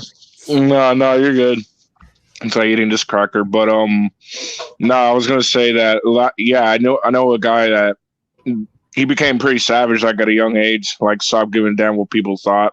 I'd say he's much happier, but then again, he's like super short and shit, not like geeky looking and whatever. But he's one of the most realist guys I ever met. Just not caring about shit, and he's been that way since like for a while now. And as of recently, for me, I used to like super care about a lot of stuff, but I think, like I said, as you get older, you just stop giving a shit at all. You're just like, well, what's the worst that could happen? I mean, imagine kids at like before high school, they end up like that. That's what I'm talking about. Jesus, that is some. Well, it's the future. You already see fucking high schools and middle schools talk about the black pill and chat and shit. So that's true. I swear, like when I was browsing through Reddit, like over black pill content, there are like 12-year-olds and 13-year-olds just already talking about it. I'm like, yo, what the fuck? Y'all are too young to even know. I mean, you may be getting mogged at a young age, but you're too young to know if you're gonna be handsome at like 19 or something. Like everybody looks fucking ugly at 13 or whatever. In my opinion. Yeah, how fucked up is it? You reach the black pill before you reach puberty. Like, goddamn. You haven't hit your stride yet, buddy boyo. It's like you come out the womb, it's like it's over. You just say it's over. That's your first word. It's over. Bro, fucking fetuses are gonna be typing out "it's over" in Morse code with their heartbeats and shit. It's fucking. You're born. The nurse grabs you and say, "It's a wrap, boys. It's a wrap." But like I said, like it's super weird for me, at least. Like, you know, for young kids to be I'm gonna call them kids because that's what they basically are, like, to be exposed to this kind of content at all. Or like, yeah, you can learn at a very young age and you're aware of it, but I don't think that's what you should be thinking about at that age anyways. Like, live your life a little bit, buddy, you know? Just live being a kid, because adulthood sucks. I mean, well, you got to keep in mind this kind of content is suppressed regardless. So even in the midst of all the suppression of the black pill, it's still reaching people like that because people at that age and shit are kind of going through it already. Like I said, modern life is the black pill now. I think it's also because of the internet, though. Like, I'm not sure about when I was a kid or 13 or 14. I wasn't going to type in on Google, like, why is this happening to me or why is that happening? I just kind of coped. But, I don't necessarily mean, I mean more like, on one hand, the content is reaching them. On the other hand, I think there's probably a decent bit that are going searching content like that or something, and they're coming across the black pill. I think it's a back and forth relationship a little bit. Is what I'm trying to say. But that's just a theory, though. Not like I have a fucking kid. Right. I think you're right. It's back and forth because even like I said, I grew up pretty like whatever, red pilled or whatever, and then. Yeah. Like actually, now that I think about it, like my whole life since I was young, it was not too good with women. So no. Gonna push that back to my mind now. Yeah. What do y'all Oh wait, actually, never mind. I was gonna say, what do y'all think of the femcel Reddits? But then I was like, oh, never mind. They're basically voluntarily celibate, most of them. Yeah, they had to ban men because they always get propositioned by a whole bunch of men every time they open up. Like, how dare you talk to me? It's like, wait a second. Like, is this why you're here? Right. Like, are you not single? Is this not why you are here? Here we go. Absolutely grim. No such thing as a femcel. Body type, a little extra. You should message me if you are not a hipster or identify as ironic. You want to take me out for lunch. Zero smokers. If you pull out a cigarette to smoke, I will leave out a word. As long as you use high quality grammar and punctuation in your messages, I am all ears. Otherwise, take a hike.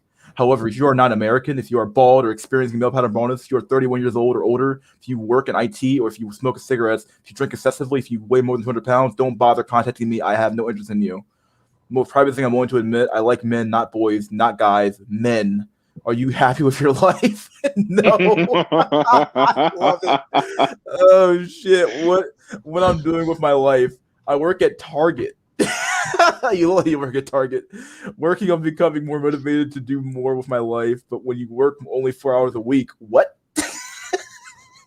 4 hours a week? It can be really difficult to add more of what you want in your life, especially if your bank account is quickly drying up faster than the Serengeti. Yeah. Okay. Delusional. Definitely delusional. Nowadays, I don't even know because you don't know what kind of men are hitting her up. Yeah, you never know. She might actually be on point. She's like, you know what? I'm gonna hit me up for anything. Yeah, she might actually be filtering out chat lights nowadays. Here's a hot home for you guys. 3 beds, 1 bath, 955 square feet. That's fucking California, so you can tell them it's on sale. Leave while you can, guys. Look at this shit. Look at this fucking house. He stole that shit off the set of Breaking Bad, dog. God damn.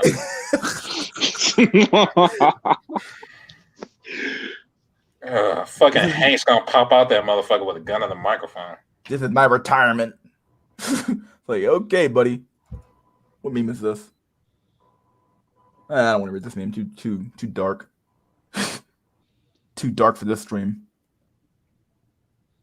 Really? Too dark for this stream.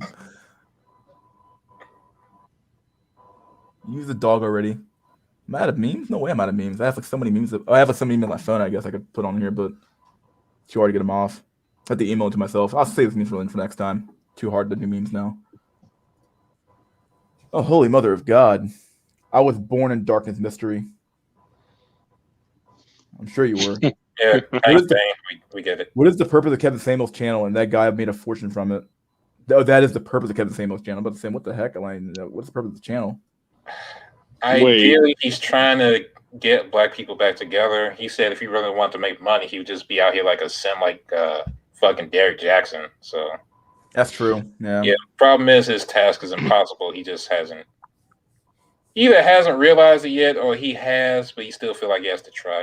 Like I don't. fucking 300 Spartans level shit.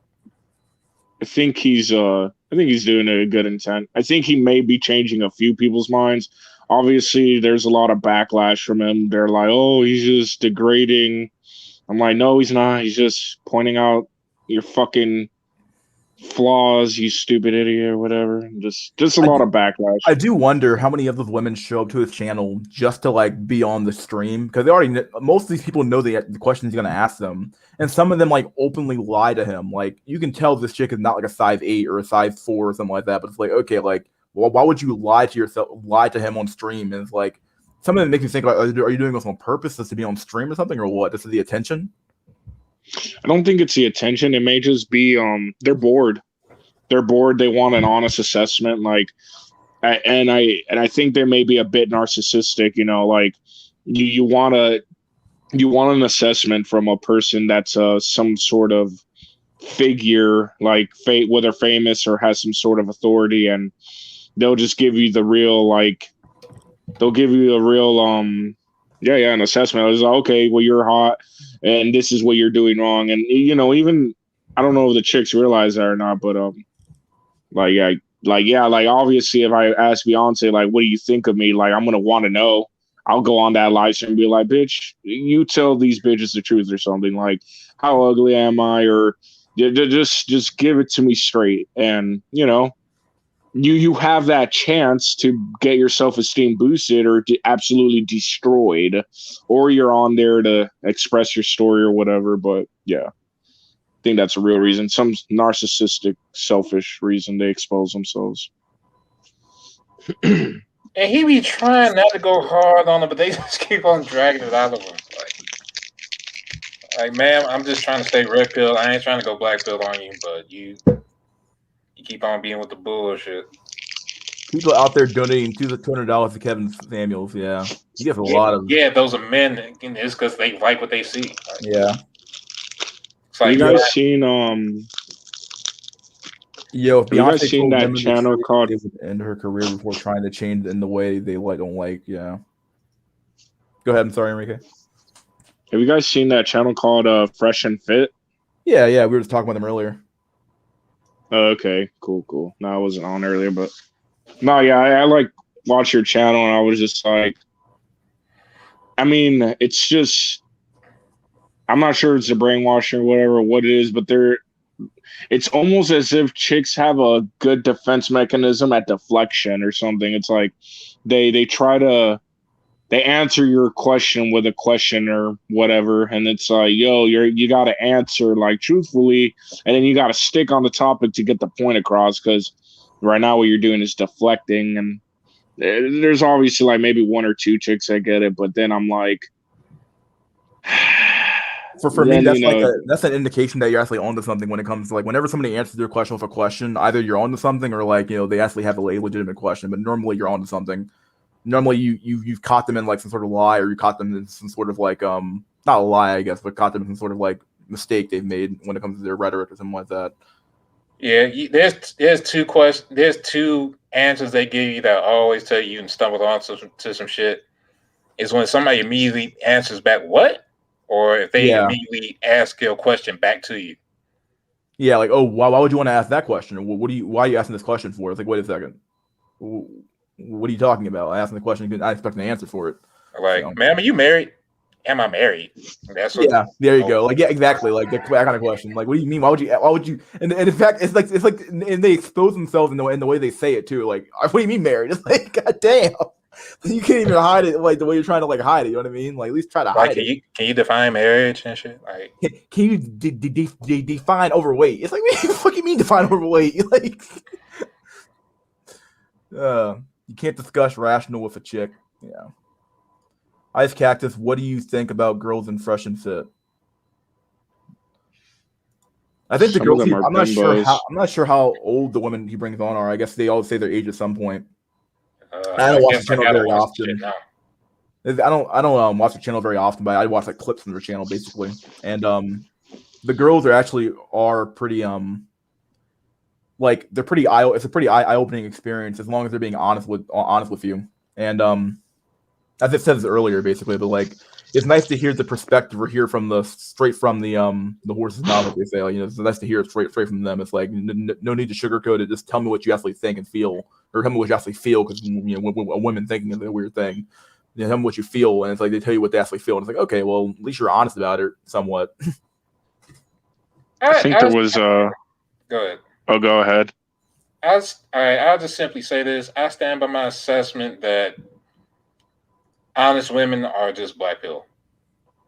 They're not black pill, but they just say black pill shit. That's on Kevin Samuels. He's a red pill host. They be saying black pill and shit. Fresh and Fit, they're red pill, but the shit those women say is black pill as fuck. True. Very true. I was gonna say that there's been 2 instances that I realized that gave me not a little hope, but that gave some clarity on whatever the situation. And one of them was they were interviewing this white chick. She, like, I don't know, got super mad or whatever. She's like in her 30s, transgender or something. And I just remember the instance where when they were questioning, like, oh, what kind of girl are you? Do you go out to the club? Blah, blah. And she got, like, super mad, like, oh, well, I don't have to answer these questions or whatever. Because, I think Kevin Samuels was on there, like, telling her stuff. And she was like, and I'm so sick and tired of men asking me these questions when I meet up with them. Like, why are y'all presuming this? And that was, like, real eye-opener, because I'm like, okay, good. We have men that you're seeing that are asking you the right questions. Obviously, they're asking you the right things, and these questions are pissing you off because when you answer them, if you answer them truthfully, they cut you off, and if you have to lie about it, they proceed to ask you more questions or whatever, so you're under a lot of pressure, and you feel as if you're being judged or shamed for the answers you do. Because like I said, I've done it before when I've gone on a date. Like, it feels, I've been told it feels like I'm a little bit of an interrogator, but not really. Like, if you slip of the tongue, like, you could be judged. But I'm just asking the right questions. I just want to know what kind of person you are. Like if I told you I didn't give a shit at the end of the day, does that make it any better? I don't know.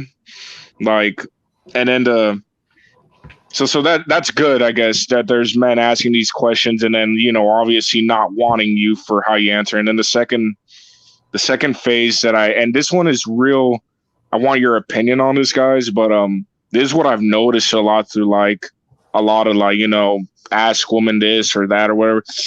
They say that the most of the dudes they date are, like, boring. Like, oh, he has to be fun, interesting, and he's just too boring for me. And I always wonder, like, what the hell do y'all mean by boring? Like, first off, men and women don't even have the same interests remotely. So how are you gonna have fun with that? And, like, what do y'all mean by fun? Like, women want a man who will spend copious amounts of money on them and take them traveling everywhere and go on quote unquote adventures. That's what they mean by you're boring. Oh, you won't take me out every weekend and spend money on me. You won't spend money on me, basically. You won't take me out. You won't take me out to Egypt and go to Greece and go over here and go over there and spend all your money up on me. You're just boring. It's like, okay, it's like, you have to be able to go out there and experience stuff, and that costs money. That's why they always look for a man with money as well. They want it all. They want Chad with money. It's ridiculous, dude. There's only a few, and I just feel like that's such a low IQ way of thinking. I'm like, come on, man. There's obviously you could have fun and have interests that don't involve money. Whatever, being fun is subjective. Obviously, you're gonna have a little bit more fun, but you won't be my personal ATM who does Doctor Strange levels of magic. Yeah, basically. Some people say that boring means not Chad. To some extent, yeah. Yeah, you're ugly.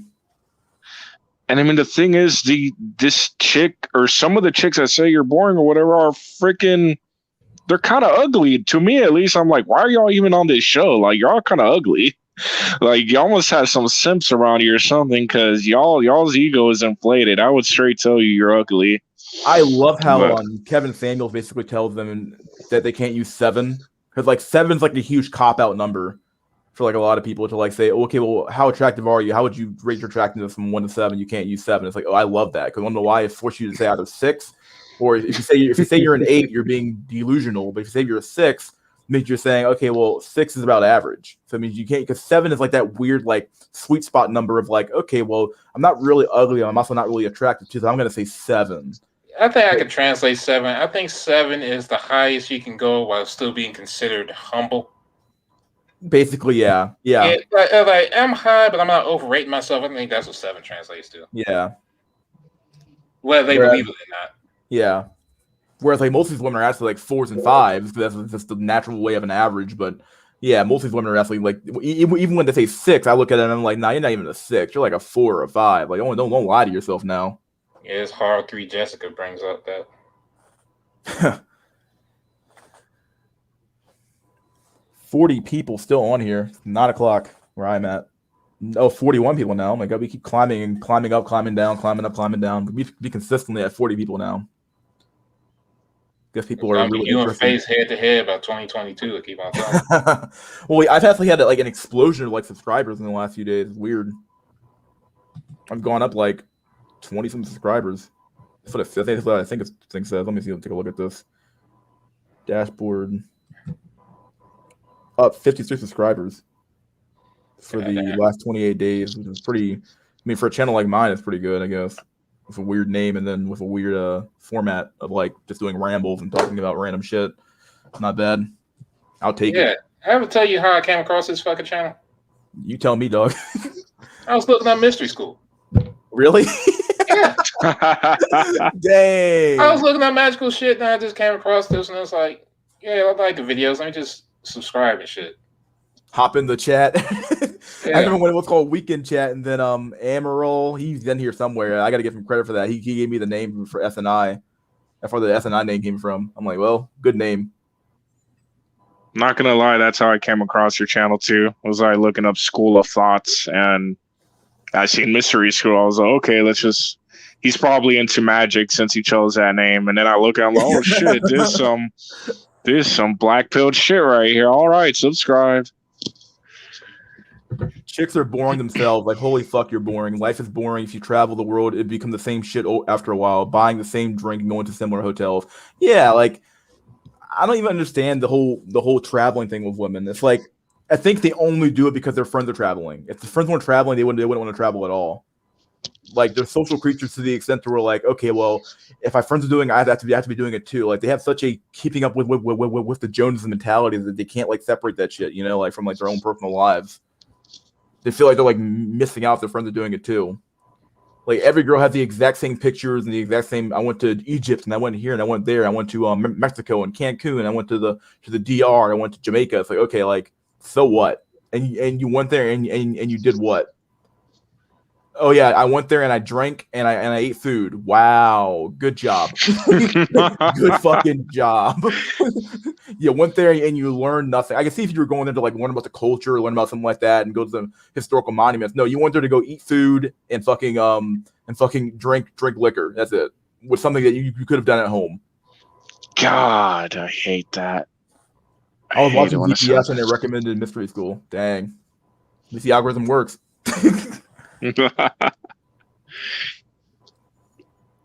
I looked up Black Pill Tyrone and Mystery School popped up. Oh god.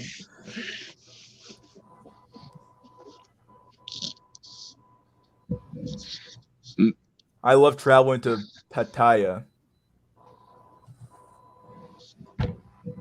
Hold on. It is the black magic of Jack Nickelback that brought me to this channel. Somehow. I haven't done any actual practice in years, but whatever. Women followers, really, I see women who don't follow. As much as I hated on one girl in my past, I had respect for willingness to reason and not follow. I wanted to add something to your comment earlier, Dorian. That's super weird again, you know, how how like everybody's just travel or how they want to travel, and again, that's just super boring and not interesting or whatever. Yet they rarely like entertain an idea or dive deep into an idea when it comes to like, because that's kind of entertaining. It's like when you can unpackage an idea and just entertain it and view it from all aspects with other concepts and shit. But the thing about traveling, or I don't know, like what is it with nostalgia and just being like, oh yeah, I had a great time and I want to have a great time again. Like, well, what the fuck? That gets boring after a while. And doing the same shit all the time.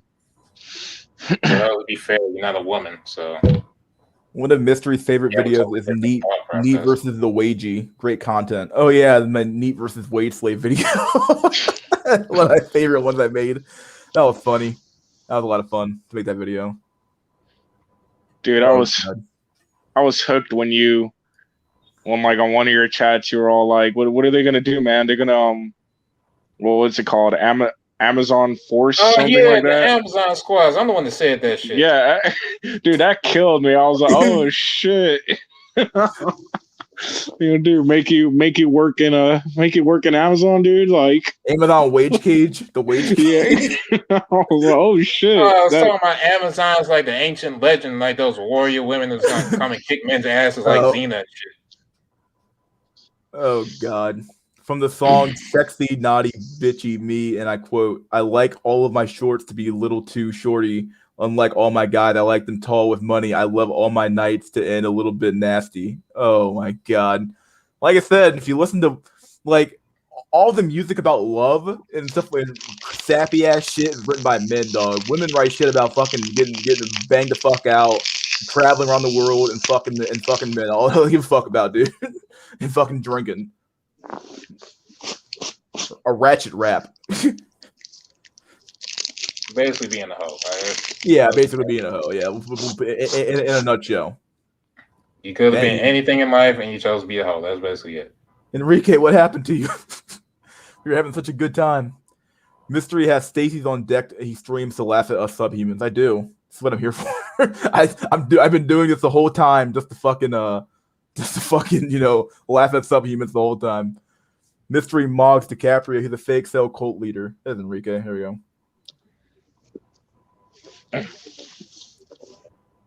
Kabbalah Maxu. I mean, yeah, I'm a goddamn specialist in it. I looked up Black Pill Tyrone and Base Pluto popped up. What? Hey. Travel or fap lot bang lol banging hot bitches doesn't get boring. What the fuck you talking about, dude? Travel or oh. I guess you could travel, yeah. If you're a dude, traveling kind of makes sense. Go to Tijuana or some shit. Just visit the whole state of California and you'll be fine. Women constantly chasing a high, kind of like hypergamy. They need a better and better high chat or they won't be satisfied. Yeah. It's for the experience. Yeah, it's all about adventures. Like, like, women will unironically write on their fucking dating profile, "Oh, I want adventures." And it's like, what the fuck are you talking about? Adventures? How old are you? Are you like 6 years old? Like, I want to go on adventures. Like, what the fuck? Like, what is this shit? Oh shit. 4 tabs of acid later. Yeah. Base Pluto, definitely Tyrone. Honestly, I think it's way better to be a bad man than a boring one as far as attraction. When Mystery made the Equality of Outcome video, I knew he was legit. Oh, really? What'd you like about that video? Tell me about that video. People don't watch that video enough. Oh boy, I love that video a lot. Truth. I just want a peace leave. Base Pluto Moggs is all of us. Moggs, most of us. Oh, most of us. I'm like, did Vulture troll your private chat too? Who? I had a few trolls yesterday, but no trolls really today, other than like one dude who was in here just saying that fucking someone died or face died. I'm like, what the fuck are you talking about? Is that TRP? Yes, TRP. Yeah. Dude, love your content. Please keep making videos. As above, so below, Jack. The universe of the soul. I'll comment on that in the chat. Mystery has 10 out of 10 IRA, but as a chinlet, such a waste. Sad at Mystery. Laugh my ass off. That's what masks are for.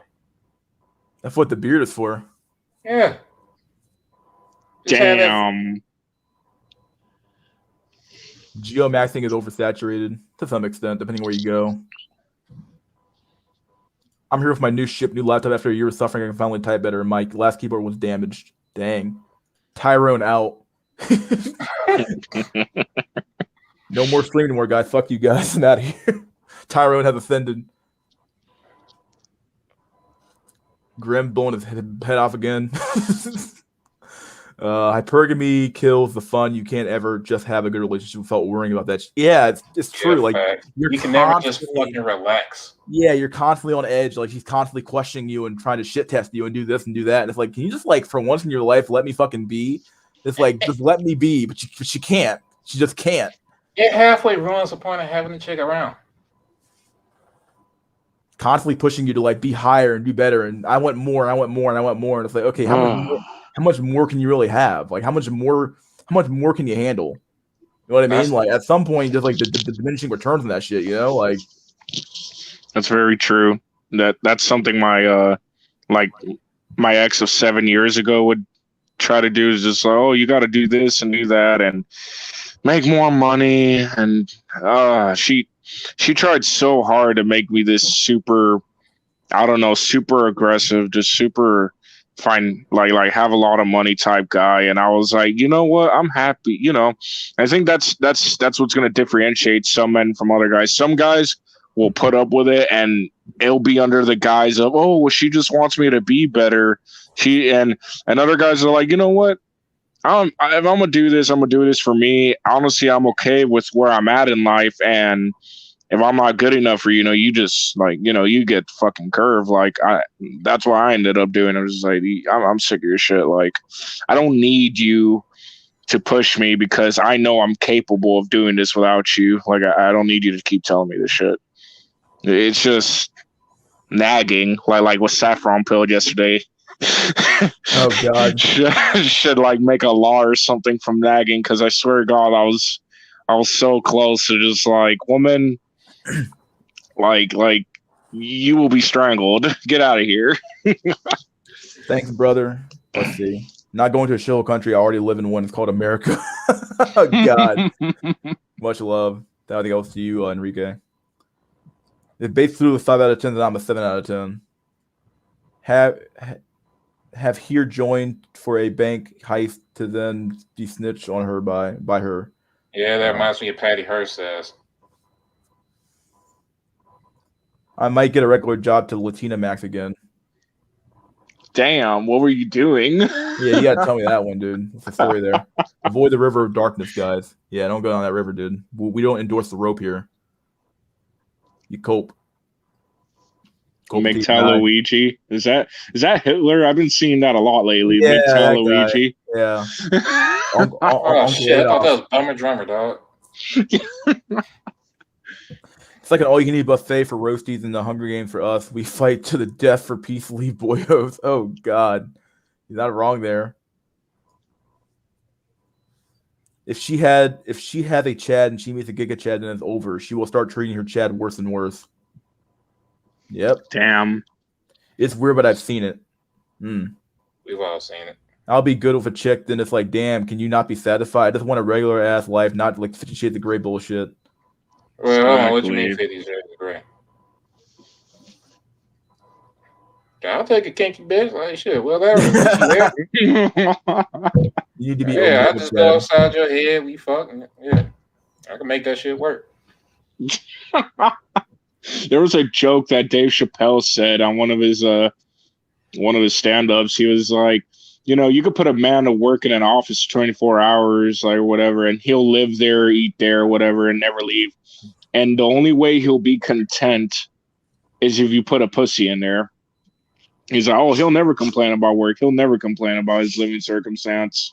He's like, oh, I'm cool with this. Just fuck whenever I like and work. And I'm not sure how true that is, because some guys could get bored of that. But I just found it hilarious and how true it kind of is. He's like, oh, I'm content. I'll be okay as long as there's a chick there. Think how small the normal bachelor pad is. Like, of course, that's true. I mean, not absolute, but still. Most Men major don't cities in require that America much. look like third world country. Have you seen Detroit? Yeah, I live there, so fuck you. But, all right. Damn, dude, Oh shit! y'all gotta come down to Texas, man. Way better down And You're here. thinking about man, girls the who don't have your state money, fucked it right? up. That's they If you have fucked your up the money right, you schools. shouldn't be thinking about women either. If you have your money right, you shouldn't be thinking about women at all. Chad don't need money. Keep your money, boyos. Detroit can be Dude. worse than Cass. It can't be worse. Oh shit! And Jack's right. Chads don't need money. Seen it in person. Even Lois Hell Lane no. was bored with Superman. 50 Shades of Grey. The guy was rich. Oh, Bill Gates' divorce is over. Well, I mean, Saffron Pill was saying yesterday that it was mostly due to like taxes. I don't know how true that is. Bro, it's been over since the fucking Eddie Murphy was making jokes about half back in the day, and that's the fucking 80s, dog. Sign that prenup, boys, and then have the court override it. Yeah. You know what I find a bit weird? Like most of these rich guys, right? Bill Gates, Elon Musk. I'm pretty sure in their youth or whatever, they weren't Chads or whatever. Like even Elon Musk talks about being bullied and pushed down the stairs and stuff. And even in his 20s, he was actually bald on top. So I wonder if these like rejects of life or whatever that became super rich and wealthy, they just have no empathy for like they might have a little empathy, but they just don't care what happens to society in the long run. Like Bill Gates, I'm pretty sure he was bullied and seen the worst of humanity or whatever from like people. He's like, why are y'all treating me like this? Now you're super rich, dude, and you could kind of like you have some power and leverage to shape it, and you could say like, well, fuck humanity. Like nobody ever stood up for me or anything. It's like Revenge of the Nerds type ordeal. If y'all get what I'm saying, like you didn't have it before, but now that you have it, are you gonna abuse it, take revenge, do small things to say, you know, fuck the species or whatever? Y'all know what I mean? I kind of predicted that. This is wrong. If the guy wasn't Chad, the book would be called 50 Shades of Prison. He was a rich Chad. You keep forgetting that. Jesus never had a girlfriend because he was black-pilled. Didn't he have Mary Magdalene and shit like that? Who knows? She man? was a whore. Hey, still smashed it. Bro, even if she was a whore, that would just mean the motherfucker's 2,000 years early. Like, fuck. He's like, you know what? I know my options. This is what I got. He's like, Damn. Yeah, I'm ethnic. I already know where I'm ranking this shit. I mean, if a billionaire can't keep a roasty, the average man definitely can. It's over. that's absolutely true. Tyrone and Chad do not need money. In fact, the woman he married was like, man, she looks pretty fucking weird looking. I don't know. It's like fucking Robin Williams. Chad's in here. I was talking about people in the chat. Y'all need money, not Chad. Oh. Yeah, Beta Buxton ain't really working out. You already see. Look, if Beta Buxton worked, and you have a lot, you wouldn't have fucking Asian, fucking Indians and East Asians in spaces like these. They're making bank like a motherfucker. Still roping. I love for no reason but this stream. You mean you live for no reason? Damn. David, are you from Venezuela? The dropouts have to smash the students with high grades. The hentai is actually kind of based. What the fuck? If you gave every guy loads of punane for every good grade they got, you'd have straight A students. God damn. True. I would have tried basically- super hard. Dude, that's basically what marriage used to be. Like shit. That's why everybody tried to Work your ass off and get your piece of the pie. Yeah. Shit, I got fucking. I was in the high 20s for my ACT without pussy. I'd be fucking 36 with it. Elon admitted on SNL that he had Asperger's. Huh. Never saw that Elon coming. Musk megaspurged on all the world to see yesterday as an SNL. Human extinction is long overdue. God damn you, Grim. Always. No lives matter. No lives matter. For Medican, you're still here? I'm surprised you're still in here. Dang, I thought you would have hopped off by now because aren't you on a different like time zone where I am? Like I'm not sure what time zone you are. Dude, I swear when it's like 2 a.m., he's like on, like at least in my time zone. He'll be online. It's like, dude, I can't hop on your chat, dude. No way. He'd be like, "Mystery School, you should hop on." It's like, dude, I'm like literally asleep. I can't. Who's that private chat? Oh, be right back. Oh, Jack Nickelback, I think. Oh, it's 9:15. Oh, it was a second ago. Okay, minute ago. Holy shit! I forgot to mute. I'm dumb as hell. I was like, "What's going on?" He ain't gone, but he gone. All right, one of the two. I'll put it in the private chat. 30 seconds. Shit.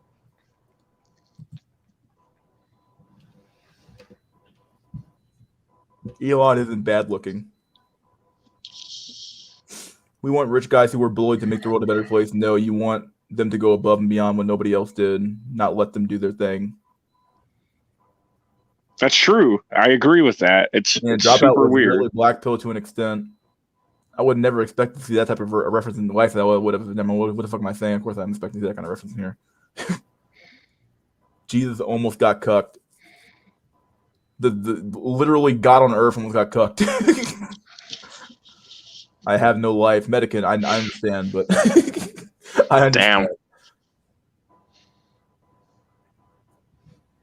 Adam got cucked by Eve and Satan. Brutal.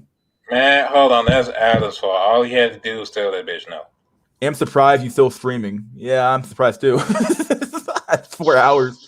I feel like I went for 6 hours at one point though, so this is definitely isn't that uncommon for a Sunday stream. Sunday streams normally go pretty long, so plus it's actually going pretty well today. Normally we kind of run out of topics and kind of fall off, but everything's going pretty well. People talking and things moving along. So plus I had a lot of memes to share, so it makes sense.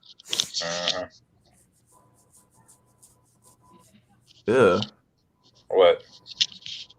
Someone's like EDP's girlfriend. Subscribe to my channel. Huh?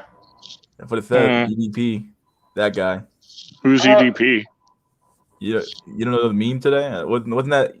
Is that the guy? I'm thinking of the same guy. The guy that like got caught in the Chris Hansen shit. Oh, you talking about? Oh the poor shit! Man. Oh yeah, the poor man's Epstein. That dude. Yeah, poor man Epstein snuggled that. Yeah, I actually have a picture of that guy. I don't know. Oh shit! See if I can find that picture I had of that guy last time around. Where the fuck Jeffrey Epstein. That's his name. Jeffrey Epstein. Yeah, Jeffrey Epstein. You're all killing me. Okay. Budget Jeffrey Epstein. You got caught. Here he is. Found him. Found the picture. Here's the picture of him right here. Oh damn! Yo, did y'all see his video on like not his rebuttal, but like he was trying to defend himself? And I was just kind of like, dude, you have no leverage here, or you literally sent your junk in a picture to a perceived 13-year-old. Like, come on, like you're crazy. Yeah, you can't defend yourself, my guy. Like no matter what, you wanted to do that shit, you should have just gone to different country or something with different laws. But you know, like, how do you let yourself get too fat? I mean, I did it, so I can't complain. I lost the weight, sure, but like, yeah, I got myself. Yo, wait a minute. Did he have to lift his like muffin top? He's got to lift something up to get in there. I don't even want to imagine that, though. I don't want to. Sweet mother of Jesus Christ. Yeah, so my mind's like halfway autistic and shit, where it'll just focus on some shit. So, thanks for that. Now I'm going to be concentrating on for the next hour, involuntarily trying to work out the physics and shit like it's an episode of TSI. Yeah. He's like, this is my swamp. I'm more like, this is my swamp ass. That's you got it. Yo, they didn't even take the guy to jail, did they? Nah, because apparently they did it in such a botched up way that where they couldn't like, just because he's guilty as hell, but like because of the way they got the evidence, it ended up not being like admissible in court or something like that. It wouldn't be admissible in court or something like that, so they actually couldn't get him. I assume so. But yeah. Have you even seen? No, I haven't looked at the picture, but I've heard that's what he said to people. I'm not looking that shit up. I'm not looking that fucking shit up, dog. Even mysteries and memes have limits, apparently. This is my suburban swamp. Oh shit. What do you say here? Do you think we should implement a system the hentai dropout had? The better students do, the higher they achieve academically, the more poon they get. BJ that lunch break. Probably, I don't know. Might actually work. Get better performance out of the kid. A bit of motivation. That's basically how society's worked forever. That might only be God. for Chad, so like I mean you're gonna have to find women that are willing or chicks that are willing.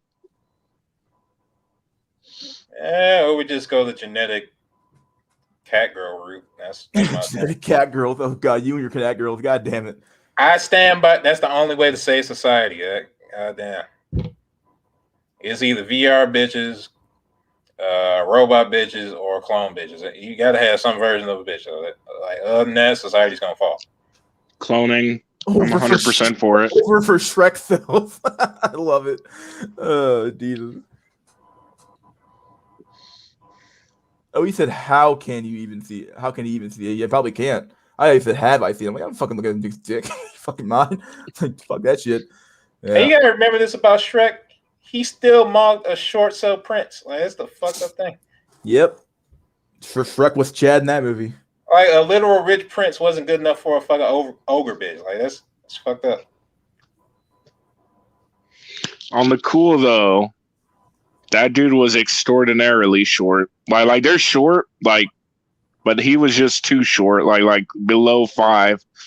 Cause I forgot who said it yesterday. There's a certain limit that you get where you just start looking not human. Like obviously past 6'8" or 6'9", you don't look human, and then below 5 feet you may not even look. Like I said, you just don't look. You look freaking weird, man. Too tall, too short. I said this a few weeks ago. Lord Farquhar was just a Chad head with legs. That's it.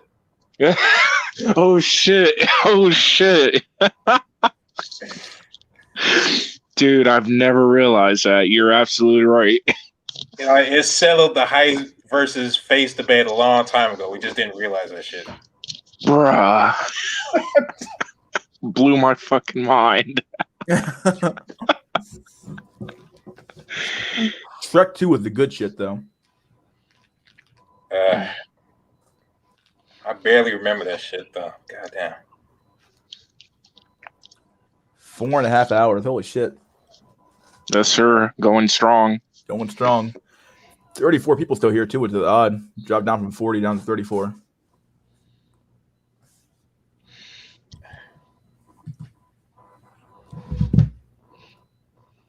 Below 5'4" is officially turbo manlet status. Yeah. Yeah. Well, I gotta go to sleep. Bye. See you later, buddy boyo.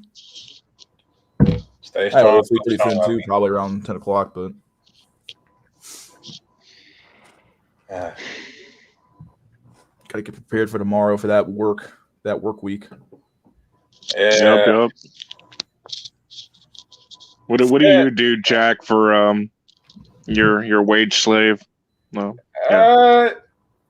I used to do camera work in real life, but since COVID and shit, they just moved me to Zoom. But I'm cool since I don't have to go outside anymore. Nice. So I could just master shit from the fucking Ethernet, like fucking Oracle, without getting shot by jokers. So That's what's up. I'm still going outside. I don't know. I would like to be inside, but yeah. I still go to the office though. Oh damn. I don't mind going. I sleep preferred because I'd go insane if I had to sit inside my house all damn day long. This is me. I do work from home one day a week because I feel like I kind of have to. Just kind of like just get one day off, but not have to drive anywhere. But like, yeah, otherwise I stay home or I go to work still, which is nice. I actually don't live that far from my office either, so it's not that hard to get there. Nice. Yeah, I live pretty close. Yeah, that's what I would assume. Most people that are like at home, like, I'd be like, dude, I'd go a little bit crazy. Like I had to make myself go out at least, get some exposure to the real world outside, even if it was for a little bit, because my usual schedule is go to, wake up, obviously, go to work, then go to the gym, and then go home, then chill, and like not having that like work in the middle there, because like the gym is closer to my job than it is in my house, so it's like okay, I have to drive further away. If I'm gonna, I might as well go to work and then go to the gym at that point. You know what I mean? So just keep my schedule going. Because if I had not kept going to the gym, I probably would have gained like a lot of weight over this pandemic period. But I kept going to the gym and working out, so I ended up not gaining that much weight. If anything, I probably gained more muscle than I want to admit. No, that's good. That's really good. I had because of my job, obviously moving or whatever, I used to lift really heavy, so I wasn't really growing muscle, so I switched to lightweight and heavy reps. Oh shit, lightweight. No.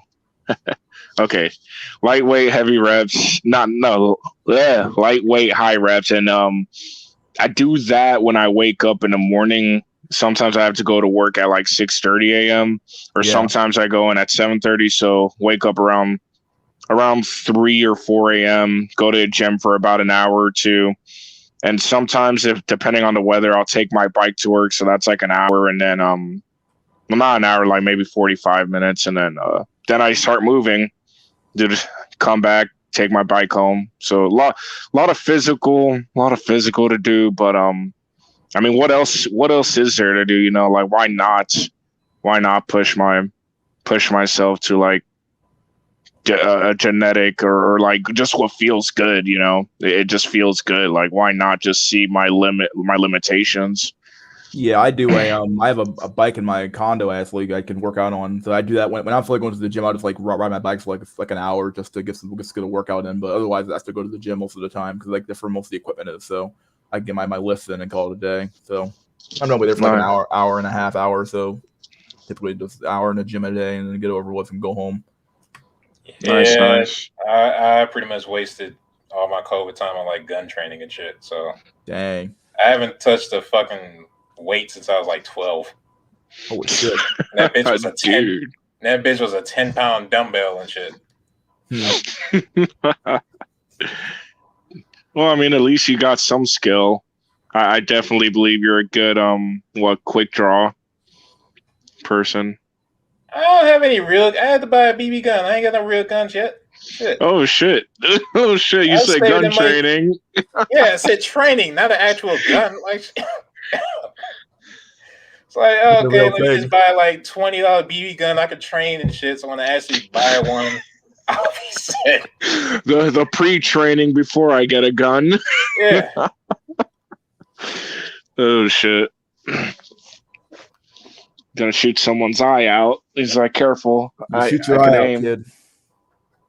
Yeah, I don't want to come down with a case of Glock leg like all those other people. Which is when you shoot yourself in your own thigh. Turns out Glocks have no safeties whatsoever. Oh yeah, Ice Cactus, are you fat? No, I am not fat. I am a slim cell. I'm like 6 feet and 180 pounds.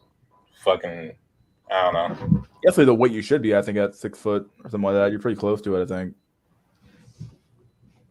I need to lose at least 20 pounds, at least 20 more pounds in order to be like regular, like a decent weight, but definitely not that fat anymore. So I used to be 250 pounds. Oh, wow. Used to be huge. Well, I made it down to 220. Probably need to lose then I gained like at least like 10 pounds of muscle. So at least 10, maybe more, maybe less, a little less than that, but at least probably like 6 really. You get about 6 pounds of muscle back, and then I got to probably lose like 20 more pounds.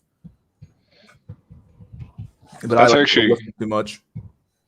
It's pretty good because I used to be 300 pounds, but like I didn't work out, and just pretty fat. And then I lost 50 pounds, so I got to 250, and now I started working out like more consistently. So I'm like at went up to 270, and now I'm like at 260. So like I don't know, my weight's fluctuating. Yeah, my weight fluctuates a lot too because like the water weight from like occasionally I'll go out to eat and then I'll gain like 25 pounds of like water weight. And it's like, oh god, but it's easy to burn off. It's just like like one of those things. So like it's just bloat, water weight and bloat. So that's why I tend to actually use a measurements to measure myself instead of using like a scale at this point because it's better for me to like measure my waist instead of like using the scale, because the scale can be really deceiving when you're actually gaining muscle versus like gaining fat. So True. yeah. And I probably won't weigh myself till like another 6 months or so, because, like I said, I just started training consistently after I quit my second job. So Yeah. Do you think Sully slays more than Mike? Oh God. If nothing else, because he was status max. Like, goddamn. I remember Yeah. that movie. Running into another black guy into the cult. So, I'm 140 pounds and built like Jack Skellington from Tim Burton's The Corpse Bride. Holy shit. As long as damn. you're just as tall, you'll be fine.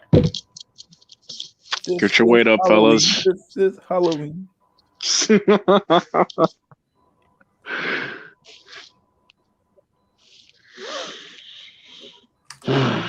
All right, buddy boys. I'm gonna kick everybody out of here now. So Enrique, last words. This is a good place to stop at. So All right, cool.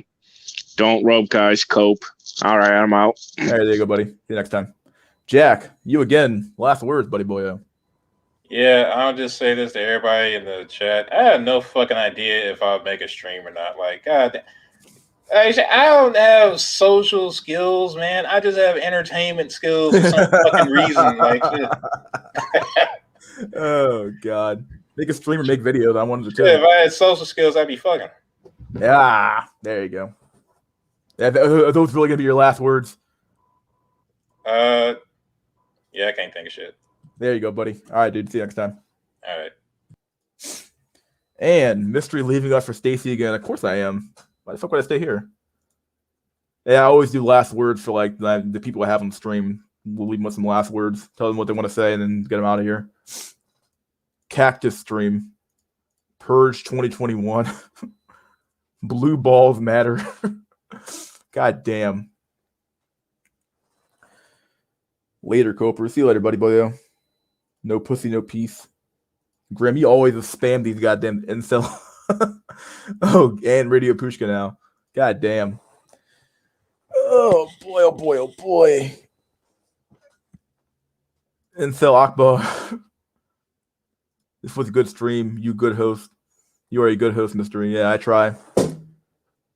Try to keep it chill. Keep things low key. There you go. Japanese Android armies on the rise. We need sex bots.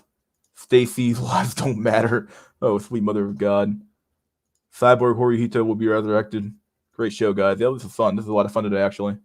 Pretty good for a Sunday stream. Normally, Sunday streams are kind of long and they go on forever. This is a pretty short one today. We'll see. I got home kind of late, so.